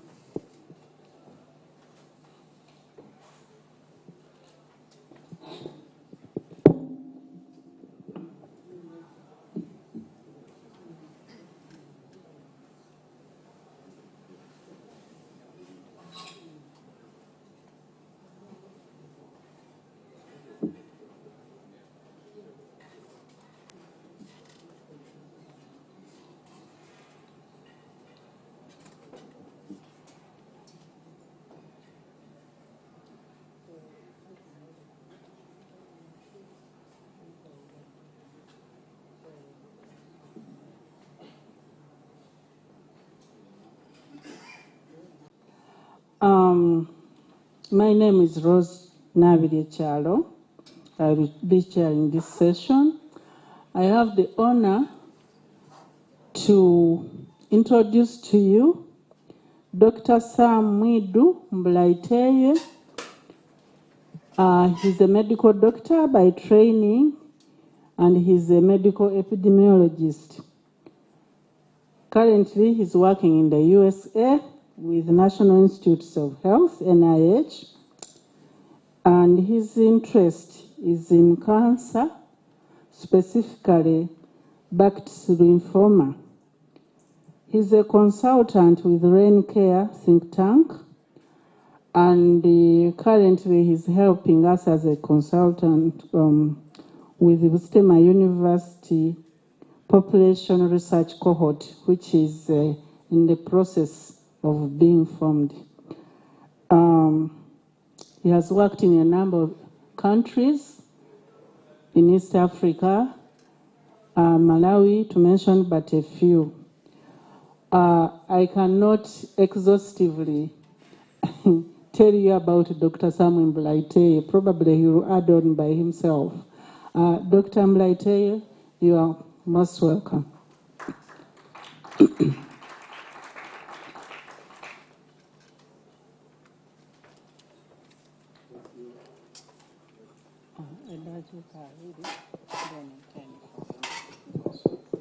Okay, thank you. Thank you very much, Professor Chalo. Is this connected to the internet? If you could just put this up. Yeah, just put that up. Thank you very much, Professor Chalo. Thank you very much, the audience. It's really an honor for me to be here to share my experiences. This is one of those nice coincidences because I came from the US last week and I had asked your Vice Chancellor to do us a favor. I was organizing a pathology conference with the International Academy of Pathology, the East African Division. And they had their meeting in Entebbe to discuss pathology services in East Africa and in Africa and how to improve them. And we thought that Busitema University has such an excellent experience. You have an excellent trajectory, and your Vice Chancellor would give us a nice summary of the challenges of dealing with pathology in this region, training and bring up pathologists who actually are good at not only diagnosing but doing research. And he really gave a very wonderful talk. My colleagues who came were very pleased and happy with him. And then they invited me to come for a short meeting here to discuss the issue of the Busitema population-based cohorts, which Professor Chalo will speak more about, and maybe Dr. Matu will speak more about. And when we finished our meeting, they said, maybe come and see the good work we're doing. So it's really an honor for me to be here, and it's a pleasure to participate. I've been impressed by the work that you have done. So, yeah. What I'm going to do to share my experience, I'm just going to tell you about the program that I've been running in East Africa. Briefly, by background, I trained at Makerere as a medical doctor. I did internal medicine there. I also did epidemiology at the University of Cambridge and came back and worked at Mulago Hospital, the Uganda Cancer Institute, the Uganda Virus Research Institute with the Medical Research Council. And then I decided to go full-time into research and went to the National Cancer Institute in the US, where I've been for the last 25 years. In the US, I have focused on work that is really important for Africa. The two conditions that I really say that are African conditions were Kaposi sarcoma and Burkitt lymphoma. Kaposi sarcoma is a condition that's common here. It's caused by a virus called human herpes virus 8. I was involved in the discovery of that virus in terms of the work that we did, and also characterizing its epidemiology, the way it is transmitted, its distribution, both in Uganda as well as other countries in Africa, including Tanzania and Nigeria. And then after some time, I decided to go back to Burkitt lymphoma. Burkitt lymphoma is a very interesting condition for this region. It was first described in Uganda. It was the tumor from which Epstein-Barr virus was discovered. The discovery of Epstein-Barr virus answered one very important question, that viruses cause human cancer. It was already known that viruses cause cancer in birds and in other animals, but it wasn't known for sure that people could get viral-induced cancers. That discovery ended up being very, very fundamental Because today we know about 8 viruses that cause human cancer, and 2 of those have got vaccines that have been developed and are routinely given to people here in Uganda, including the human papilloma virus and the hepatitis B virus. Others have got treatments. So what I'll do for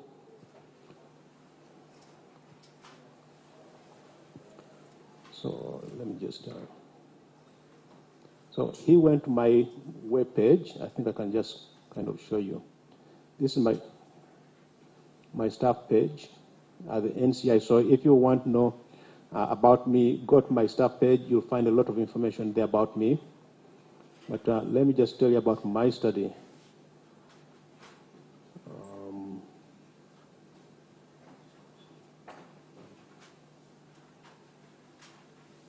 The Emblem study website. Yeah. So how did I get interested in Busitema?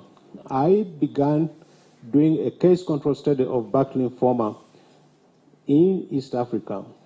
Before I did my study, most of these were always done at one site in one hospital. So you do a study at Mulago, or you do a study at Jinja Hospital, or at Mbale. Those type of studies tend to be very small. They had low power, and they did not have any geographic comparability. My study was designed so it could be done in 3 countries, Uganda, Kenya, and Tanzania. And most of you, if I asked you, where do you find most cases of Burkitt lymphoma in Uganda, you'd say in the north. So I started by going to the north, northwest, and north central to identify hospitals that could collaborate with me over there. And then I went to Kenya as well. So let me see if I can find the map of our study here. Study summary.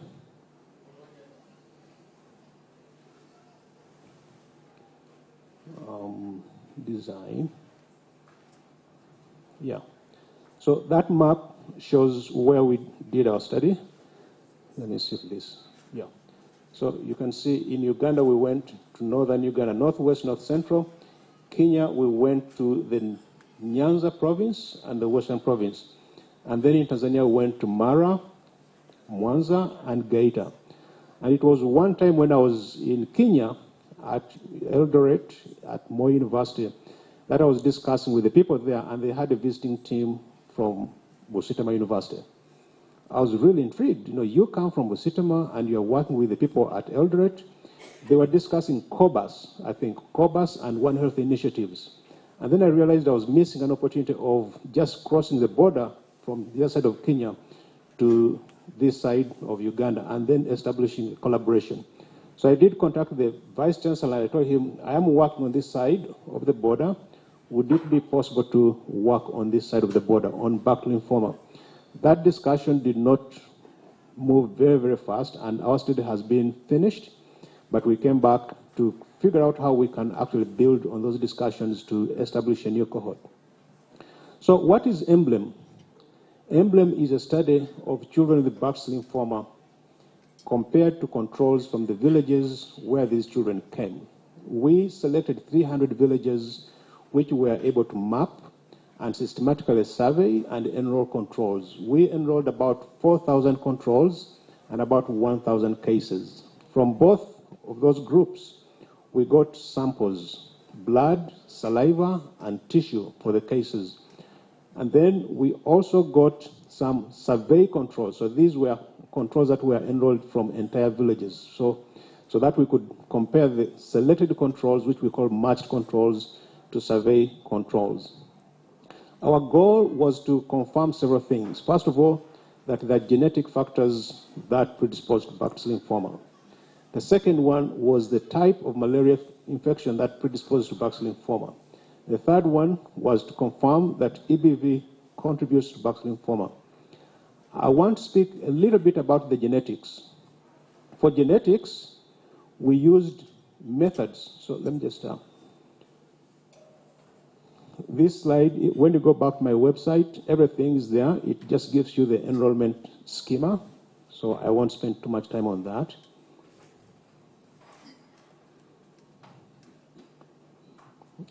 This slide shows you the samples that we collected. So we had blood, stool, saliva, And we did clinical tests for patients and then research samples for our studies.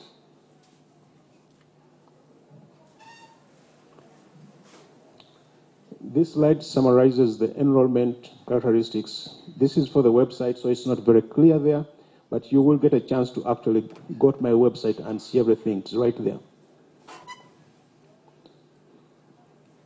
And this slide summarizes the hypothesis that we tested. We spotted cases, screened, enrolled, collected data, computerized them, and then we did the primary analysis, which was genotypic analysis. The genotypes that we tested were using the genome-wide scanning methods. So we used an assay that scans 5 million positions on the genome. This is probably the most densely scanned population in Africa. And then we use the genetic data to align it to the European and the other African populations. And we found something very interesting. What we found was that when you use a whole genome scan, you need to use a lot of mathematical methods to make the variant calls. So to find out if a particular position on the nucleotide has changed or not.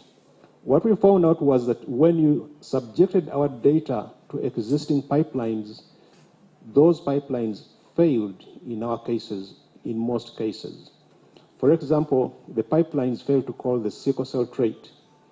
They failed to call some of the common variants that are associated with malaria resistance here. And that was problematic for us because if we use pipelines that are faulty, then we will not make the discoveries that we want. And it showed me the importance for us to get involved. After learning that, the pipelines were modified to improve the calling rates for the African samples. These calling rates were not improved by samples from West Africa or by African Americans because the Africans here are actually very different from the Africans in West Africa. I'll show you how different they are in one of our publications. So that was the first thing that we learned. The second thing that we learned was that Uganda has many tribes, 52. Kenya has many tribes, about 50 as well. And Tanzania has many tribes. But when we use the genetic data, we could summarize the ancestry patterns into about 5 groupings. So there are really 5 groupings. One of them was very interesting. If you talk to somebody from Lira or from Gulu, and they're describing sample from Buganda, they talk as if they've never met, and vice versa. But when we look at the genetic profiles, we found that these groups are intermixed almost half-half. The people from West Nile were different. They're different from people from Acholi, they're different from people from Lango. But the ones from Acholi, Lango, or Yam, very similar to people from the south. Then Kenya, they were similar to the Ugandans, but slightly different. And then as you went to Tanzania, variations were introduced. So that was very interesting. So the 2 interesting things were, we are not as different as we think. The second one was, if you want to control for genetic and cultural practices, probably ancestry patterns give you a better handle.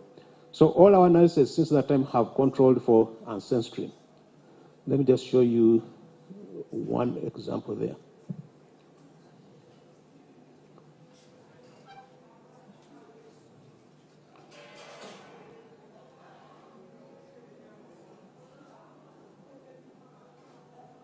So if you go to the website, you'll find everything was organized by thematic groups, but I just want to show you.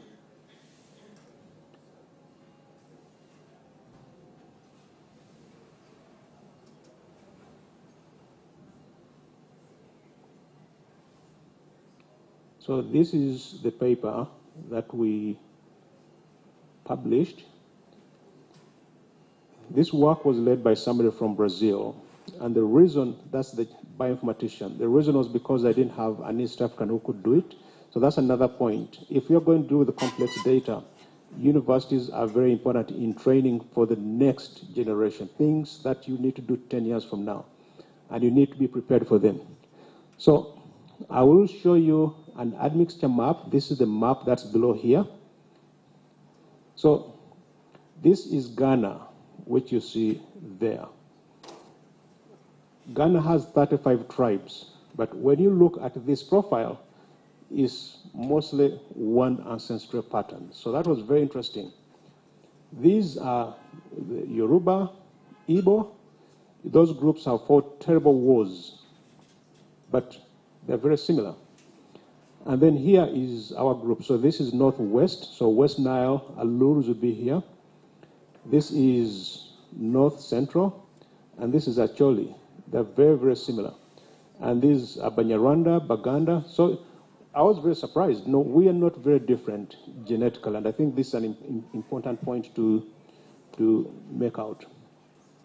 So we were able to do this. We're able to do analysis, and we've reported the genetic factor that predisposes to Baxter lymphoma. I won't go into that, but if you go to my website, you'll be able to find that. I would like to make a point on one other thing, then I will probably find a way of summarizing this.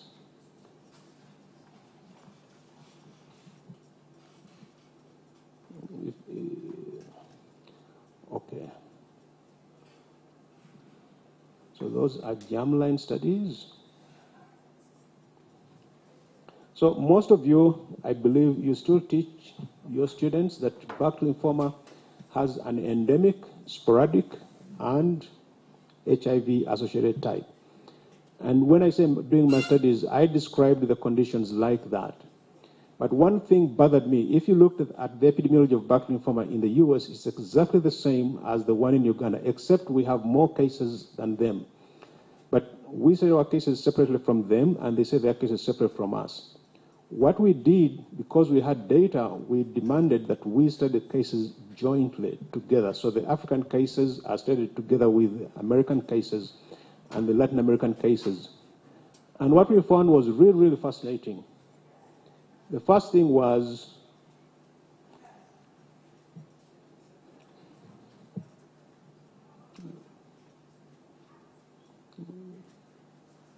I think I should pull up the paper so I don't show you wrong figures. What we discovered that if you put endemic cases and sporadic cases together, they are not different. They look exactly the same. There was only one thing that was different. The EBV positive cases from the US or Europe looked like the EBV positive cases from Africa. And the EBV negative cases from Africa looked exactly the same as the EBV negative cases from Europe.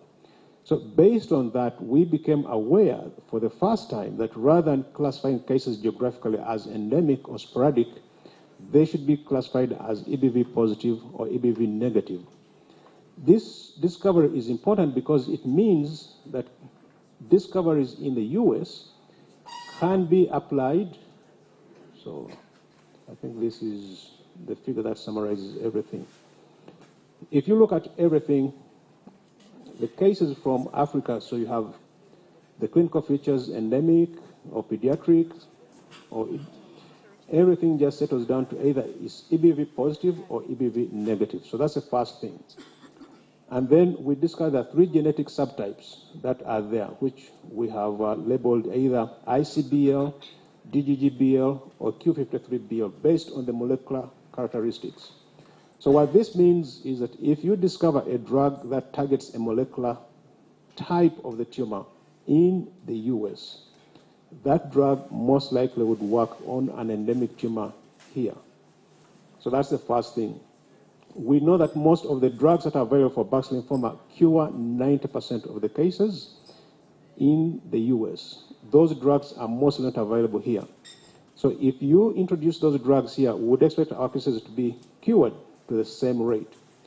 What they don't have in the US are many cases that relapse. So if they try to do studies of relapse cases, they fail. But what we have here are cases that are poorly treated and relapse a lot.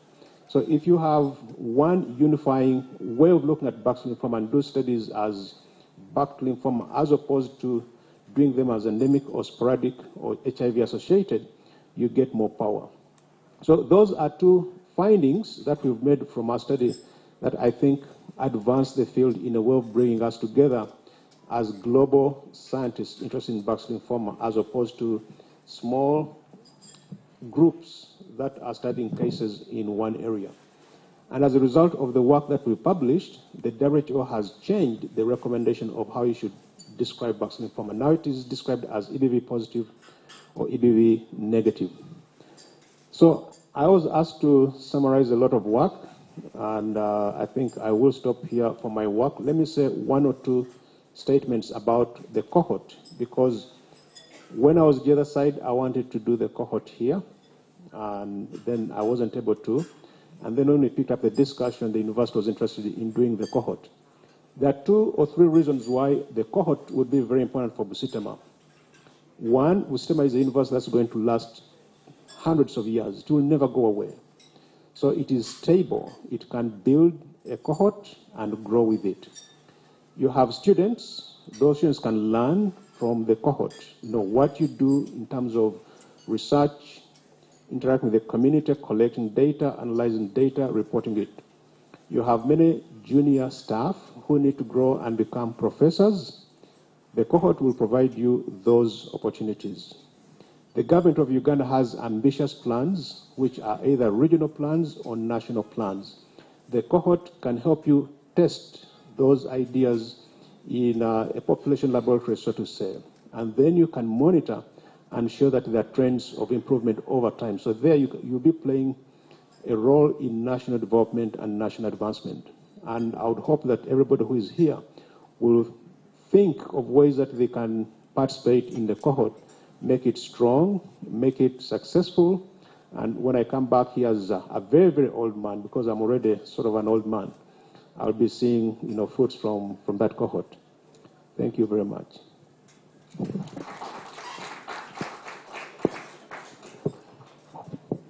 Thank you very much, Dr. Mblaite. I was looking at my time, and I was like, oh, I didn't tell him what time he had, but you have just made it for me in the right time. Thank you so much. That clap is mean. Thank you so much. He has told us a lot what he has done.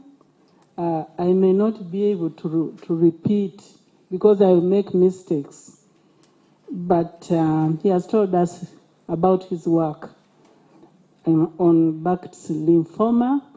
He talked about the work itself, the research, and the findings, some of which was very important about the genetics. And he also told us, as most of us are from universities, how it is important for us to train people in certain areas. You imagine he went to look for someone in Brazil, and yet he would have gotten that somebody from around here. So I open up the discussion, or if you have any clarifications you want him to make before the chair is coming. Before we get to the next presenter, I can see that there are so many hands.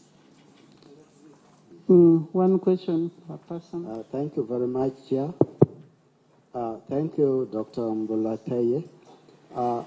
We were interacting outside there before we came inside. Little did I know we had met at Case Western Reserve University. So I remembered after you were introduced and I got your full names, I remembered.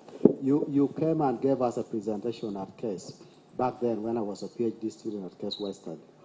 And you took interest and said we should keep in touch, considering what I was doing, and also on viruses, just like you're a virologist, looking at viruses also from the angle of cancer causation and so on.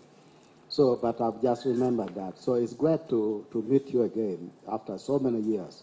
I think over 20 years since we last met. So now I just want you to comment on the fact that, you know, there's the KS, the Kaposi sarcoma associated herpes virus, which causes Kaposi sarcoma. there's HIV associated, and even with Burkitt's lymphoma. So with the advent of highly active antiretroviral therapy, what is the status? Is it still endemic? Is it still prevalent? Is it still a problem in East Africa? Because back then it was a big problem. Thank you.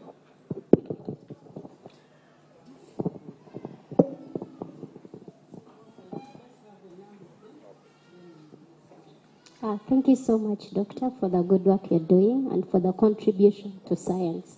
Thank you so much. So I have a question.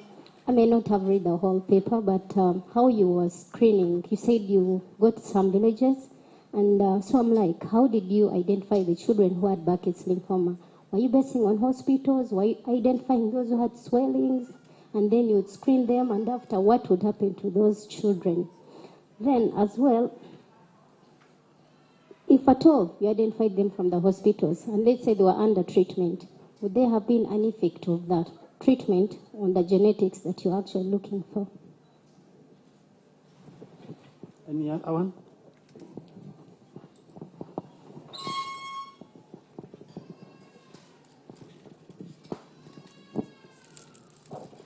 Yes, thanks a lot, Doctor.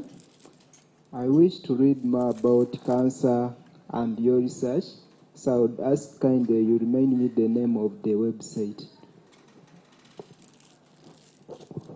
Thank you very much. You can start now.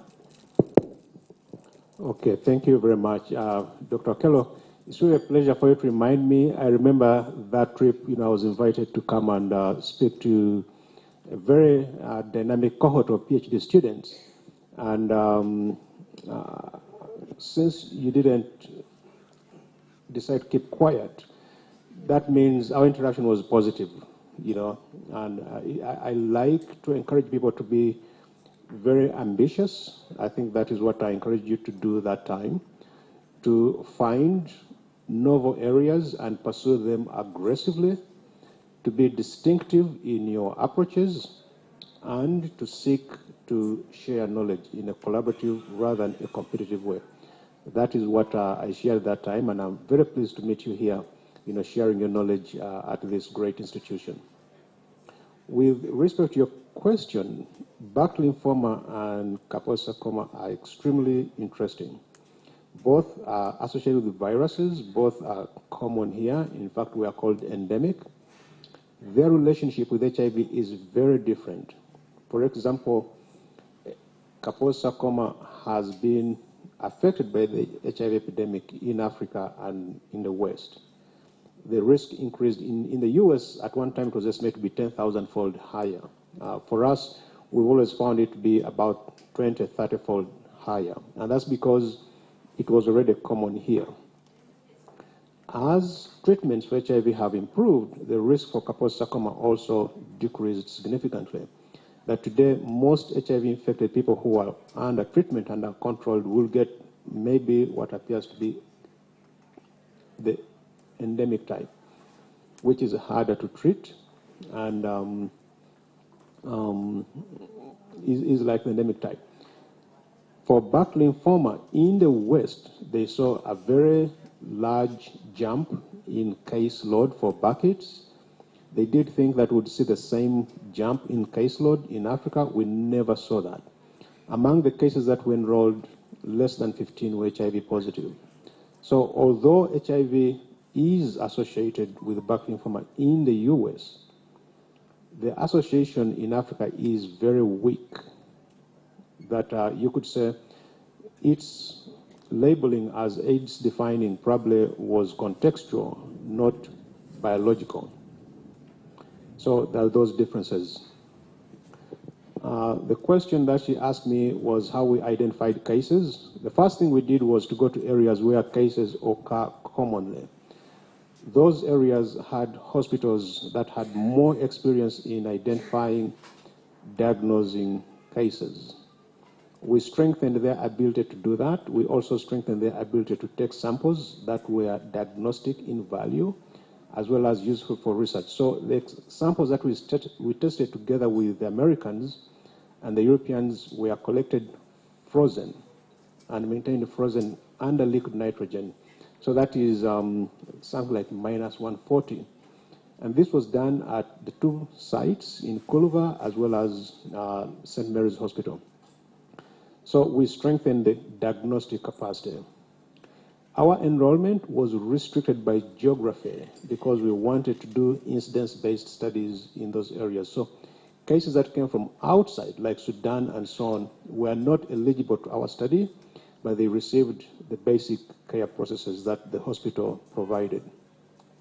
The controls also had to come from the same areas where the cases came from. So we worked with the local authorities to roll out a BL health communication awareness campaign in all the regions. And these were given in the local languages. We used posters, radio communications, talk shows, we trained technicians and so on. And that resulted in identification of most cases. Now, in terms of sampling, we took samples on admission. So that was before treatment. And that was both for ethical purposes as well as for patient welfare, because our team was very efficient in sampling patients and providing information to them. We were better than the hospitals, not because we wanted to be better, but we wanted to uplift or upgrade the hospital services. So that enabled us to get samples before treatment, and it also enabled the patients to get treatment earlier. All these things are described. If you go to the website, you'll find all those details. The young man who asked for the website is really, really simple. It is emblem.cancer.gov.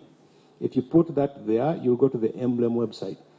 The results or the research is organized in 6 thematic areas, and in each area you can go and find what you're interested in. So, for example, we have EBV and malaria, you can go there.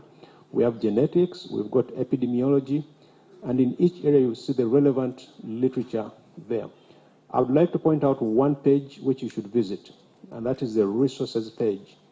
On the resources page, you'll see our protocol which we used to enroll cases. You'll see all the study forms that we used, and you'll see the community forms that we used. You might also see our newsletters which describe the experiences that we had when we were there. It's just interesting reading. But the reason we put them there is because if you want to do a study and you are wondering where to start, feel free to use the information that we provided there, because it's been used in East Africa, it works. And would be very pleased to hear from your experiences. I want to say one more thing. 2 groups have used that information and developed studies that have been funded. One group calls itself AI Rio, that is Aggressive Infection-Related East African Lymphoma, from the University of Oxford.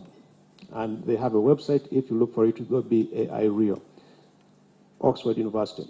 There's another group from Johns Hopkins that has developed a new study called Saliva Enhancement of EBV Diagnosis. That actually aligns with this conference, because what they're using is testing whether you can use saliva or Baficot or any other tissue to detect either EBV or clonal transformations for diagnosis. And that's being done on African samples. So go to our website, you'll find all those things there and a lot more.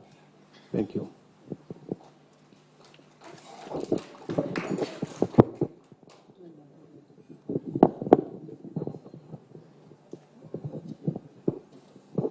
Thank you so much, Dr. Mlaiteye. I request that we give him another round of applause. Yeah. Now I call upon Professor Matovu.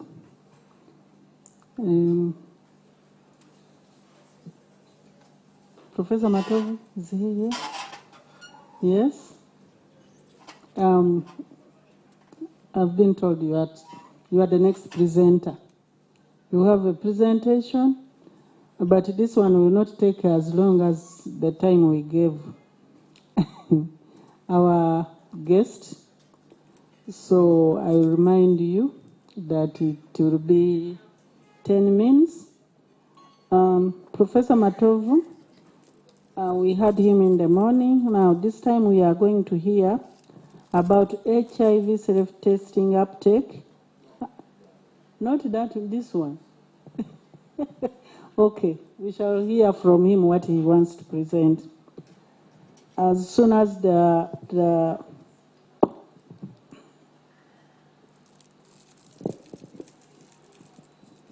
so 10 minutes. Thank you, Chair, and sorry for disagreeing with the Chair that it is not the presentation.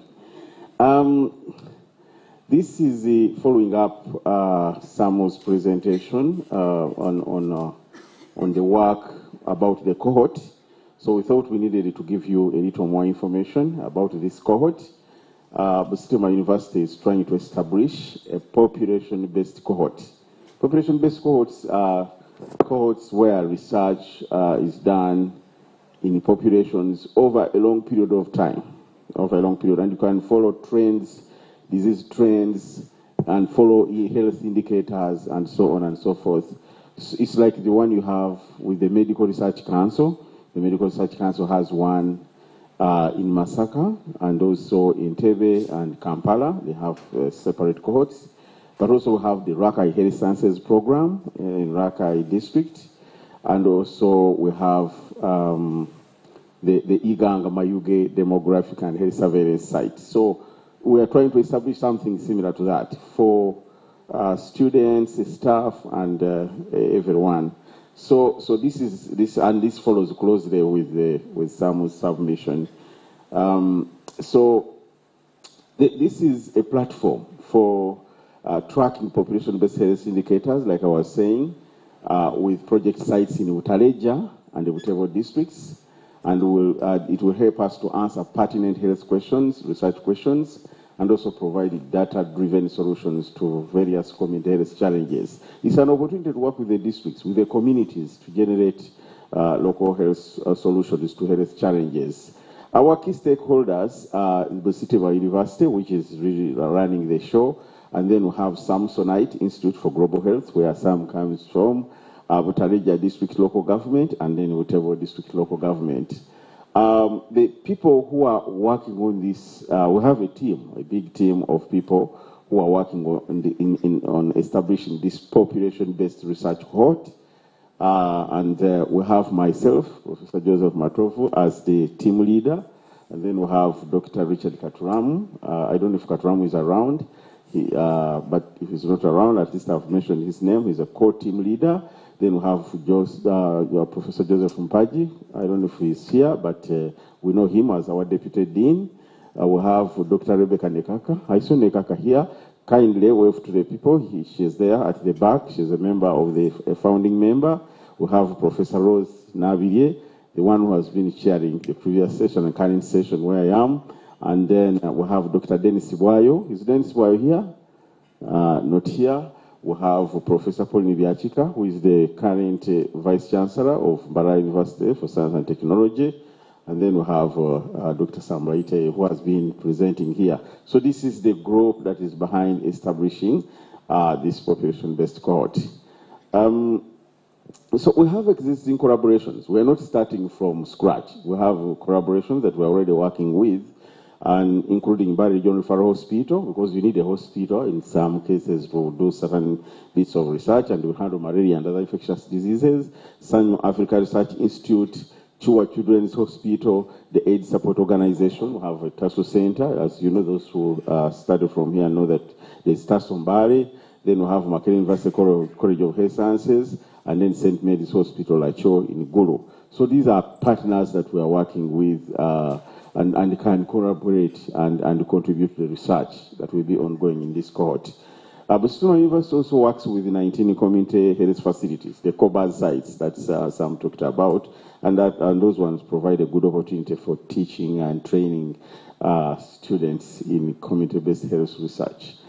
The benefits of establishing the cohort, partly mentioned by Sam, but also just for emphasis, ability to track population-based health indicators through prospective. I know I have students here.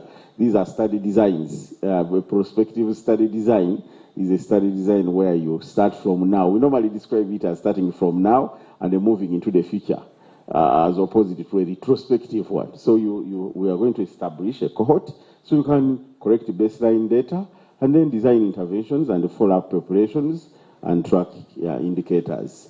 It will act as a field lab to test innovative health solutions to health challenges that affect the population at community level. It will also serve as a platform for research capacity strengthening for students, junior staff, and early career researchers at Busitema University, and also will improve the visibility of the university through research, publications, and conference abstracts. Yeah, so some people, when you Google Busitema University, you should be able to see so many publications coming up. And you know, these web metrics and other ranking agencies tend to go to websites to look for the visibility of the university and then rank you as number 10, 15, 20, 100. So we'll keep moving higher and higher as we improve our visibility through such a cohort. So our initial focus will be on a number of areas, but we are working on a living document, a living cohort, where additional research ideas will come on board. But just wanted to mention that we sought input from Butareja and the Butevo districts as we were thinking of these initial research areas, and also Symposium for Global Health, Institute for Global Health. So our initial areas are nutrition or malnutrition in children and pregnant women, maternal, child and adolescent health, teenage pregnancy, mental health, non-communicable diseases, neglected tropical diseases, and so on. So, but these are like initial thoughts of where do we start. We needed to start somewhere, and then we can continue to work that way. And the new areas will be added as we move along. So how far have we gone? We are not talking about something that has not been established. We are talking about an issue that has already been discussed and approved at the level of University Council. And this was approved by University Council as a population-based cohort in December 2024. So I've been working in the background, and we have sought consensus from the district health teams in both districts regarding the areas we can start with, as I shared in the previous slide. There are initial steps to concretize our partnership with Samsonite Institute for Global Health, and also we are working on memorandum and articles of association to have this fully established in law. In the long term, medium and long term, we will establish collaborations with research institutes and universities in Uganda and elsewhere, including the Global North and Global South. We will conduct long-term prospective cohort studies, position the cohort as a center of excellence in health research, and build the capacity for research mentorship for junior faculty, students, and early career researchers, and then conduct and then construct a research block. We will improve not only visibility on the website, but also visibility physically. We're thinking of having a block constructed to house the population-based activities in the long term. In the immediate term, we are actually securing today morning there was a meeting with the Vice Chancellor, and we have been given a go-ahead to request funds to put down the paperwork, at least have an office labeled, and then we begin to work formally. Like we can now write to you, we can advertise, we can do a number of things. We are going to establish a research office and recruit immediate research staff to do the research administrative work and a bit of other work. Then we are going to develop a 5-year research strategic plan for the cohort and an implementation plan, implementation manual. Then we will, as part of the money we are securing, we are going to map out communities, demarcate, even if the population cohort is in Butalija and Butevo, we are not going to take the entire districts. We will map out, given specific criteria, like you have UBOS mapping out enumeration areas. So we'll have enumeration areas mapped out in each district, and those the populations within those mapped out communities will be the one that we follow in our population-based cohort. We'll conduct learning visits to research institutes that run population-based cohorts, MRC, Rakai, Igang, Mayuge, and others, and then eventually develop research grants to generate resources to run the cohort. So Thank you, Chair. That's basically, we just wanted you to hear that there are efforts in place to establish a population-based research cohort, and that we have already approved by Council, and therefore we are up and running. And today morning we got the go-ahead to, budget for resources to have everything run as required. Thank you very much, Chair. Thank you very much, Professor Matovu, for that information. I think now there is some awareness about what is being planned. I don't know that they are, Chair, do I give some, if you have some burning question or something you wanted more clarification on, please, only two, in the interest of time.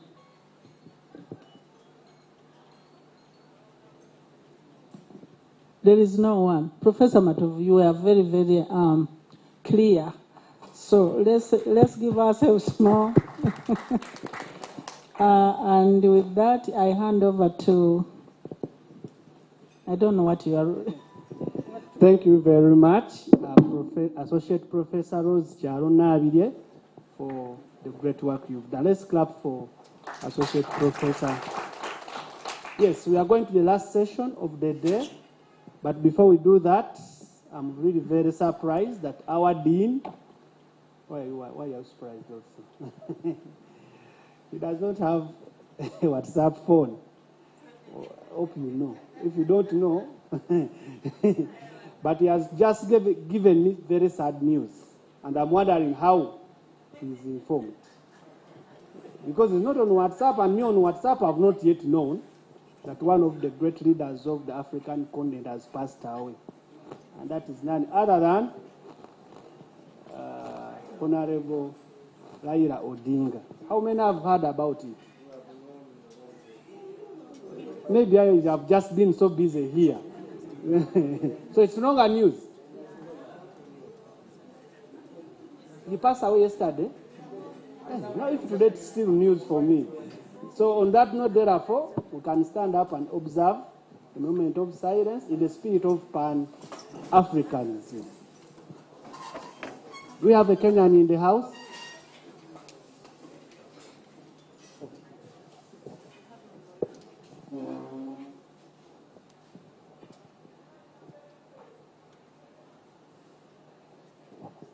May his soul rest in peace. Thank you very much. We can resume our seats. Our next session chair is none other than Associate Professor Joseph Matovu. Please welcome with me Associate Professor Joseph Matovu to chair the next session. The rapporteur is Mr. Wilberforce. That name, his second name is only pronounced by him. Please pass here and pronounce your name so that we can, such a session chair can also pronounce it. Thank you, Dr. Sir. My name is Mfitundinda Wilberforce. Thank you. Thank you very much. We have the next session presenters. I hope they are available. I'm going to read out names and then we confirm they are here. Dr. William Okrol. Yes, you are here. Dr. Kiimba Kennedy. Yes. Then we have Joan Wamulugwa. Is that the right pronunciation? Yes. And then we have Joseph Kasumba from Red Cross. Joseph Kasumba. Yes. We have Oposha Joseph. Yes. Then we have Sharon. Sharon what? This is another name that is also complex to read. But Sharon, at least Sharon who has to present. Yes. Thank you very much. Okay. In the interest of time, I think we should have the first presenter who is, I read the names in the order in which they will appear. If you are following, you know where you are. So Dr. William Okrol, you can please come forward to present. How many minutes?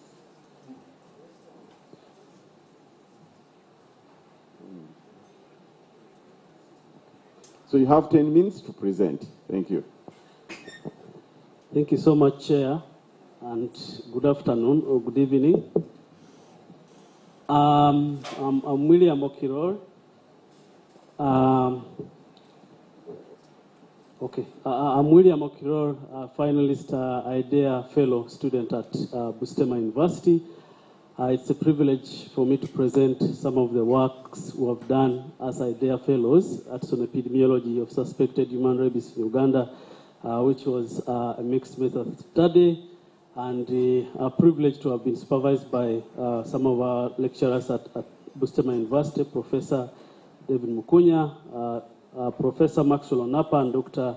Robert Maiteke. So by way of introduction, rabies is a fatal but preventable zoonotic viral disease. It's transmitted mainly through dog bites and scratches in 99% of the cases, and it causes over 59,000 deaths, particularly in Africa and Asia, where most cases occur. Rabies is endemic in Uganda, and it's considered a priority zoonotic disease.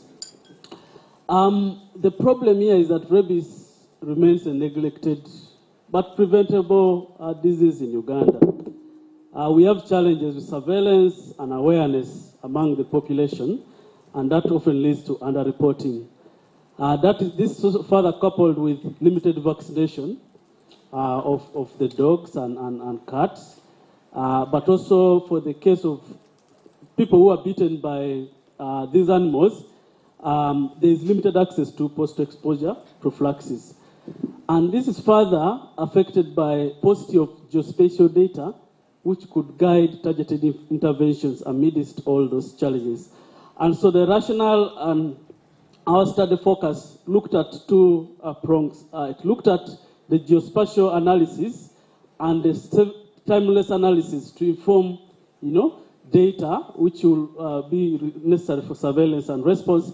And so we used the 717 timeless framework, whereby for every outbreak, we are supposed to detect within 7 days, notify within 1 day, and initiate response within 7 days.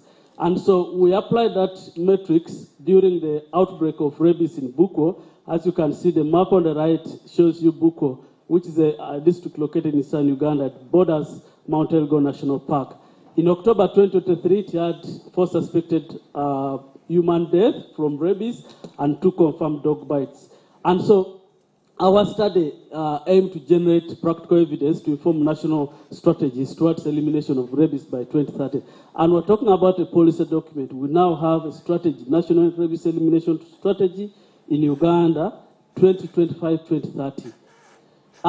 The main objective of this study was to describe the epidemiology of suspected human rabies, but specifically wanted to study the geospatial distribution of suspected human rabies and to explore the enablers and bottlenecks that affected the timeless of rabies detection, notification, and response in Buko district.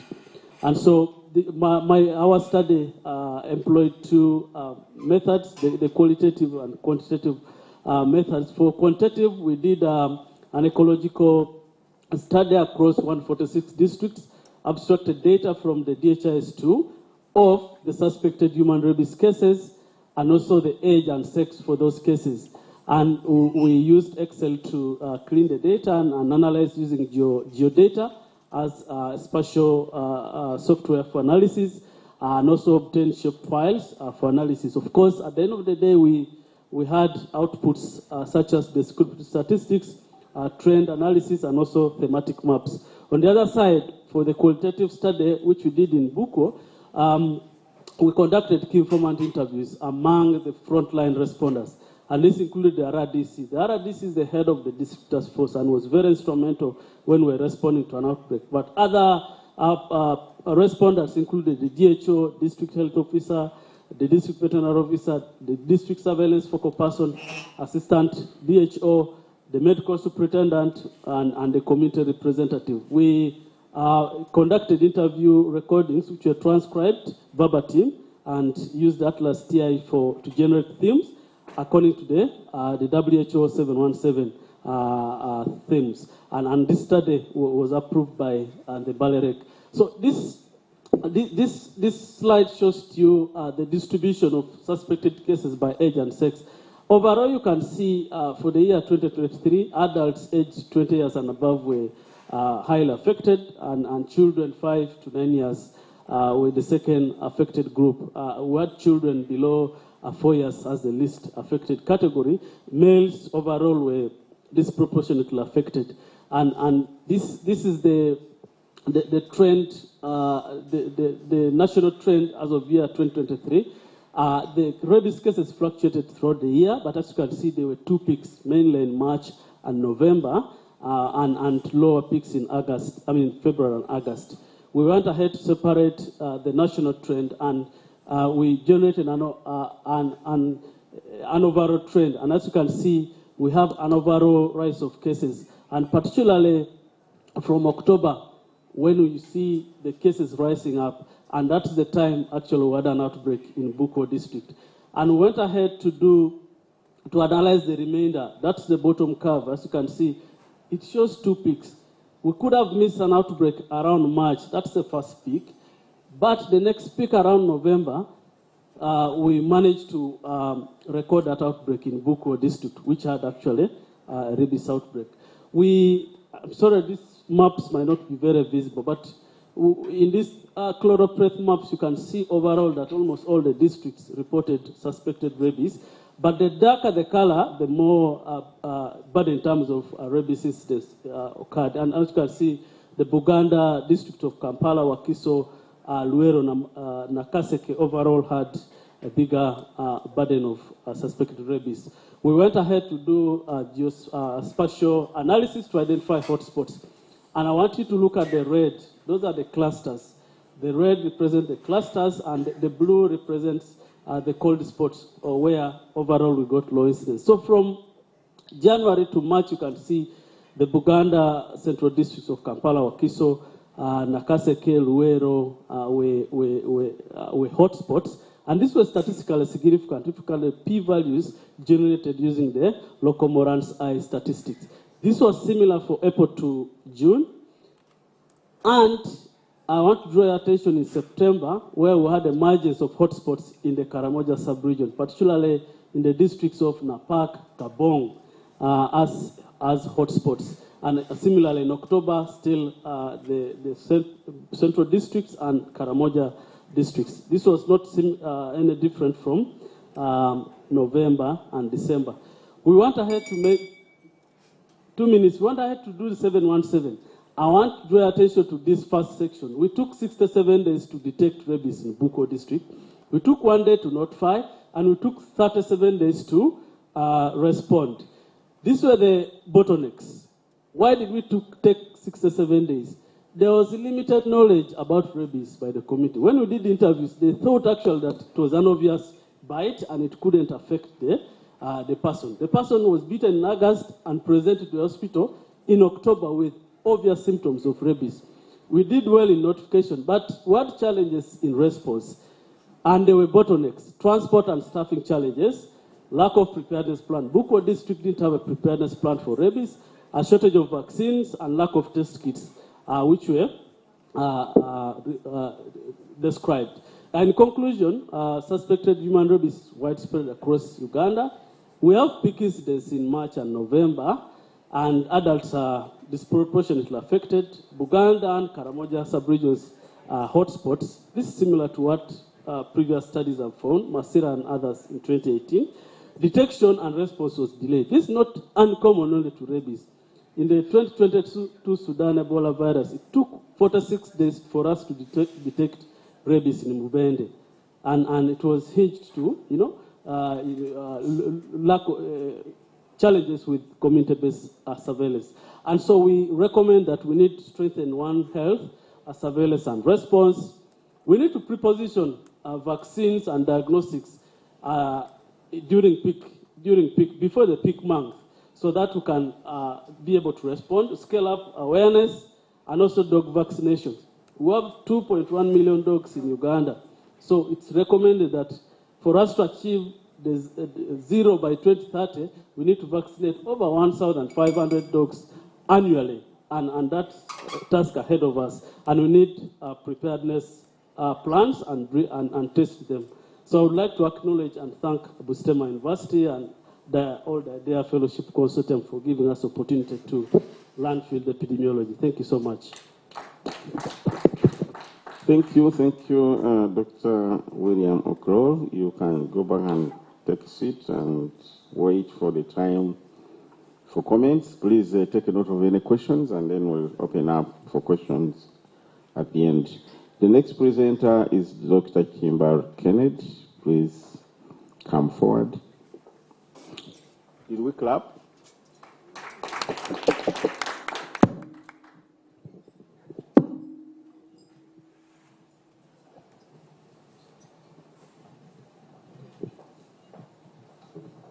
Thank you, Chair.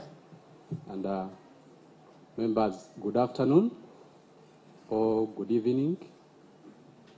Kennedy Chimba are my names, and I'm honored to present before you part of my doctoral work. Actually, I think I'll use this platform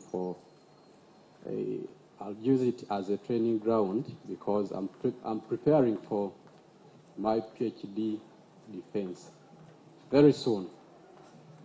So the study is green synthesized polycious fulva silver nanoparticles, ameliorate uterine fibroids in female Western albino rats. These are my supervisors, Professor Gava. I don't know whether he is around, but he's part of the supervisory team. So to give you a background, uterine fibroids are benign tumors that develop or grow in the smooth muscle or the connective tissues of the myometrium. So they are the most common gynecological disorders actually affecting women in their reproductive age.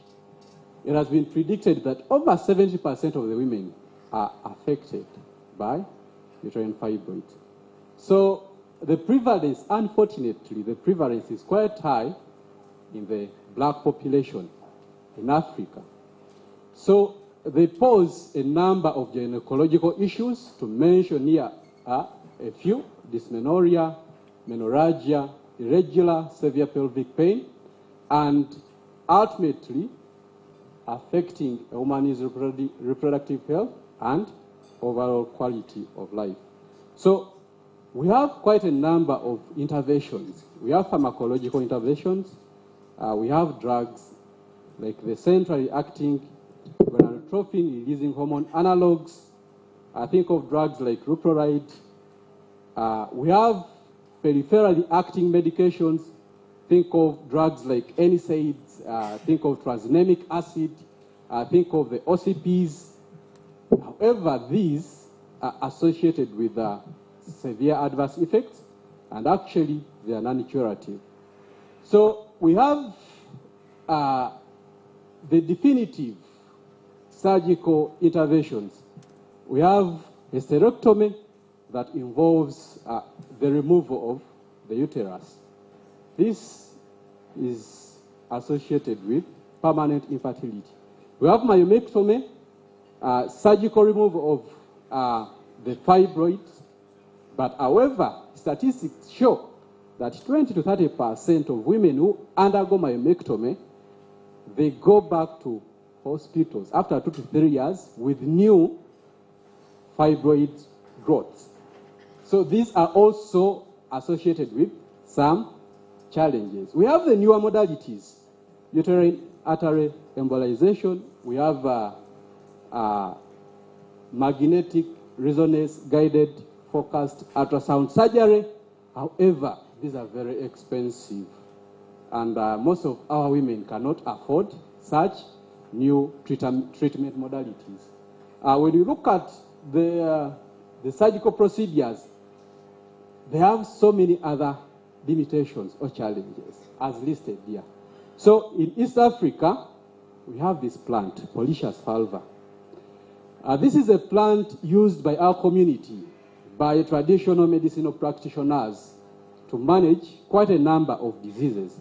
It is used to manage diseases like cancer, We have quite a number of ethnobotanical surveys reporting about this. They are used to manage uterine fibroids, used to manage obesity in Kenya, and some infectious diseases. However, by the time we can conceptualize this study, we didn't come across any scientific study that had validated the efficacy of this plant in management of uterine fibroids. That was in 2022. So our work was to check whether actually Polychus fulva could be a solution to managing uterine fibroids. So we had our main objective is to assess the safety and efficacy of Polychus fulva. Specific objectives, we wanted to synthesize Polychus fulva, silver nanoparticles, and then assess their efficacy using monosodium or against monosodium glutamate-induced uterine fibroids in Wista rats. So we have a justification that the current definitive therapeutic interventions for fibroids are the surgical modalities. However, we've seen their shortcomings in regard to the surgical interventions. So Polychus fulva could offer a cheaper, effective, intervention. So our methods, we extracted, of course, we started with harvesting Polychus fulva stem bark from the field. We extracted hot aqueous extraction, and the next thing is we synthesized our silver nanoparticles. We mixed 5 mils of Polychus fulva stem bark extract with 50 mils of 1 millimolar silver nitrate, and after 24 hours, our nanoparticles were successfully synthesized. Of course, there are some details that I may not give here, but we were able to synthesize our Polychus fulva silver nanoparticles. So after, we had to check, do they qualify to be called silver nanoparticles? So we had to do some of these assessments: particle size, zeta potential analysis, polydispersity index, temperature and heat stability, pH stability, storage stability, functional group analysis. We had to do SEM and EDX measurements. We had to do XRD and dynamic light scattering. So after confirming that actually they are nanoparticles, the next step was to test their efficacy in a monosodium glutamate-induced uterine fibroid rat model. So we had to group our animals into 6 groups. First group, normal saline, which served as our normal control. Then the second group, the disease control, monosodium glutamate, no intervention. We had a third group, monosodium glutamate, with the lowest dose of the silver nanoparticles, 25 milligrams per kilo body weight. The third group, the fourth group, 50 milligrams per kg, Polychus fulva silver nanoparticles, and the fifth group, 100 milligrams per kg, PF nanoparticles, and then the treatment group, monosodium glutamate plus 25 milligrams per kg upristo acetate, which is a standard regimen used in one of the standard regimens used in management of uterine fibroids. So these are our results. Of course, we confirmed the synthesis, successful synthesis of the silver nanoparticles was noted using UV spec analysis, and maximal absorbance was noted at 427 nanometers. Our nanoparticles were stable at varying temperatures, 25 to 85 degrees Celsius. They were stable at varying pH media, pH 2 to pH 11. They were stable at different storage conditions at 22 room temperature, 4 degrees Celsius up to 80 degrees Celsius. They were very stable. So we had to assess their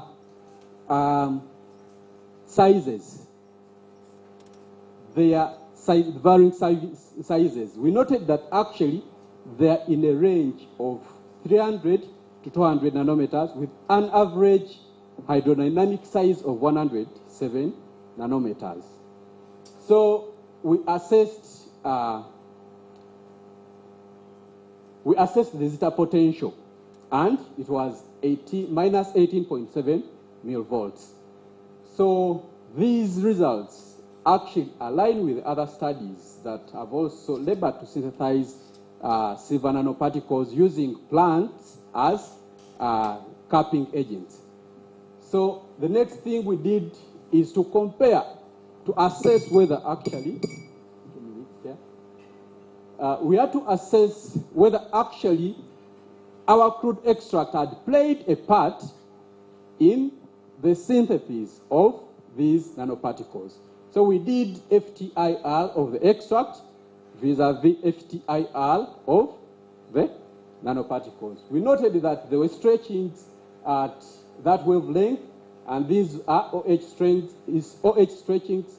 We noted stretchings at 2928 wavelength, and these were CH stretchings. So in summary, we confirmed that actually our crude extract had played a role in the synthesis of the silver nanoparticles. The next thing we did is to do XRD analysis.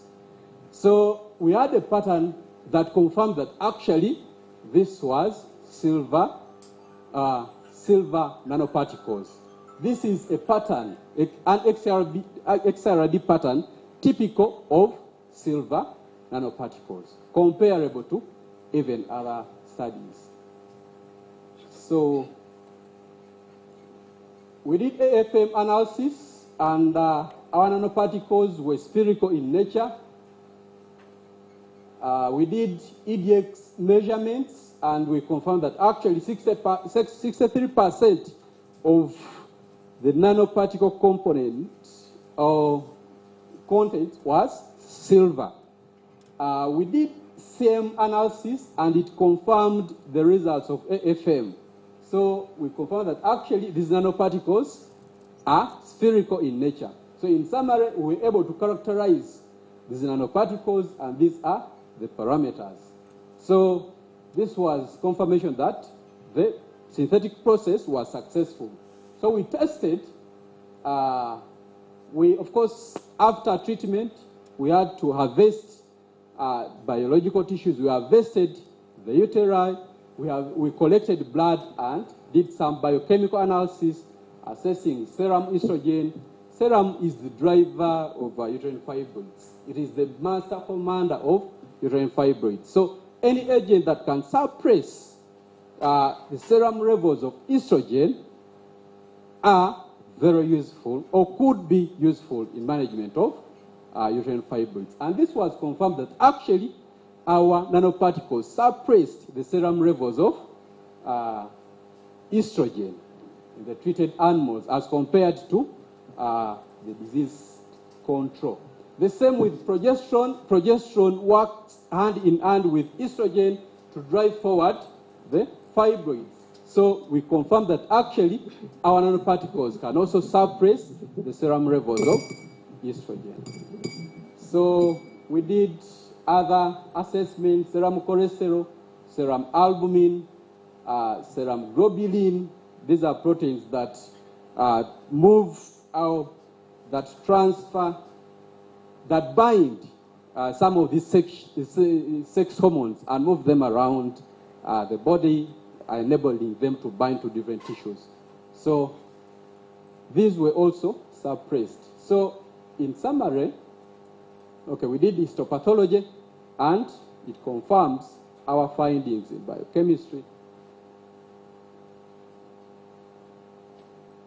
In summary, based on what we know and based on what we found out, we confirm that actually silver nanoparticles can ameliorate uterine fibroids. And we propose, or we postulate, a possible mechanism of action that the nanoparticles, together with the phytochemicals that served as the capping agents, are able to down-regulate estrogen receptor expression. Number two, that the nanoparticle-induced oxidative and signaling pathways are able to reduce epithelial proliferation.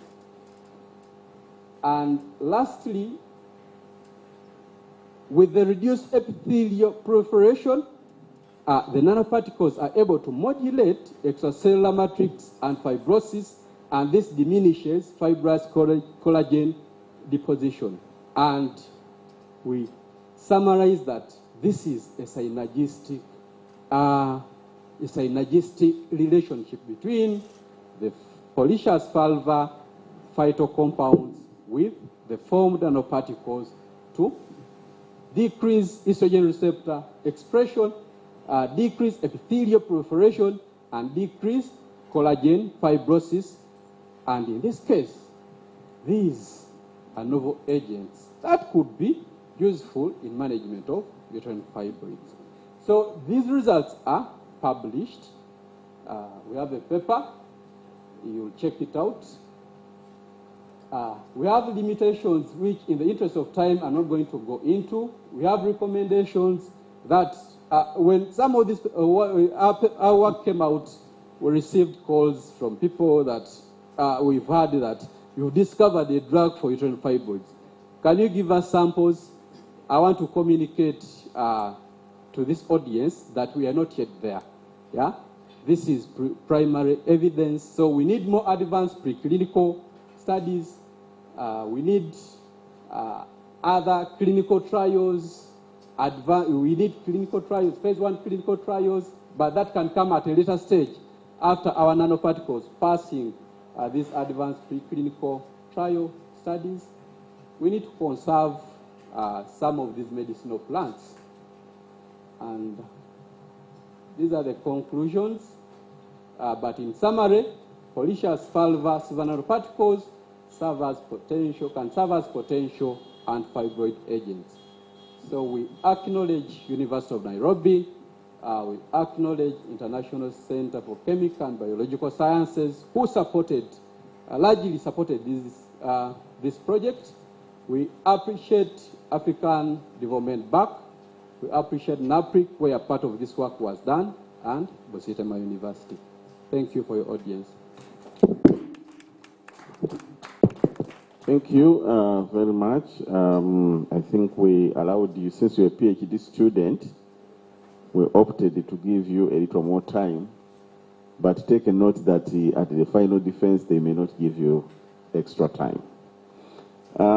Let's go to the third presentation. Joanne,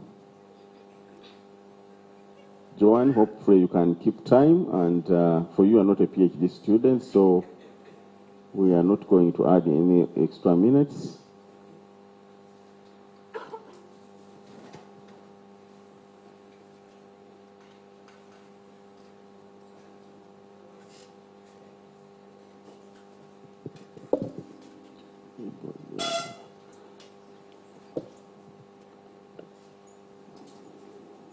Joanne is working on improved clinical care. Where is the Joanne? I see somebody moving up and down. Do we have Joanne, or should we go to the next?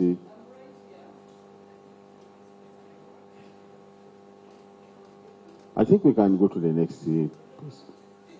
We're really running short of time. You know, our candidate took away some minutes. Okay. You hadn't loaded. Okay, then we can go to the next candidate. Can we have Joseph Kasumba as this one is loaded? Because always bring your presentations during the breaks so that we save time. So Joseph Kasumba, I saw Joseph raising a hand. Joseph disappeared.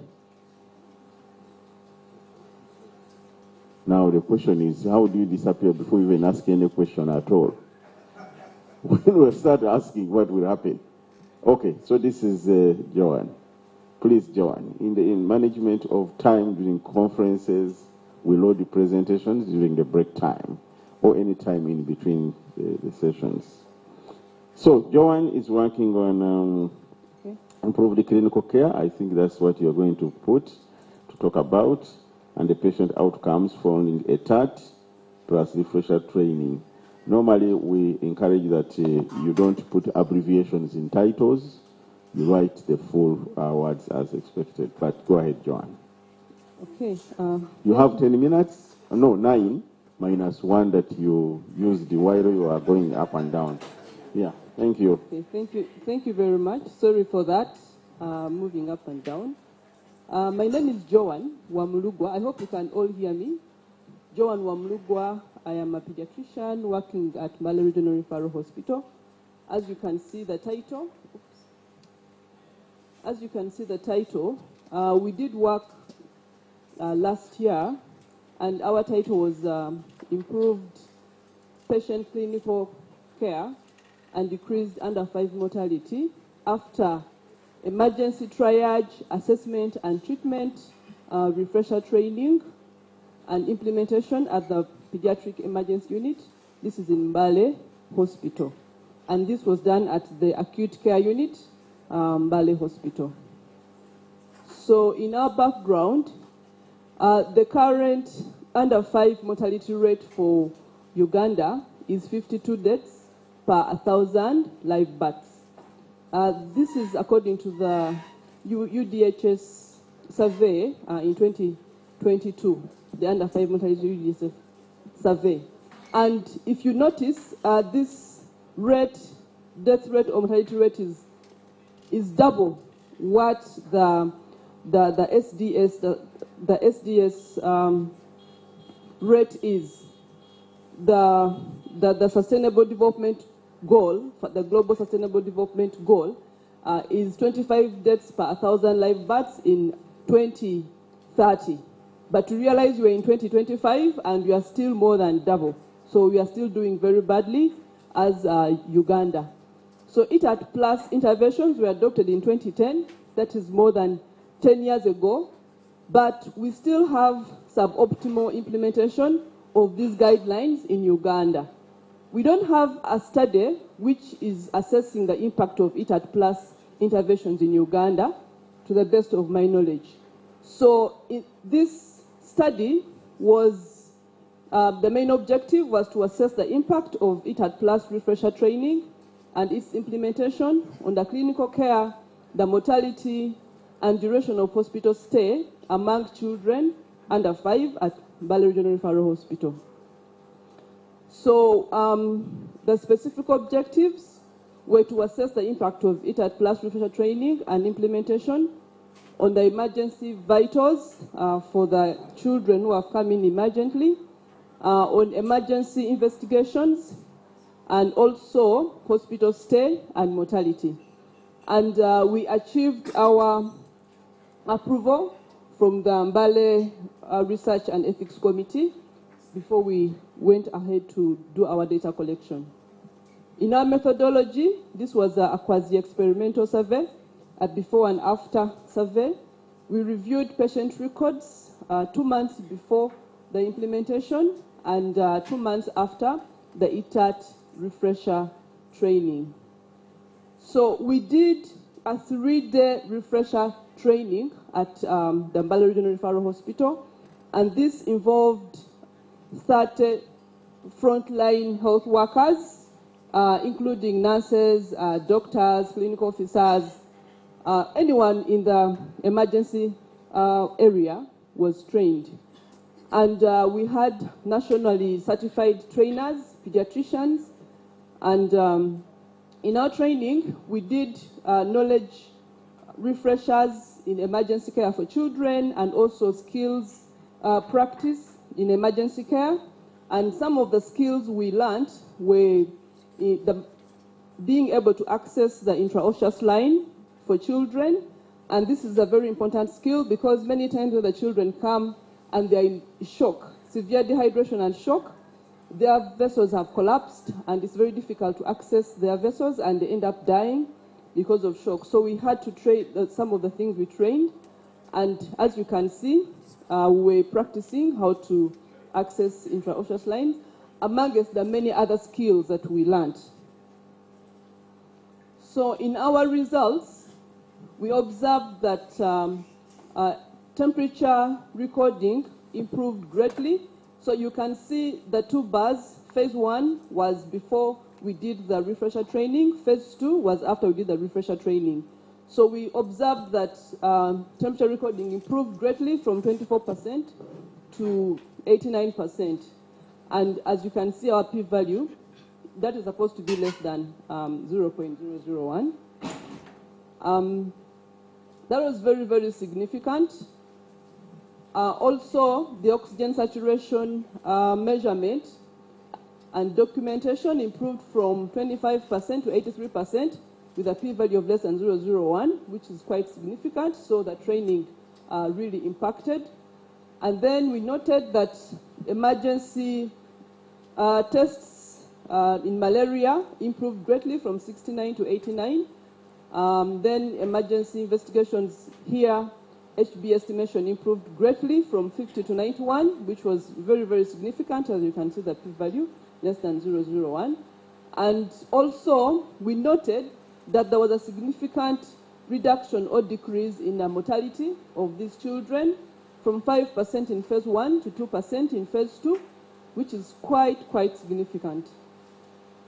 Also, in our outcomes, we noted that patients stay greatly reduced from 30% to 10%.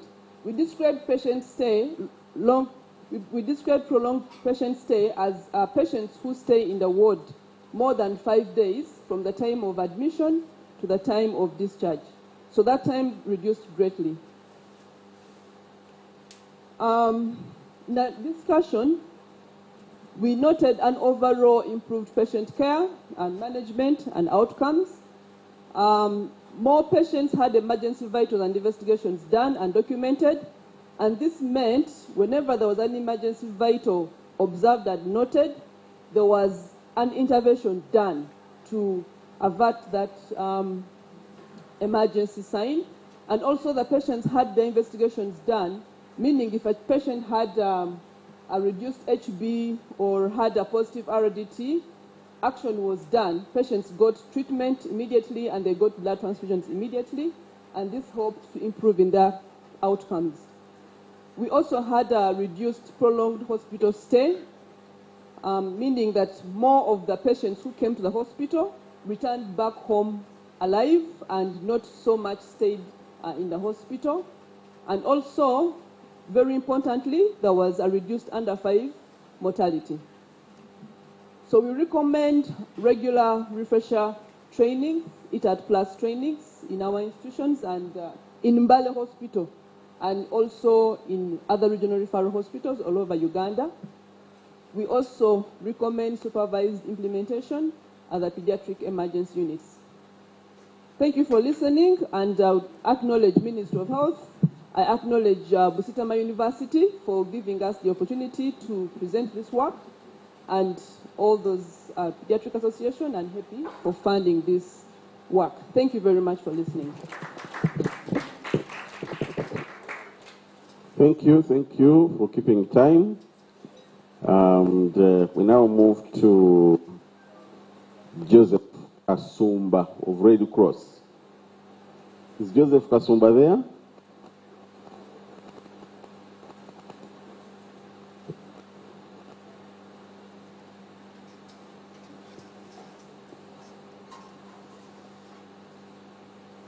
Is your presentation already loaded? Okay. Please take questions as we are about to open up for questions and answers. But one question I have for you, all of you who have presented, and even the forthcoming presenters, is what is the take-home message? Because we can listen to you and listen up to the end. But what are you telling us? In summary, that's the one we should start with. Then you will move to other questions. Joseph, please start your presentation. Thank you, Chair. Good evening, colleagues. Oh, it's not loaded, so we have 9 minutes, right? I can see a flash being put there. But meanwhile, as he loads the presentation, since I'm also not a PhD student, I'm not going to take a lot of time. So, I'm Joseph Kasumba. I work with Uganda Red Cross as a health officer. And I'm going to take you through some of the work that we did under the Health Directorate in regards to epidemic and pandemic preparedness. Please go and help that gentleman to know your presentation. Yeah. So, 9 minutes have run. Which means we are operating at 8.5 minutes. Yeah, but you said you are not a Is PhD that because student? I'm not a PhD student? Okay, start.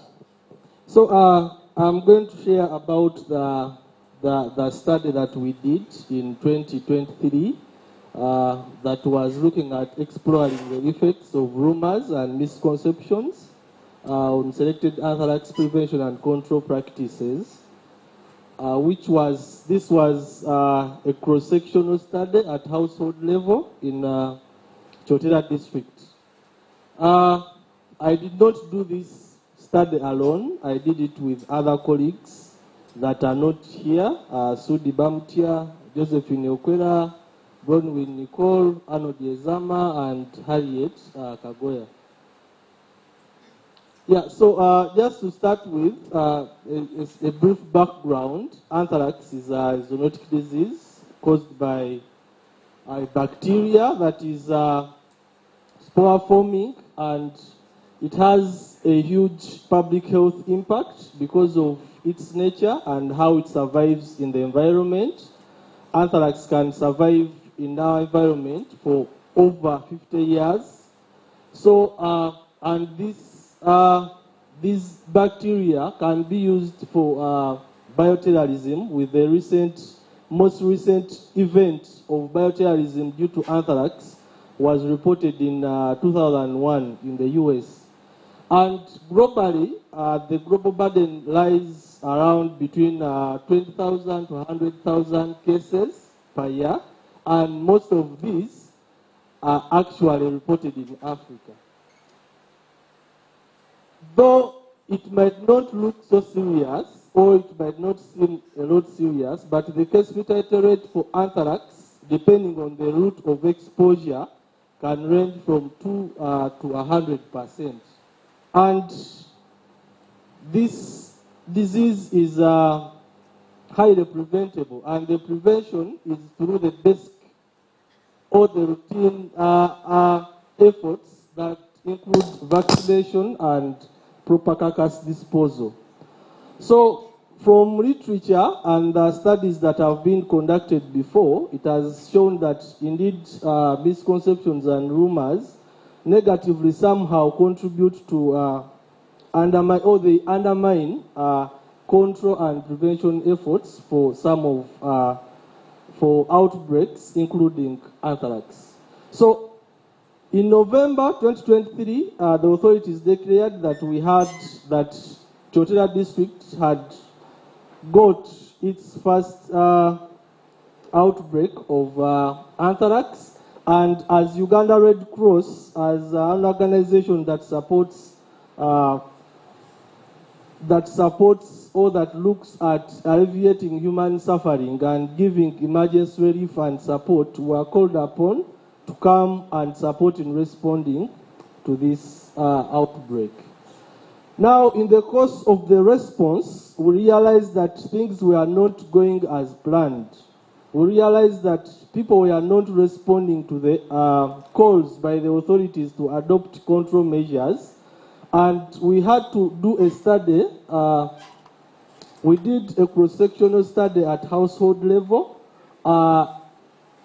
between December 2023 and January 2024, and we had 2,179 households involved, and this study was, the data that was used for this study was collected during the risk communication activities. Before someone sensitizes, before the volunteer sensitized the household, they had to administer this questionnaire and find out the issues within that household so that they do a targeted kind of sensitization. So, from the analysis we did, all out of the households that were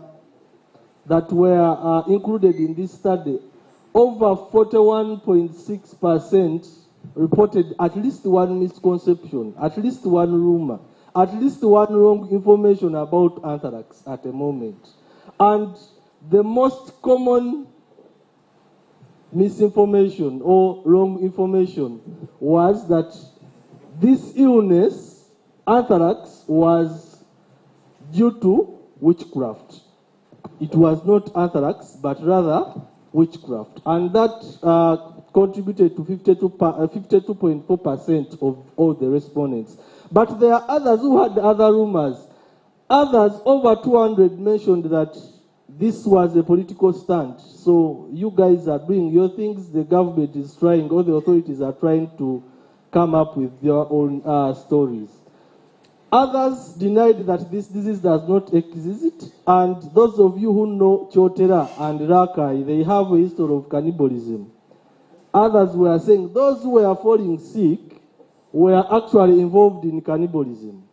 They said they had eaten these guys who, the hawkers, Matembei.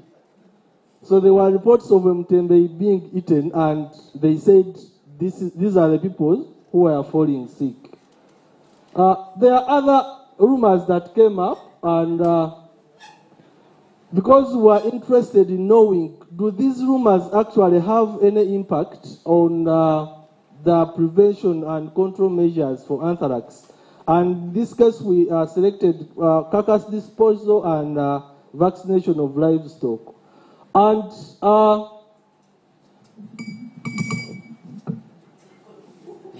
2 minutes.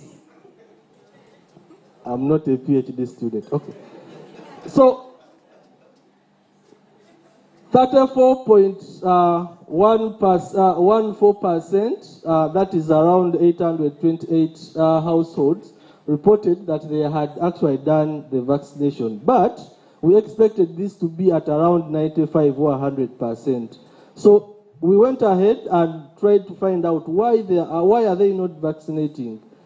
Limited access to veterinary services, lack of funds, and others did not want to answer, and so many confusions here and there. Now, when it comes to our gist of the matter, rumors, did these rumors actually have any association with not doing the right actions? We did a logistic analysis, logistic regression analysis, and there was a significant association between reporting a rumor and not doing vaccination for the livestock. And those households that reported rumors were less likely to actually do the vaccination. And then the other rumor that was significantly associated with not vaccinating was that this illness was strange and was caused by cannibalism. Also, when it came to carcass disposal, no, this is a repeated slide. When it came to carcass disposal, there was also there wasn't significant association between carcass disposal and any rumor that was reported. But there are some colleagues who did not dispose the carcasses properly. Most of them actually ate the carcasses. Others just left them to rot. So they were not burnt, they were not buried the way they are supposed to be buried. And looking at the history and the characteristics of anthrax, if the carcass is not disposed of well, there are chances that even after 50 years, the bacteria can attack or the disease can reoccur within the same environment. So, out of that, our discussions, and I'm concluding this. Rumors indeed undermine prevention and control actions for not only anthrax but also other outbreaks and epidemics. And then cultural beliefs were negatively associated with veterinary prevention measures, and indeed, as teams or as response teams, we need to when we are going to do responses, we need to put into account some of these factors at community level. Whereas there was no association with carcass or association between prevention measures and carcass disposal, there were unsafe disposal mechanisms that were done. Recommendations. The recommendations are very clear. Strengthen risk communication and community engagement. Evidence-based approach should be used in addressing some of these rumors, and then involve traditional communities or traditional healers or community influencers in outbreak response, and always look at having One Health collaborations across that is across human, animal, and environmental sectors for effective outbreak responses. Chair, as I conclude, allow me acknowledge the Uganda Red Cross that supported this response with funding from the IFRS, International Federation of Red Cross, Ministry of Health, and MAIF, Ministry of Agriculture, Animal Industry and Fisheries, and then last but not least, Busitema University for giving us this opportunity to present this study. Thank you so much. Thank you for this presentation. Can we have Joseph Oposha?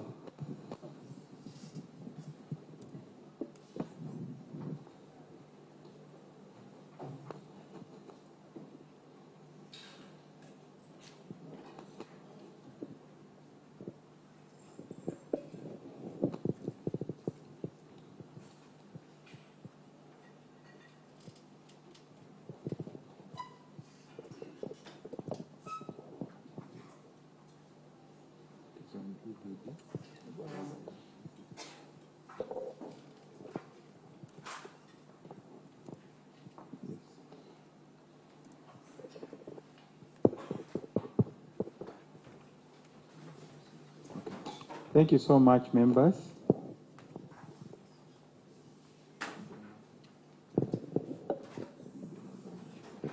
Colleagues, take note of the questions, and we'll have just a few minutes for questions, and then close off the day. I thought Joseph Oposha had already submitted the. Already submitted, I think. But it seems like you're operating below 10 minutes because of the interruption you have given. Why is it that the two Josephs have similar challenges? I don't know, but. Thank you so much, Professor.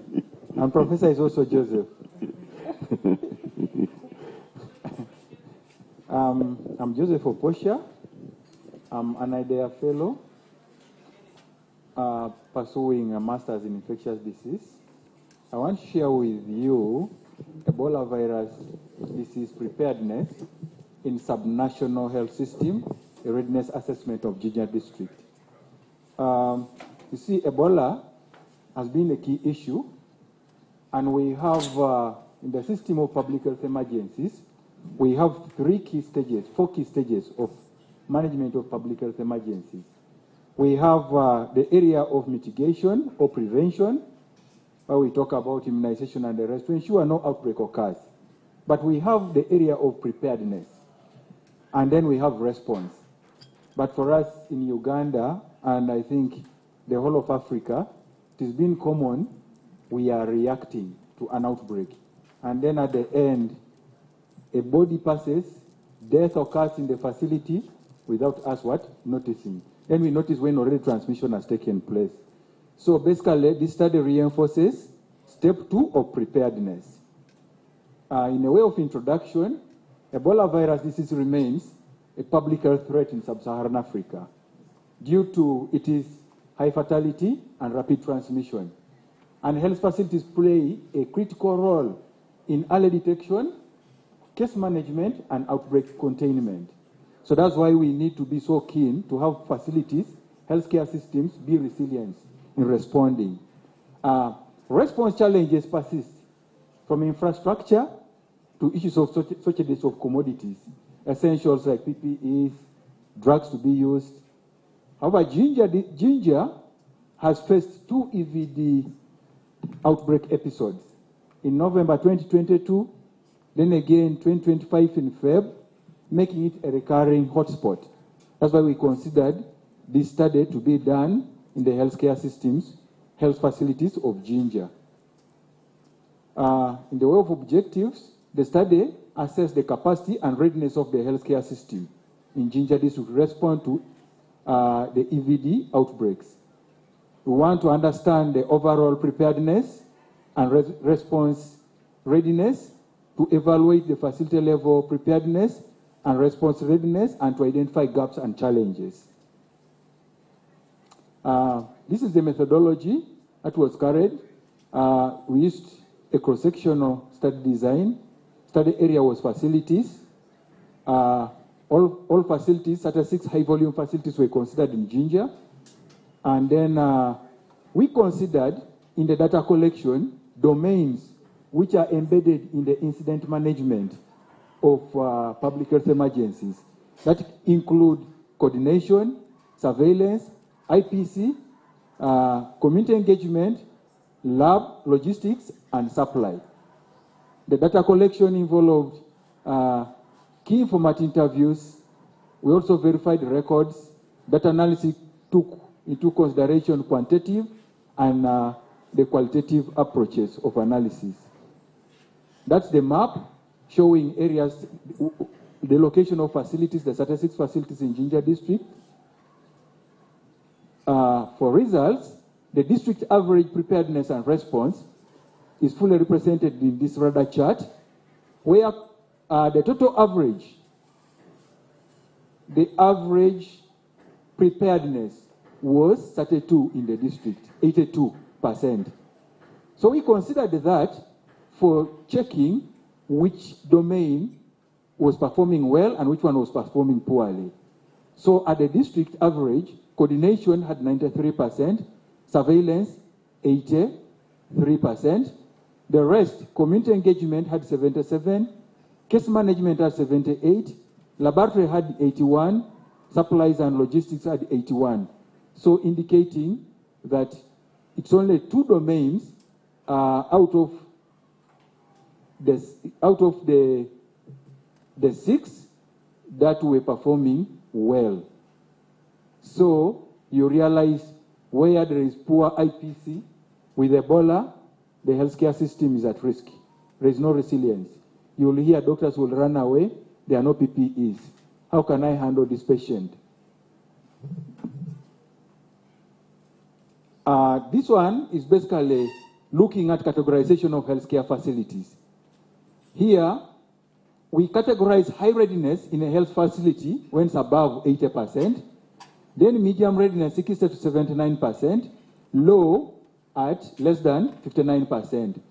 So 55.6 facilities, which are 20 out of the 36, had high readiness level.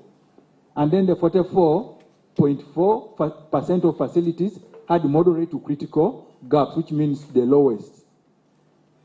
Here, we want to see in these domains which are the gaps, which are the challenges according to the findings. Coordination in facilities was really high, and coordination looks at majorly leadership, the management of the district. how the district coordinates on issues of health security. So you realize DTF was active and performing the district task force. Defined roles were clear. Leadership and supervision was so clear and well done in these facilities. They started 5, apart from only 1. Surveillance was also quite fairly. 22 had a high level of surveillance, which is 61.1%, but 14, which is at 8.9%, had low, and the gaps included case detection, reporting, and lack of trained personnel. So basically, this was looking at capacity. Healthcare workers in 22 facilities did not have enough in 14 facilities did not have enough capacity to respond to an emergency in case Ebola case occurred there. They could not even detect, meaning they could handle in any way, and they end up becoming culprits, contacts. IPC was really low. 9 of the facility, 25%, had gaps like IPC standards were missed. When hand washing facilities are broken, they are not replaced.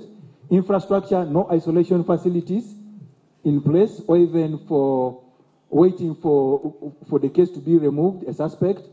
Community engagement also had low, lack of engagement of VHTs, and lack of IEC materials and feedback. Logistics had issues of shortages of PPEs. Lab had also shortages of collection materials, transportation, and the rest. In the work discussion, basically, community engagement, infection prevention and control, logistics, and lab were the ones which were performing poorly, and these findings mirror evidence from Ebola outbreaks in West Africa and Uganda, and emphasizes the weak health infrastructure and unprepared peripheral facilities, severely compromising outbreak response capacity. In the conclusion, most facilities basically showed strong readiness, and significant gaps persisted in that area. This highlights, on the angle of implication, targeted support to facilities that have poor performance. Remember, resources are not there, partners went off, and a partner who is available requires you to tell him something which is not so costly. So when you have this assessment done, and you have these facilities well targeted, resources can be allocated properly. And then regular assessment, integrating this assessment tool to the routine monitoring in facilities, routine tools used for monitoring and support supervision in facilities. Supply chain policy, where buffer stocks should be there in each healthcare facility, whereby we have PPEs there, waiting for an emergency. A new stock that comes displaces this one, so that we do not have issues of lack of facilities, PPEs, and other drugs for use, and then enforcing standards and for EVD preparedness, benchmarks, both at regional levels, national, and at district levels. This is the references that guided actually the areas of literature, and I would again love to thank IDEA Fellowship Program with EDCTP that supported our training. Professor Olupot is our mentor, and he has given us good guidance. I thank the Faculty of Health Sciences for all that you have given us. Thank you so much. Okay, thank you, Joseph Oprofia, for your presentation. Can we have Sharon, whose other name I failed to pronounce?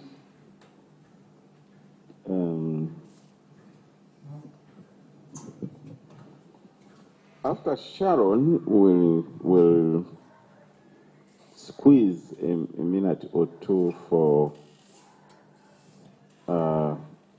Musana Eddy. Musana Eddy, are you here? Yes, we'll squeeze a minute or two for you. And then call for questions. We'll have a few questions, just 1 or 2 questions, and then close off. We're running late. Okay. Sharon, please go ahead. Thank you so much. Good evening, everyone. And by the names again, wrote Sharon Dolly. I am a student of Busitema University, Arapai campus. And my study area, the topic is the efficacy of different formulations of trichols in controlling fall armyworm and stalk borers in maize. And I'm not alone in the trials. The names you're seeing, those are the colleagues we are working with together in these trials. Maize is one of the most grown crop in different countries, including Uganda. And it is also multi-purpose, not just only for food, but also for livestock production, I mean feeding the livestock and other activities. But its production is being lowered by the infestation of the maize stalk borers and then also the fall armyworm.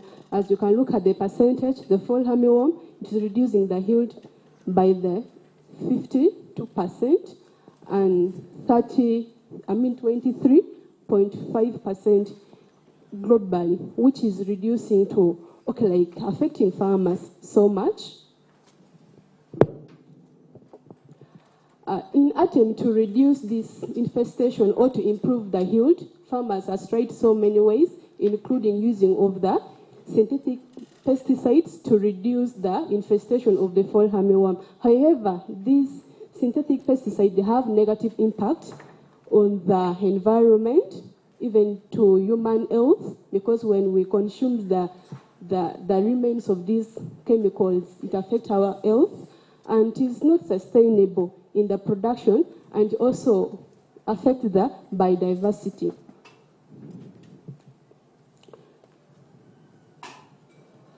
But also in that, we are using trichols or trichos formulation to reduce this infestation or to suppress the infestation of two different pests that I've stated. In the picture, I have different trials or different trichols that we are using. And also you're seeing the photos, those are the photos of the trials that we have been doing and that colleagues who we are doing the trials together. The major objective of doing these studies is to evaluate the use of the trichols as less costly, environmental friendly, and also sustainable management for controlling fall armyworm and stalk borer, such that the farmers, they increase in their production and productivity in Uganda. Below is the specific objectives. In the studies, we are looking at that trichols formulations has no effect in suppressing the fall armyworm and the maize stalk borer, and also has no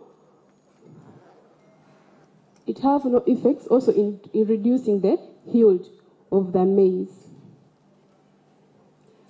In the methodology, this is my study design, and in this, it comprises of the different treatments that I'm using. I have 3 treatments, that is the soil foliar spray, soil application, and soil seed coating, with different combinations of those 3 treatments. And also I have the positive control, which we have used and it has been proven, that is the carboreact and then the nemicides. And the variety that we have used is the Longe 5.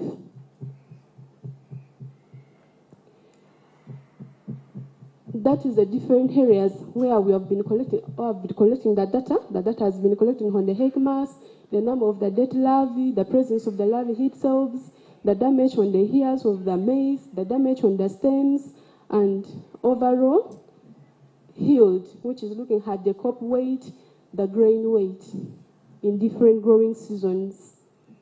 I used the family, binomial, and then I used poison results. So as you look at these results, it indicates that the different treatments of the trichomes, it suppressed the infestations of these insects in destroying the maize, but in untreated, the level was too high. That is when we are looking at the incidence of the fall armyworm. The similar trends was also observed in the egg mass across the treatments.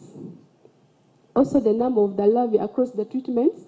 However, the soil seed coat shows there was also high level of the larvae, and I think that is also another thing that we need to find out in the trichomes that we have used, why the soil seed coat was having high level of larvae compared to untreated. But however, the rest of the treatments reduces the number of the larvae in the plant on the plants. Same trends were also observed in the mortality. When we looked at the mortality, the different treatments, the combinations of the different treatments, they were really killing the larvae of this fall armyworm, of which this fall armyworm, they destroy the plants at their larvae stage, but then the adult stage, it doesn't have any effect on the what? On the plants. And looking at also the same thing with the damage on the hairs, the treatment shows there was low damage compared to untreated, which is having high percentage. Also the same thing in the incidence of the maize stalk borer. The trend was kind of comparable in other treatments, but then with the untreated, it shoots high. Same also applied to the damaged stems and across, and also the hair damage. So when we come also to the yield has increased probably in the combinations of the three treatments, if you can see, and statistically comparable in other treatments, but in untreated the yield was low. Same applied to the grain weight, which is the combinations of three. It was outstanding the rest of the treatment. In conclusion, the trichos formulation is not only reduces or suppresses the level of fall armyworm and then the maize stalk borer, but it also increases the maize yield, and the combination of the three, it was outstanding the rest, of which it is highlighting the synergistic value of integrating seed coating, soil application, and foliar spray. So the recommendation, I recommend the trichos that needs to be commercialized as a biopesticide in controlling the fall armyworm and then the stalk borer, such that the farmers, they improve or they increase in their yield. I greatly acknowledge Busitema University for funding this project of trichos, and I acknowledge my professor, Professor Egonjo James, for mentoring me through my studies. Thank you so much. Thank you very much for this presentation, Sharon. As you go back, please note the question you have to start with is, what were you telling us? That is the question that question has to be answered by everybody who has presented here. In summary, what were you saying? So because the presentations are very good, but we may miss the point. You get my point, participants? Yes, we may listen and say, this guy really is scientific. You see the terms, but when you go home and they say, what were they saying about stalk borer? And you can't say anything. So that's where we're going to start. Lastly, Musana Eddy. As Musana comes, for all the presentations, remember a presentation is a form of communication to the audience. The audience may have a mixed group of people who may follow and others may not follow. You want to draw their attention and so that all of them get a message. So as we make our presentation, we should have the audience in mind. Thank you, and over to you, Musana Eddy. 10 minutes to speak today. But you are not on my list, so I can give you 8. I just added you through the window, but it's okay. Thank you so much. Always having few words, but on point. I will stick to the time. I'm Musana Eddy, PhD student in cyber physical system at Busitema University, Faculty of Science and Technology. So, in this topic of ours, a secure unified data model for cyber physical system end users. So, in our introduction, secure unified data model are robust, comprising of data governance, strong security controls, and mechanism to secure data and consistency. So this data comes from multiple sources and comprise of unstructured data and also could be structured data. So the purpose of this paper is to ensure that this data is secured. So in our problem statement, it was observed that there is inadequate security. Security might be there, but inadequate because most of the emphasis is put on the usability of the data and the accessibility, leaving out the security aspect. So the other problem is that this data is huge, coming from different sources, so we need it to be unified and secured, both in transit and at rest. So in our objective was to investigate the risks, because the risks are there, but specifically the ones in unified data models, then also to design a secure unified data model, then to test it, to evaluate it for fitness for end users. And these were some of the research questions on how to achieve it. So our significance is that the world is increasingly becoming a global village, and the paper aims to investigate the need for cyber physical systems. So I'll try to keep time, and our literature was coming from reviewing the data security risks in unified data models, then the challenges of achieving it in the process of unification, and also trying to see how to implement the application programming interfaces. So I was motivated by a research gap. When I was doing this research, there's always that question, how is your research going to help humanity?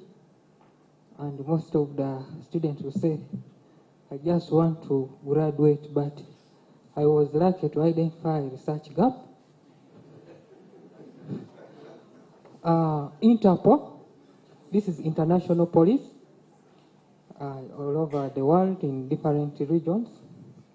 They are stuck with the people who have died, and they can't identify them.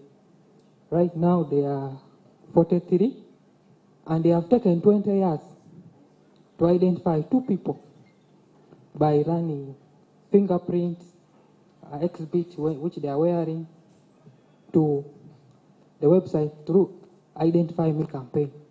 So with this unified data model, you find that the rest of the people who are stranded to be identified can be done in a few hours. So, in our methodology, we're to define the clear and governance policies. So, policies have to be there, but our contribution is in the security aspects, looking out to encrypt these models. Encrypt, I mean the data encryption. There are different versions, and always technology keeps advancing, and people want the best, so they go to the next one, which could be having various strengths and weaknesses. So we are looking at coming up with a hybrid instead of choosing one over the other by looking at the strong ones. So this was the methodology, implementing access controls and assuring data encryption. So our findings is that data security risks are high.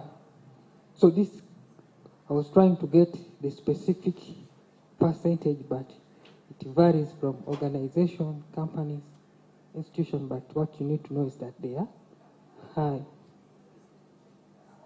Because advancement in technology, also the risks of interfering with this data, find that they counter-attack what you are trying to put in place. So that's why we are focusing much on security. So this is our secure unified approach, secure data at rest and in transit.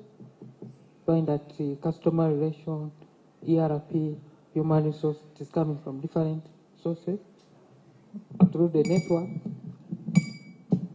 Thank you. I'm about to finish.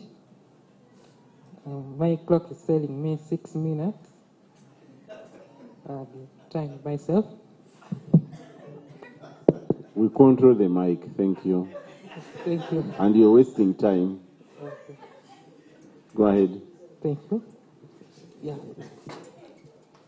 So this was the algorithm we're trying to bring forward to contribute to our study. Integrating the different sources, encrypting transit, at rest, at storage, and at the end users. Then in conclusion, this paper concludes that secure data models are essential in cyber-physical systems because it is important for integrity purpose, reliability, and designing robust framework, encryption techniques, and because we need to protect sensitive data. So we recommend it so much because data about persons needs to be secured instead of displaying them on a website so that different countries can run it in their databases to identify people. Thank you so much. Thank you very much. You can actually take a seat there. Don't go back while all the other presenters come and sit there in this. If the seats are not enough, you can borrow from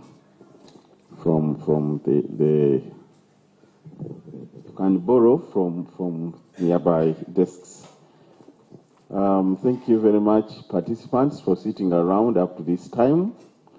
It's a sign that you're really interested in this area that is being presented, and we thank the chair for giving some people space to present because they missed some of the sessions.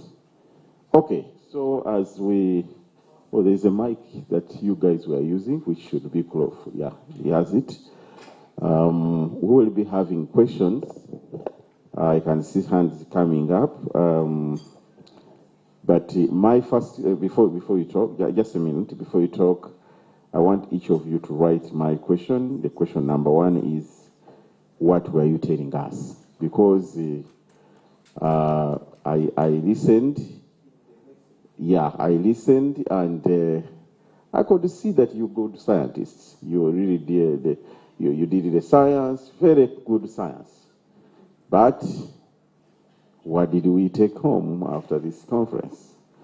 And as you think through that, we can have the first set of questions coming to you. Each one of you would answer my question, and then you answer the subsequent questions. Thank you so much. I have a question for Dr. Chiyimba and Joan. Dr. Joan. So my question for Dr. Chiyimba, as he said that he's bringing out the nanoparticles that are going to be suppressing estrogen, how is this going to be different from the oral contraceptives that we have, which are almost doing the same thing? Okay, it's an addition, meaning that if at all in Uganda maybe we can start developing our own medicines to use, that would be something. Then someone also talked about how AI can easily predict the pharmacokinetics. I think we'll talk to Mr. Kitty Robert, and maybe they start looking at the chemical structure and then the pharmacokinetics before you can think of the trials. For Dr. Joan, you were assessing the impact of the ITAT using vitals and investigations and hospital stay. Did you look at the confounders? Let's say a child improved. Would you compare a child who comes with a chronic disease with a child who comes with maybe a common cold to really say that they improved based on the vitals or on the investigations?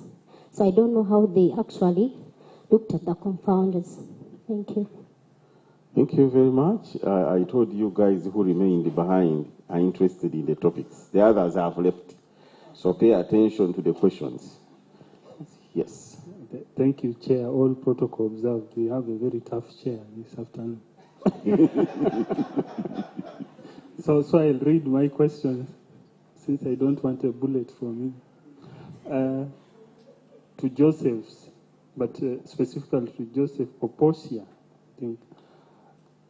EVD preparedness, noting that EVD is often a national issue with very complicated aspects in relation to coordination, surveillance, logistics, supply. I took note that your geographical scope was limited to Jinja. You showed us a nice map of Jinja. I'm wondering, because when I look at the recommendations, they are ambitious. If you forgive my language, we speak quite ambitiously at the end there. But in terms of the geographical scope, I'm wondering where is the opportunity for us to do more? Is it a funding gap? Can we do collaboration? And we see where the gaps can be filled? Because we take note that the keynote speaker today, our distinguished keynote speaker, he saw an opportunity when he was in Kenya to cross to Uganda, and it was a missed opportunity because I think his study was closed.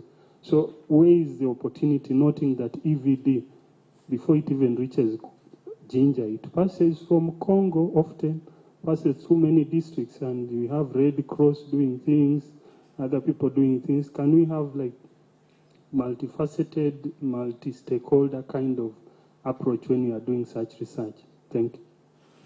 Okay, it was a long question, but I think they picked the main point.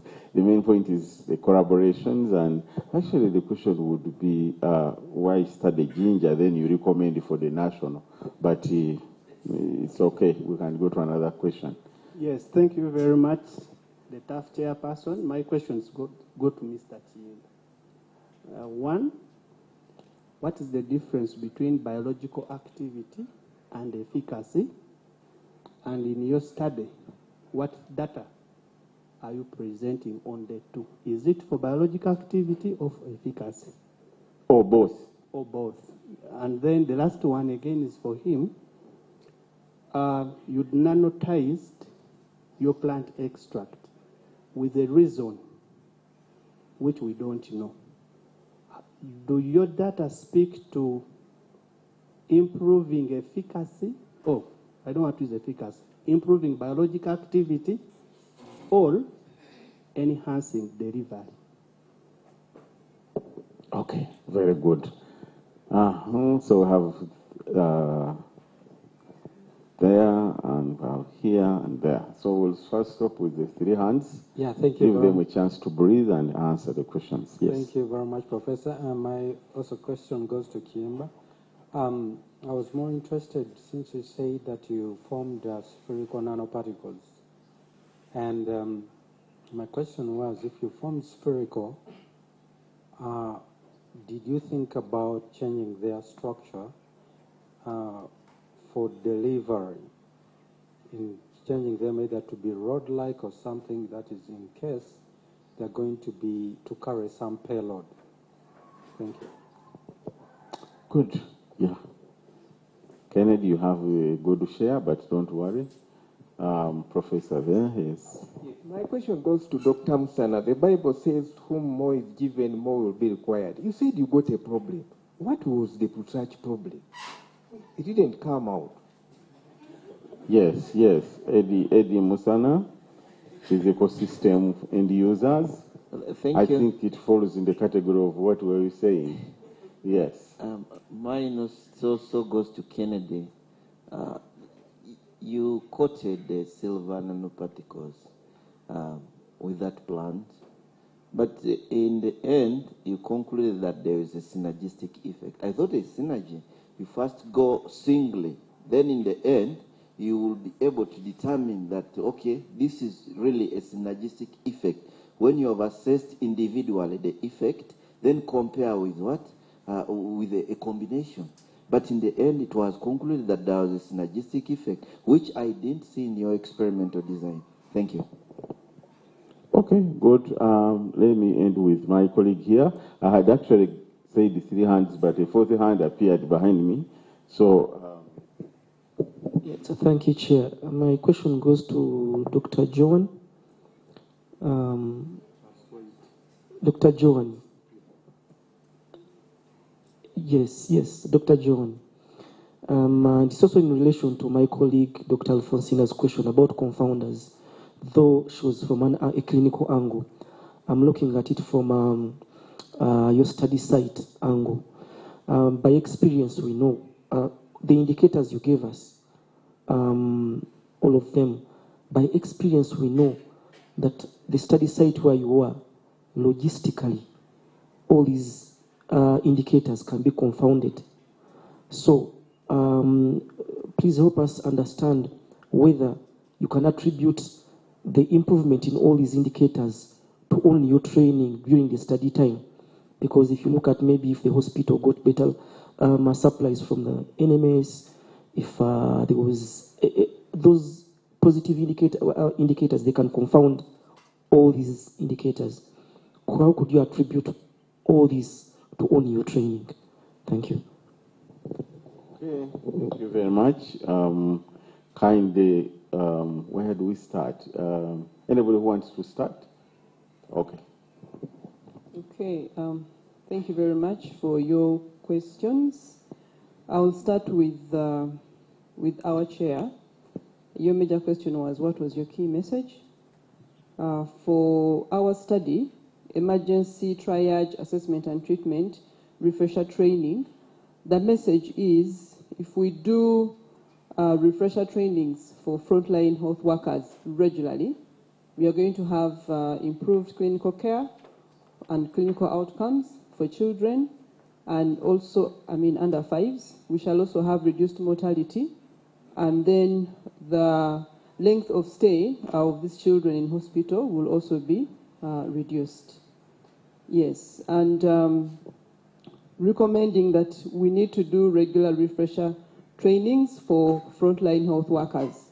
At least every 6 months is good enough to have the knowledge retention and skills enhancement.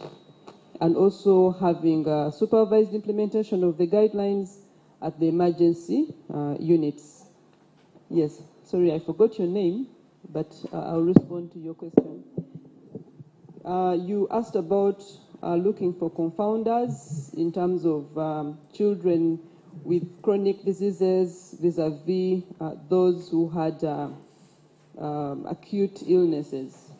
So in the ITAT, because it's a short presentation, but there's a whole thesis, or rather a whole manuscript on it. In emergency assessment, treatment, and triage, we categorize patients in 3 categories. We have the emergency signs, which are, high temperature, low pressure, low. Okay, they are there. ABC, I don't want to go through so much of that, but the emergency ones. And then we have the priority signs, which we also look out for, and then the non-urgent signs. So all children, whether they have a chronic disease or an acute disease, they will come with these signs when they're acutely ill. All children, whatever condition they have, whether they've just got a malaria or they've been having a chronic disease, they'll come with emergency or priority or whatever signs. So in our study, we recruited patients who were having either an emergency sign or a priority sign. And of course, we were targeting these signs that are likely to kill a child in the first 24 hours. Because studies have shown that the biggest mortality of children happens in the first 24 hours. So the emergency triage, treatment, and assessment is targeting to avert these mortalities within the first 24 hours when they happen the most. So that's why that's why our recruitment was mainly for those children. Yes. And then the second question was confounding in terms of logistics, attributing to provision of these items and all. Well, we know that we have logistical supplies by the NMS, but we also know that they don't last for so long because of the patients being very many. But then the logistical presence of these items as given by the NMS or absence, I would say it's not even 50-50, but most of the time they're actually not there. So our main impact was how do we improve on ensuring that whatever is there is being utilized by the frontline health workers. We ensure that whatever is there, we supervise, we train them, and most importantly, to give them the knowledge in emergency care and also impact on the skills and ensure that they are doing the right skill, such that whether the logistics are there or not, we still have an improvement. So it's not it may be a confounder, but I think it will be a limitation in a way. But as we know, our logistics. Okay, thank you. Thank you. How long should they take to answer the questions? Sorry? How long should they take to answer the questions? I was thinking almost all the time, but maybe since we were trying to understand, guys, let's stay for 1 more minute so that people answer their questions kindly. Now we have Kennedy. Kennedy may use more minutes than you may want because he received more questions. So kindly bear with him. You will feel bad Chair, when you guys leave. I'll try to be precise. I will start with the question you posed. What am I telling you? I'm communicating to this audience that we can use some of the recent technologies, like nanotechnology, to enhance the efficacy of our traditional medicines. Full stop. I wanted you to communicate to everyone. When you say efficacy, nanotechnology, to enhance efficacy, there's someone you are leaving out to that side. What are you saying?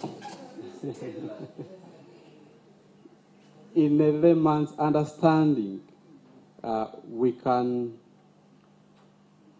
improve. But you're a PhD candidate. This is what you wanted. So.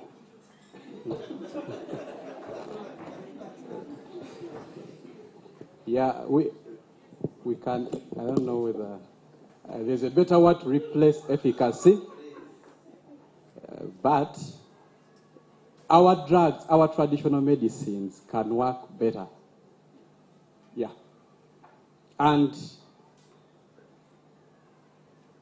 at lower doses, they can give us a better therapeutic outcome. So it's all about improving the therapeutic outcome, enhancing quality and therapeutic outcome of our traditional medicines. Okay. Number two, I appreciate the question about the OCPs. Oral contraceptives are very useful, actually, in uterine fibroids, but important to note, they basically regulate the menstrual cycle, reducing the heavy bleeding and the menstrual cramps, and that could be helpful to a woman with uterine fibroids. However, there are issues with the OCPs that they are not curative. Yeah? And number two, some women may not benefit from the OCPs because women with blood clots, women with IBP may not benefit from the OCPs. Now, we note from our study that the nanoparticles we've synthesized are actually mal-targeted, are not only regulating the serum estrogen and progesterone, but they have the ability to lower serum cholesterol. And we know cholesterol is the raw material for the synthesis of these sex hormones. So they are mal-targeted. So, and number two, they have fewer adverse effects. And number three, they are from our natural sources. They are from trees that are around us. So we are putting on table a remedy that could be a bit cheaper. That is, if it goes through, they go through all the stages of product development. We are putting on table a remedy that is cheaper, effective, and safe compared to the existing remedies. There was a question on biological activity. Biological activity is the ability of a substance or a chemical, a compound, to interact with living systems and cause an effect. The effect could be negative, could be positive, or toxicity. And in this case, I would say we assessed both biological activity, and in this case, it was efficacy. But also, we noted at higher doses, there is potential. There are some details that I couldn't give because of time. In at higher doses, there were some toxicity effects at very high doses. So we assessed both. Biological activity. So therapeutic efficacy is a biological activity. Toxicity could also be a biological activity. Hopefully that is clear. And purpose of nanotizing, is it to enhance delivery? I want to report that before we synthesized the silver nanoparticles, we first tested the crude extract. So it had some activity. But we noted that the activity the crude extract gave us was not comparable to the standard regimen. So we thought, okay, could we try to enhance its the therapeutic efficacy of this crude extract? That is when the idea of nanosynthesis came to our mind. So it was to enhance delivery and ultimately enhance therapeutic outcome. Lastly, there was a question on a professor talked about changing the structure of our nanoparticles. Actually, I would say we were very lucky, or we were good at optimizing our synthetic process. I don't know whether it was luck or it was the optimization process that was good to get spherical nanoparticles, because spherical nanoparticles are actually preferred compared to other shapes of nanoparticles. Why? They easily cross membranes as compared to nanoparticles with amorphous, different, cornered shapes. So these are better as compared to other shapes of nanoparticles. I submit here. Thank you. Thank you very much. we can have a third person. Now, since the questions were fewer, you can use this time. Thank you, Professor. I have two questions, beginning with the general one you guided. According to the guidance of Professor, my presentation was in Ebola preparedness and subnational health systems, a case study of Ginger. So basically, the take home is here. All the healthcare systems in hotspots, because hotspots in Uganda are known. In models have always indicated hotspots from different studies should all be resilient. Being resilient to any case an outbreak of Ebola occurs. How do they be resilient? Through preparedness. So when they are prepared across all the 6 domains of the incident management system, it indicates that the healthcare system in these hotspots are resilient in case any outbreak occurs. So for the area of why did I study a smaller area, which is Ginger, and then I'm making recommendations for the whole country. Actually, in my summary, in the discussion, I highlighted all the literature that I reviewed, which was related to Ebola, where they indicated challenges and gaps identified. All of them were actually similar with the findings that we got in Ginger. And Ginger is considered as like now a case study.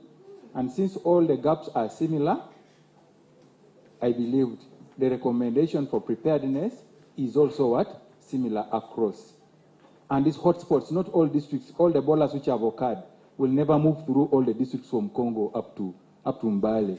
You realized in Namutumba, actually, from this way, after Mbale, there is a district, that's Budaka, never had a case. You move from Budaka to Kibuku, there was no case, and yet, and not all the cases come from Congo. We always have survivors for 1 year. Person can come and survive maybe here, and reactivates within Mbale, which is yet to be known. So basically, that's the issue. The challenges are similar, so this one was a case study to make a recommendation. Buffer stocks in all facilities should be the same. Can't say that Mbale should not have PPEs in buffer stocks in their facilities. And then another district, Ginger, should have. When it hits here, it will still be the same challenge. And issues of stock out of commodities is a challenge in Uganda healthcare system regularly. You will hear always people crying to politicians, we don't have coatem. Maybe our health workers are stealing, and yet they are just out of stock. Thank you so much. I beg to submit. Thank you. Are we done with everybody? Because everybody has to answer question 1. As we wind up. Okay, thank you so much, Chairperson. The question he asked was like people should go back with what we're presenting. So maybe let me start with what he asked me when I was going to sit down after the presentation, that what is fall hammerworm and then the mist of borer. I'd forgotten about it. So what were you telling us? What is the message? The message is it a stroke Ebola? We'll go away saying it is stroke Ebola or hammerworm or what? Okay, the general message that I'm passing out, much as I'm seeing the most, like the greatest population of people who are here are the medics, but even though we are trying to improve human health, we cannot improve human health without having food, the nutrition. So very many people, they are doing the production, and that is the maize production. So this fall hammerworm and then the maize stalk borer at the larvae stage, they affect the growth of mostly the cereal crops, not only maize, but the maize was my study area. Talked of millet, talk of the rice, talk of the sorghum, and some other even legumes. So we are looking for sustainable ways of controlling this pest without using chemicals, such as, just the same for us when we are using antibiotics, we are using other chemicals or different drugs to treat our illness. Continuously, they gain resistance. And also, sometimes it also leads to what? The second outbreak of that similar disease or the infection. So if you continue using these same chemicals in controlling this pest, they will also gain resistance. But when we are using sustainable and then environmental friendly control of controlling this thing, we shall improve in our productivity. Thank you. Thank you very much. But when you give a key message in a 100-word sentence, we may lose it as well. That is a challenge, but it's okay. Yes, anyone? Thank you so much. Professor asked the question, what were we trying to communicate? And you're a PhD candidate. Yes. Right? Yes. Yeah. Okay. Whether we are physicists or nanoscientists, we should understand. Yeah, I'll try to compress the message. I hope it will be very clear. Yeah, so the message is that data is growing at a very high rate. And this data comes from various sources. Because of that, there is need to unify this data to be accessed in a central storage. The challenge is that the aspect of security is always left out in the design and implementation in most cases, focusing on how the data will be utilized and serve the purpose. So we are trying to bring in the component of security because we are focusing on sensitive data of which is personal data. So you find that it should not be, cyber threats come into place and you realize that your data has been exposed. You hear Google, Apple struggling that they were hacked into their data. So are you developing an app to protect sensitive data? I'm not developing an app to protect sensitive data, but I'm trying to come up with a model which will secure this data in transit, in the unification process and storage, and be accessed by the end users. That is very good, but you see the way you presented it, we could not get it. Thank you very so much. Thank you very much. Can we have... That's very good. You live with this person knowing somebody is working on a model to protect data from transmission up to actual use. You see? Yes. Thank you, Chair. I only got one question from you. What was I trying to communicate? And what is the take-home message?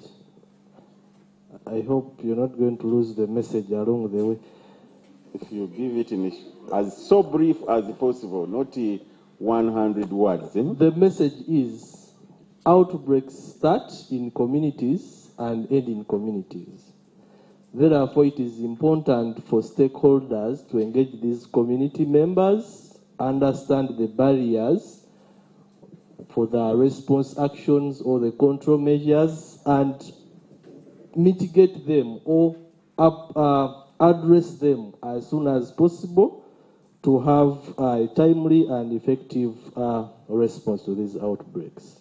Thank you. But I heard you were talking about rumors. You have left them out. Rumors are among the barriers. Okay. So understand these barriers, including the rumors and the misconceptions, then Thank you. address them and have an effective response. As we wind up, no other set of questions? Yeah, thank you so much, After Chair. you talk, we hand back to Chair. I made 86 words, Chair, and I think as the audience should take note that rabies remains a preventable but yet neglected public health problem in Uganda, with the peaks in March and November and highest deaths in males, adult males. I don't repeat the findings. Tell us the message. So the message from our study further indicates that this, Buganda and Karamoja sub-regions remain hotspots for rabies. When outbreaks occurs, like the one in Buko, there was delays in detection of rabies and response. And so we need to think about strengthening One Health approach in surveillance for rabies, preposition logistics and vaccines before the peak seasons, and also build capacity for the districts to respond to rabies. This is all aimed towards the 2030 target of eliminating dog-mediated rabies, which the country has already started. That is getting to 99 words. Thank you very much. Okay, thank you very much. I think what you are saying is rabies is common in, you said Buganda and Karamoja, and that people delay to respond, right? Simple. Delay to respond, delay to detect, delay to respond. Yes, simple. Thank you very much. Here is my last take as I hand over the mic to the presenters, especially the PhD candidates. Slides should be slides, not notes. Yes. At the time of examination, we examine quality of slides. Quality of slides. So, even if you are doing cyber security or you are building fiber walls, we'll still look at what? The quality of slides. They should communicate and should be really well organized. So, not power notes, but power points. That is very good. And also, for good etiquette, load slides ahead of time. Don't come here with your slides to load them there and then and start talking. That is very important. Now, for these younger ones who are doing their research, when you set a hypothesis, you should not set a hypothesis that kills what you are trying to do. When I looked at the hypothesis of my colleague here with the stopper ball and fire armor, she was talking of a hypothesis that says, something like when you use treatment X, it won't work. You can't say to one like that, because then what are you looking for?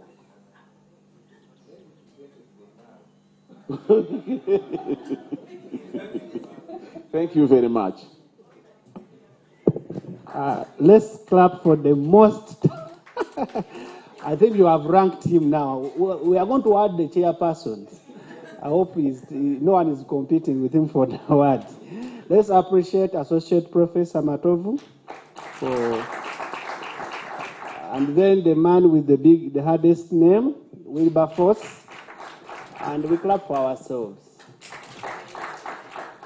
Staying up to this time, I don't take it for granted. And for our presenters, I hope you are still comfortable where you are seated. If you want to leave to your new seats, you can leave. So it has been a long day, but I would say that we are very grateful for your resilience up to this far you've come. Thank you so much for staying up to now. Thank you so much for sharing. I didn't know that we are going to learn many things, but indeed, learning has no limit. At least you will go back with something you didn't know. For example, the associate professor is, how do you make your message, which is scientific, to people who are not scientists? And I'm seeing how people are stammering like me. Actually, I was asking myself the same question. If you had asked me to say what is efficacy, I would first think very many times before I tell it to my mother who didn't go to school. So it is very important to also improve our scientific communication. Is it scientific communication? I don't know.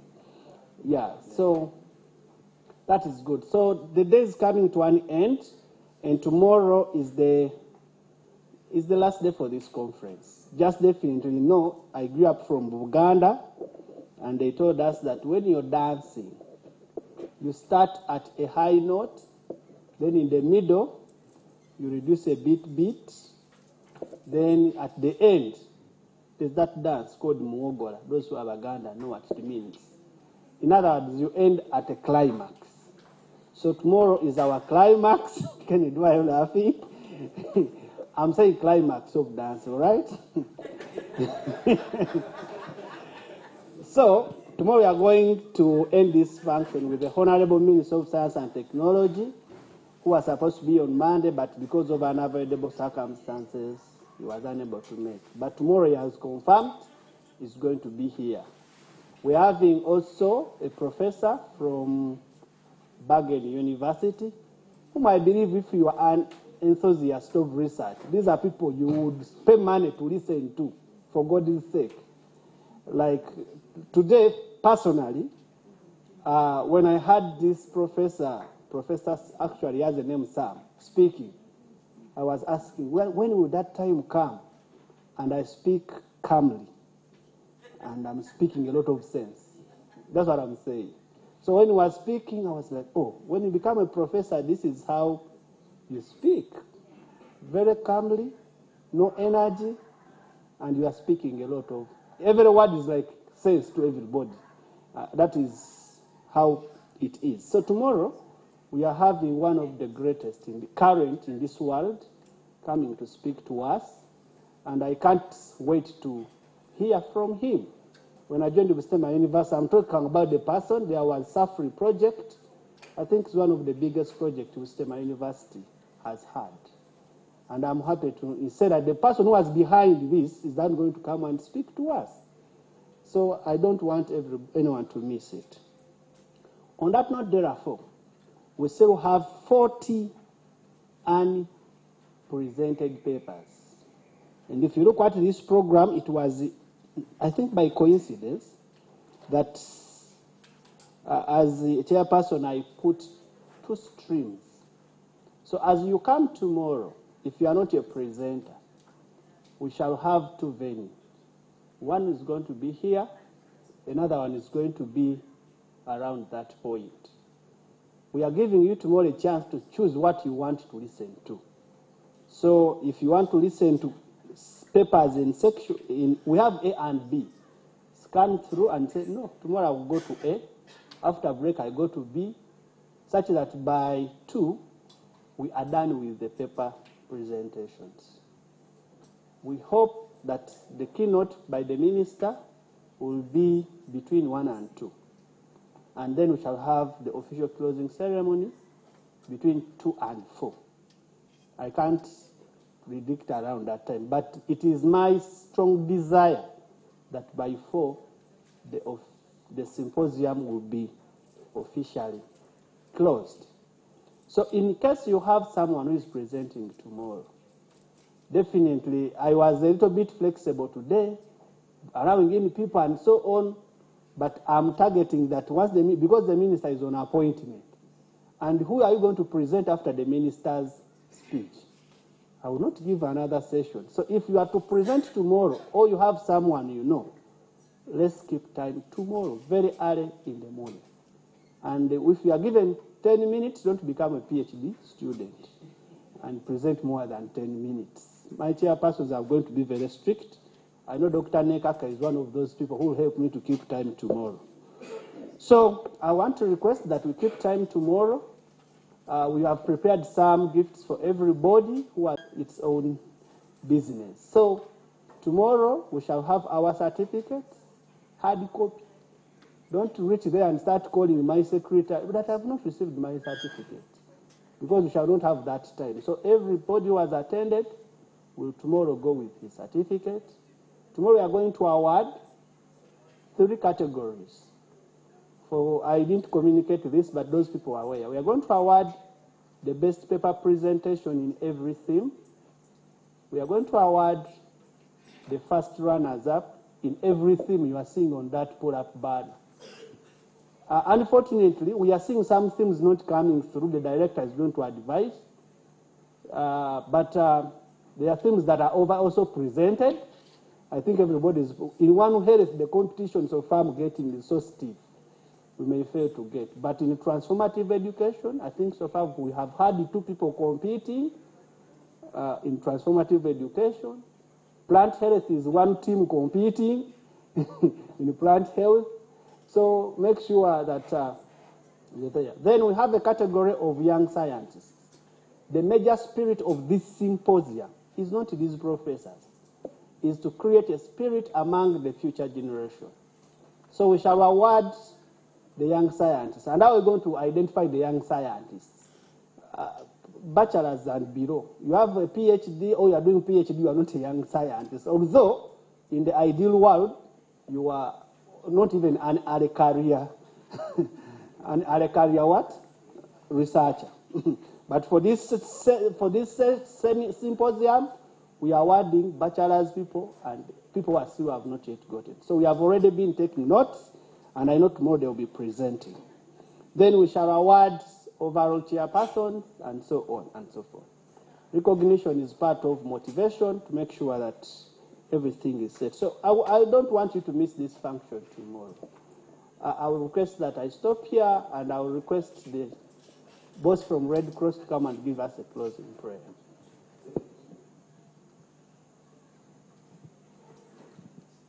Let's humble ourselves and we pray. Tuombe kwa Kiswahili au kwa lugha gani? Okay, Mwenyezi Mungu Baba, twakushukuru kwa wakati huu, twakuomba uwe nasi hata kama tunavyoenda nyumbani. Katika jina la Yesu tumeomba na kuamini. Amina.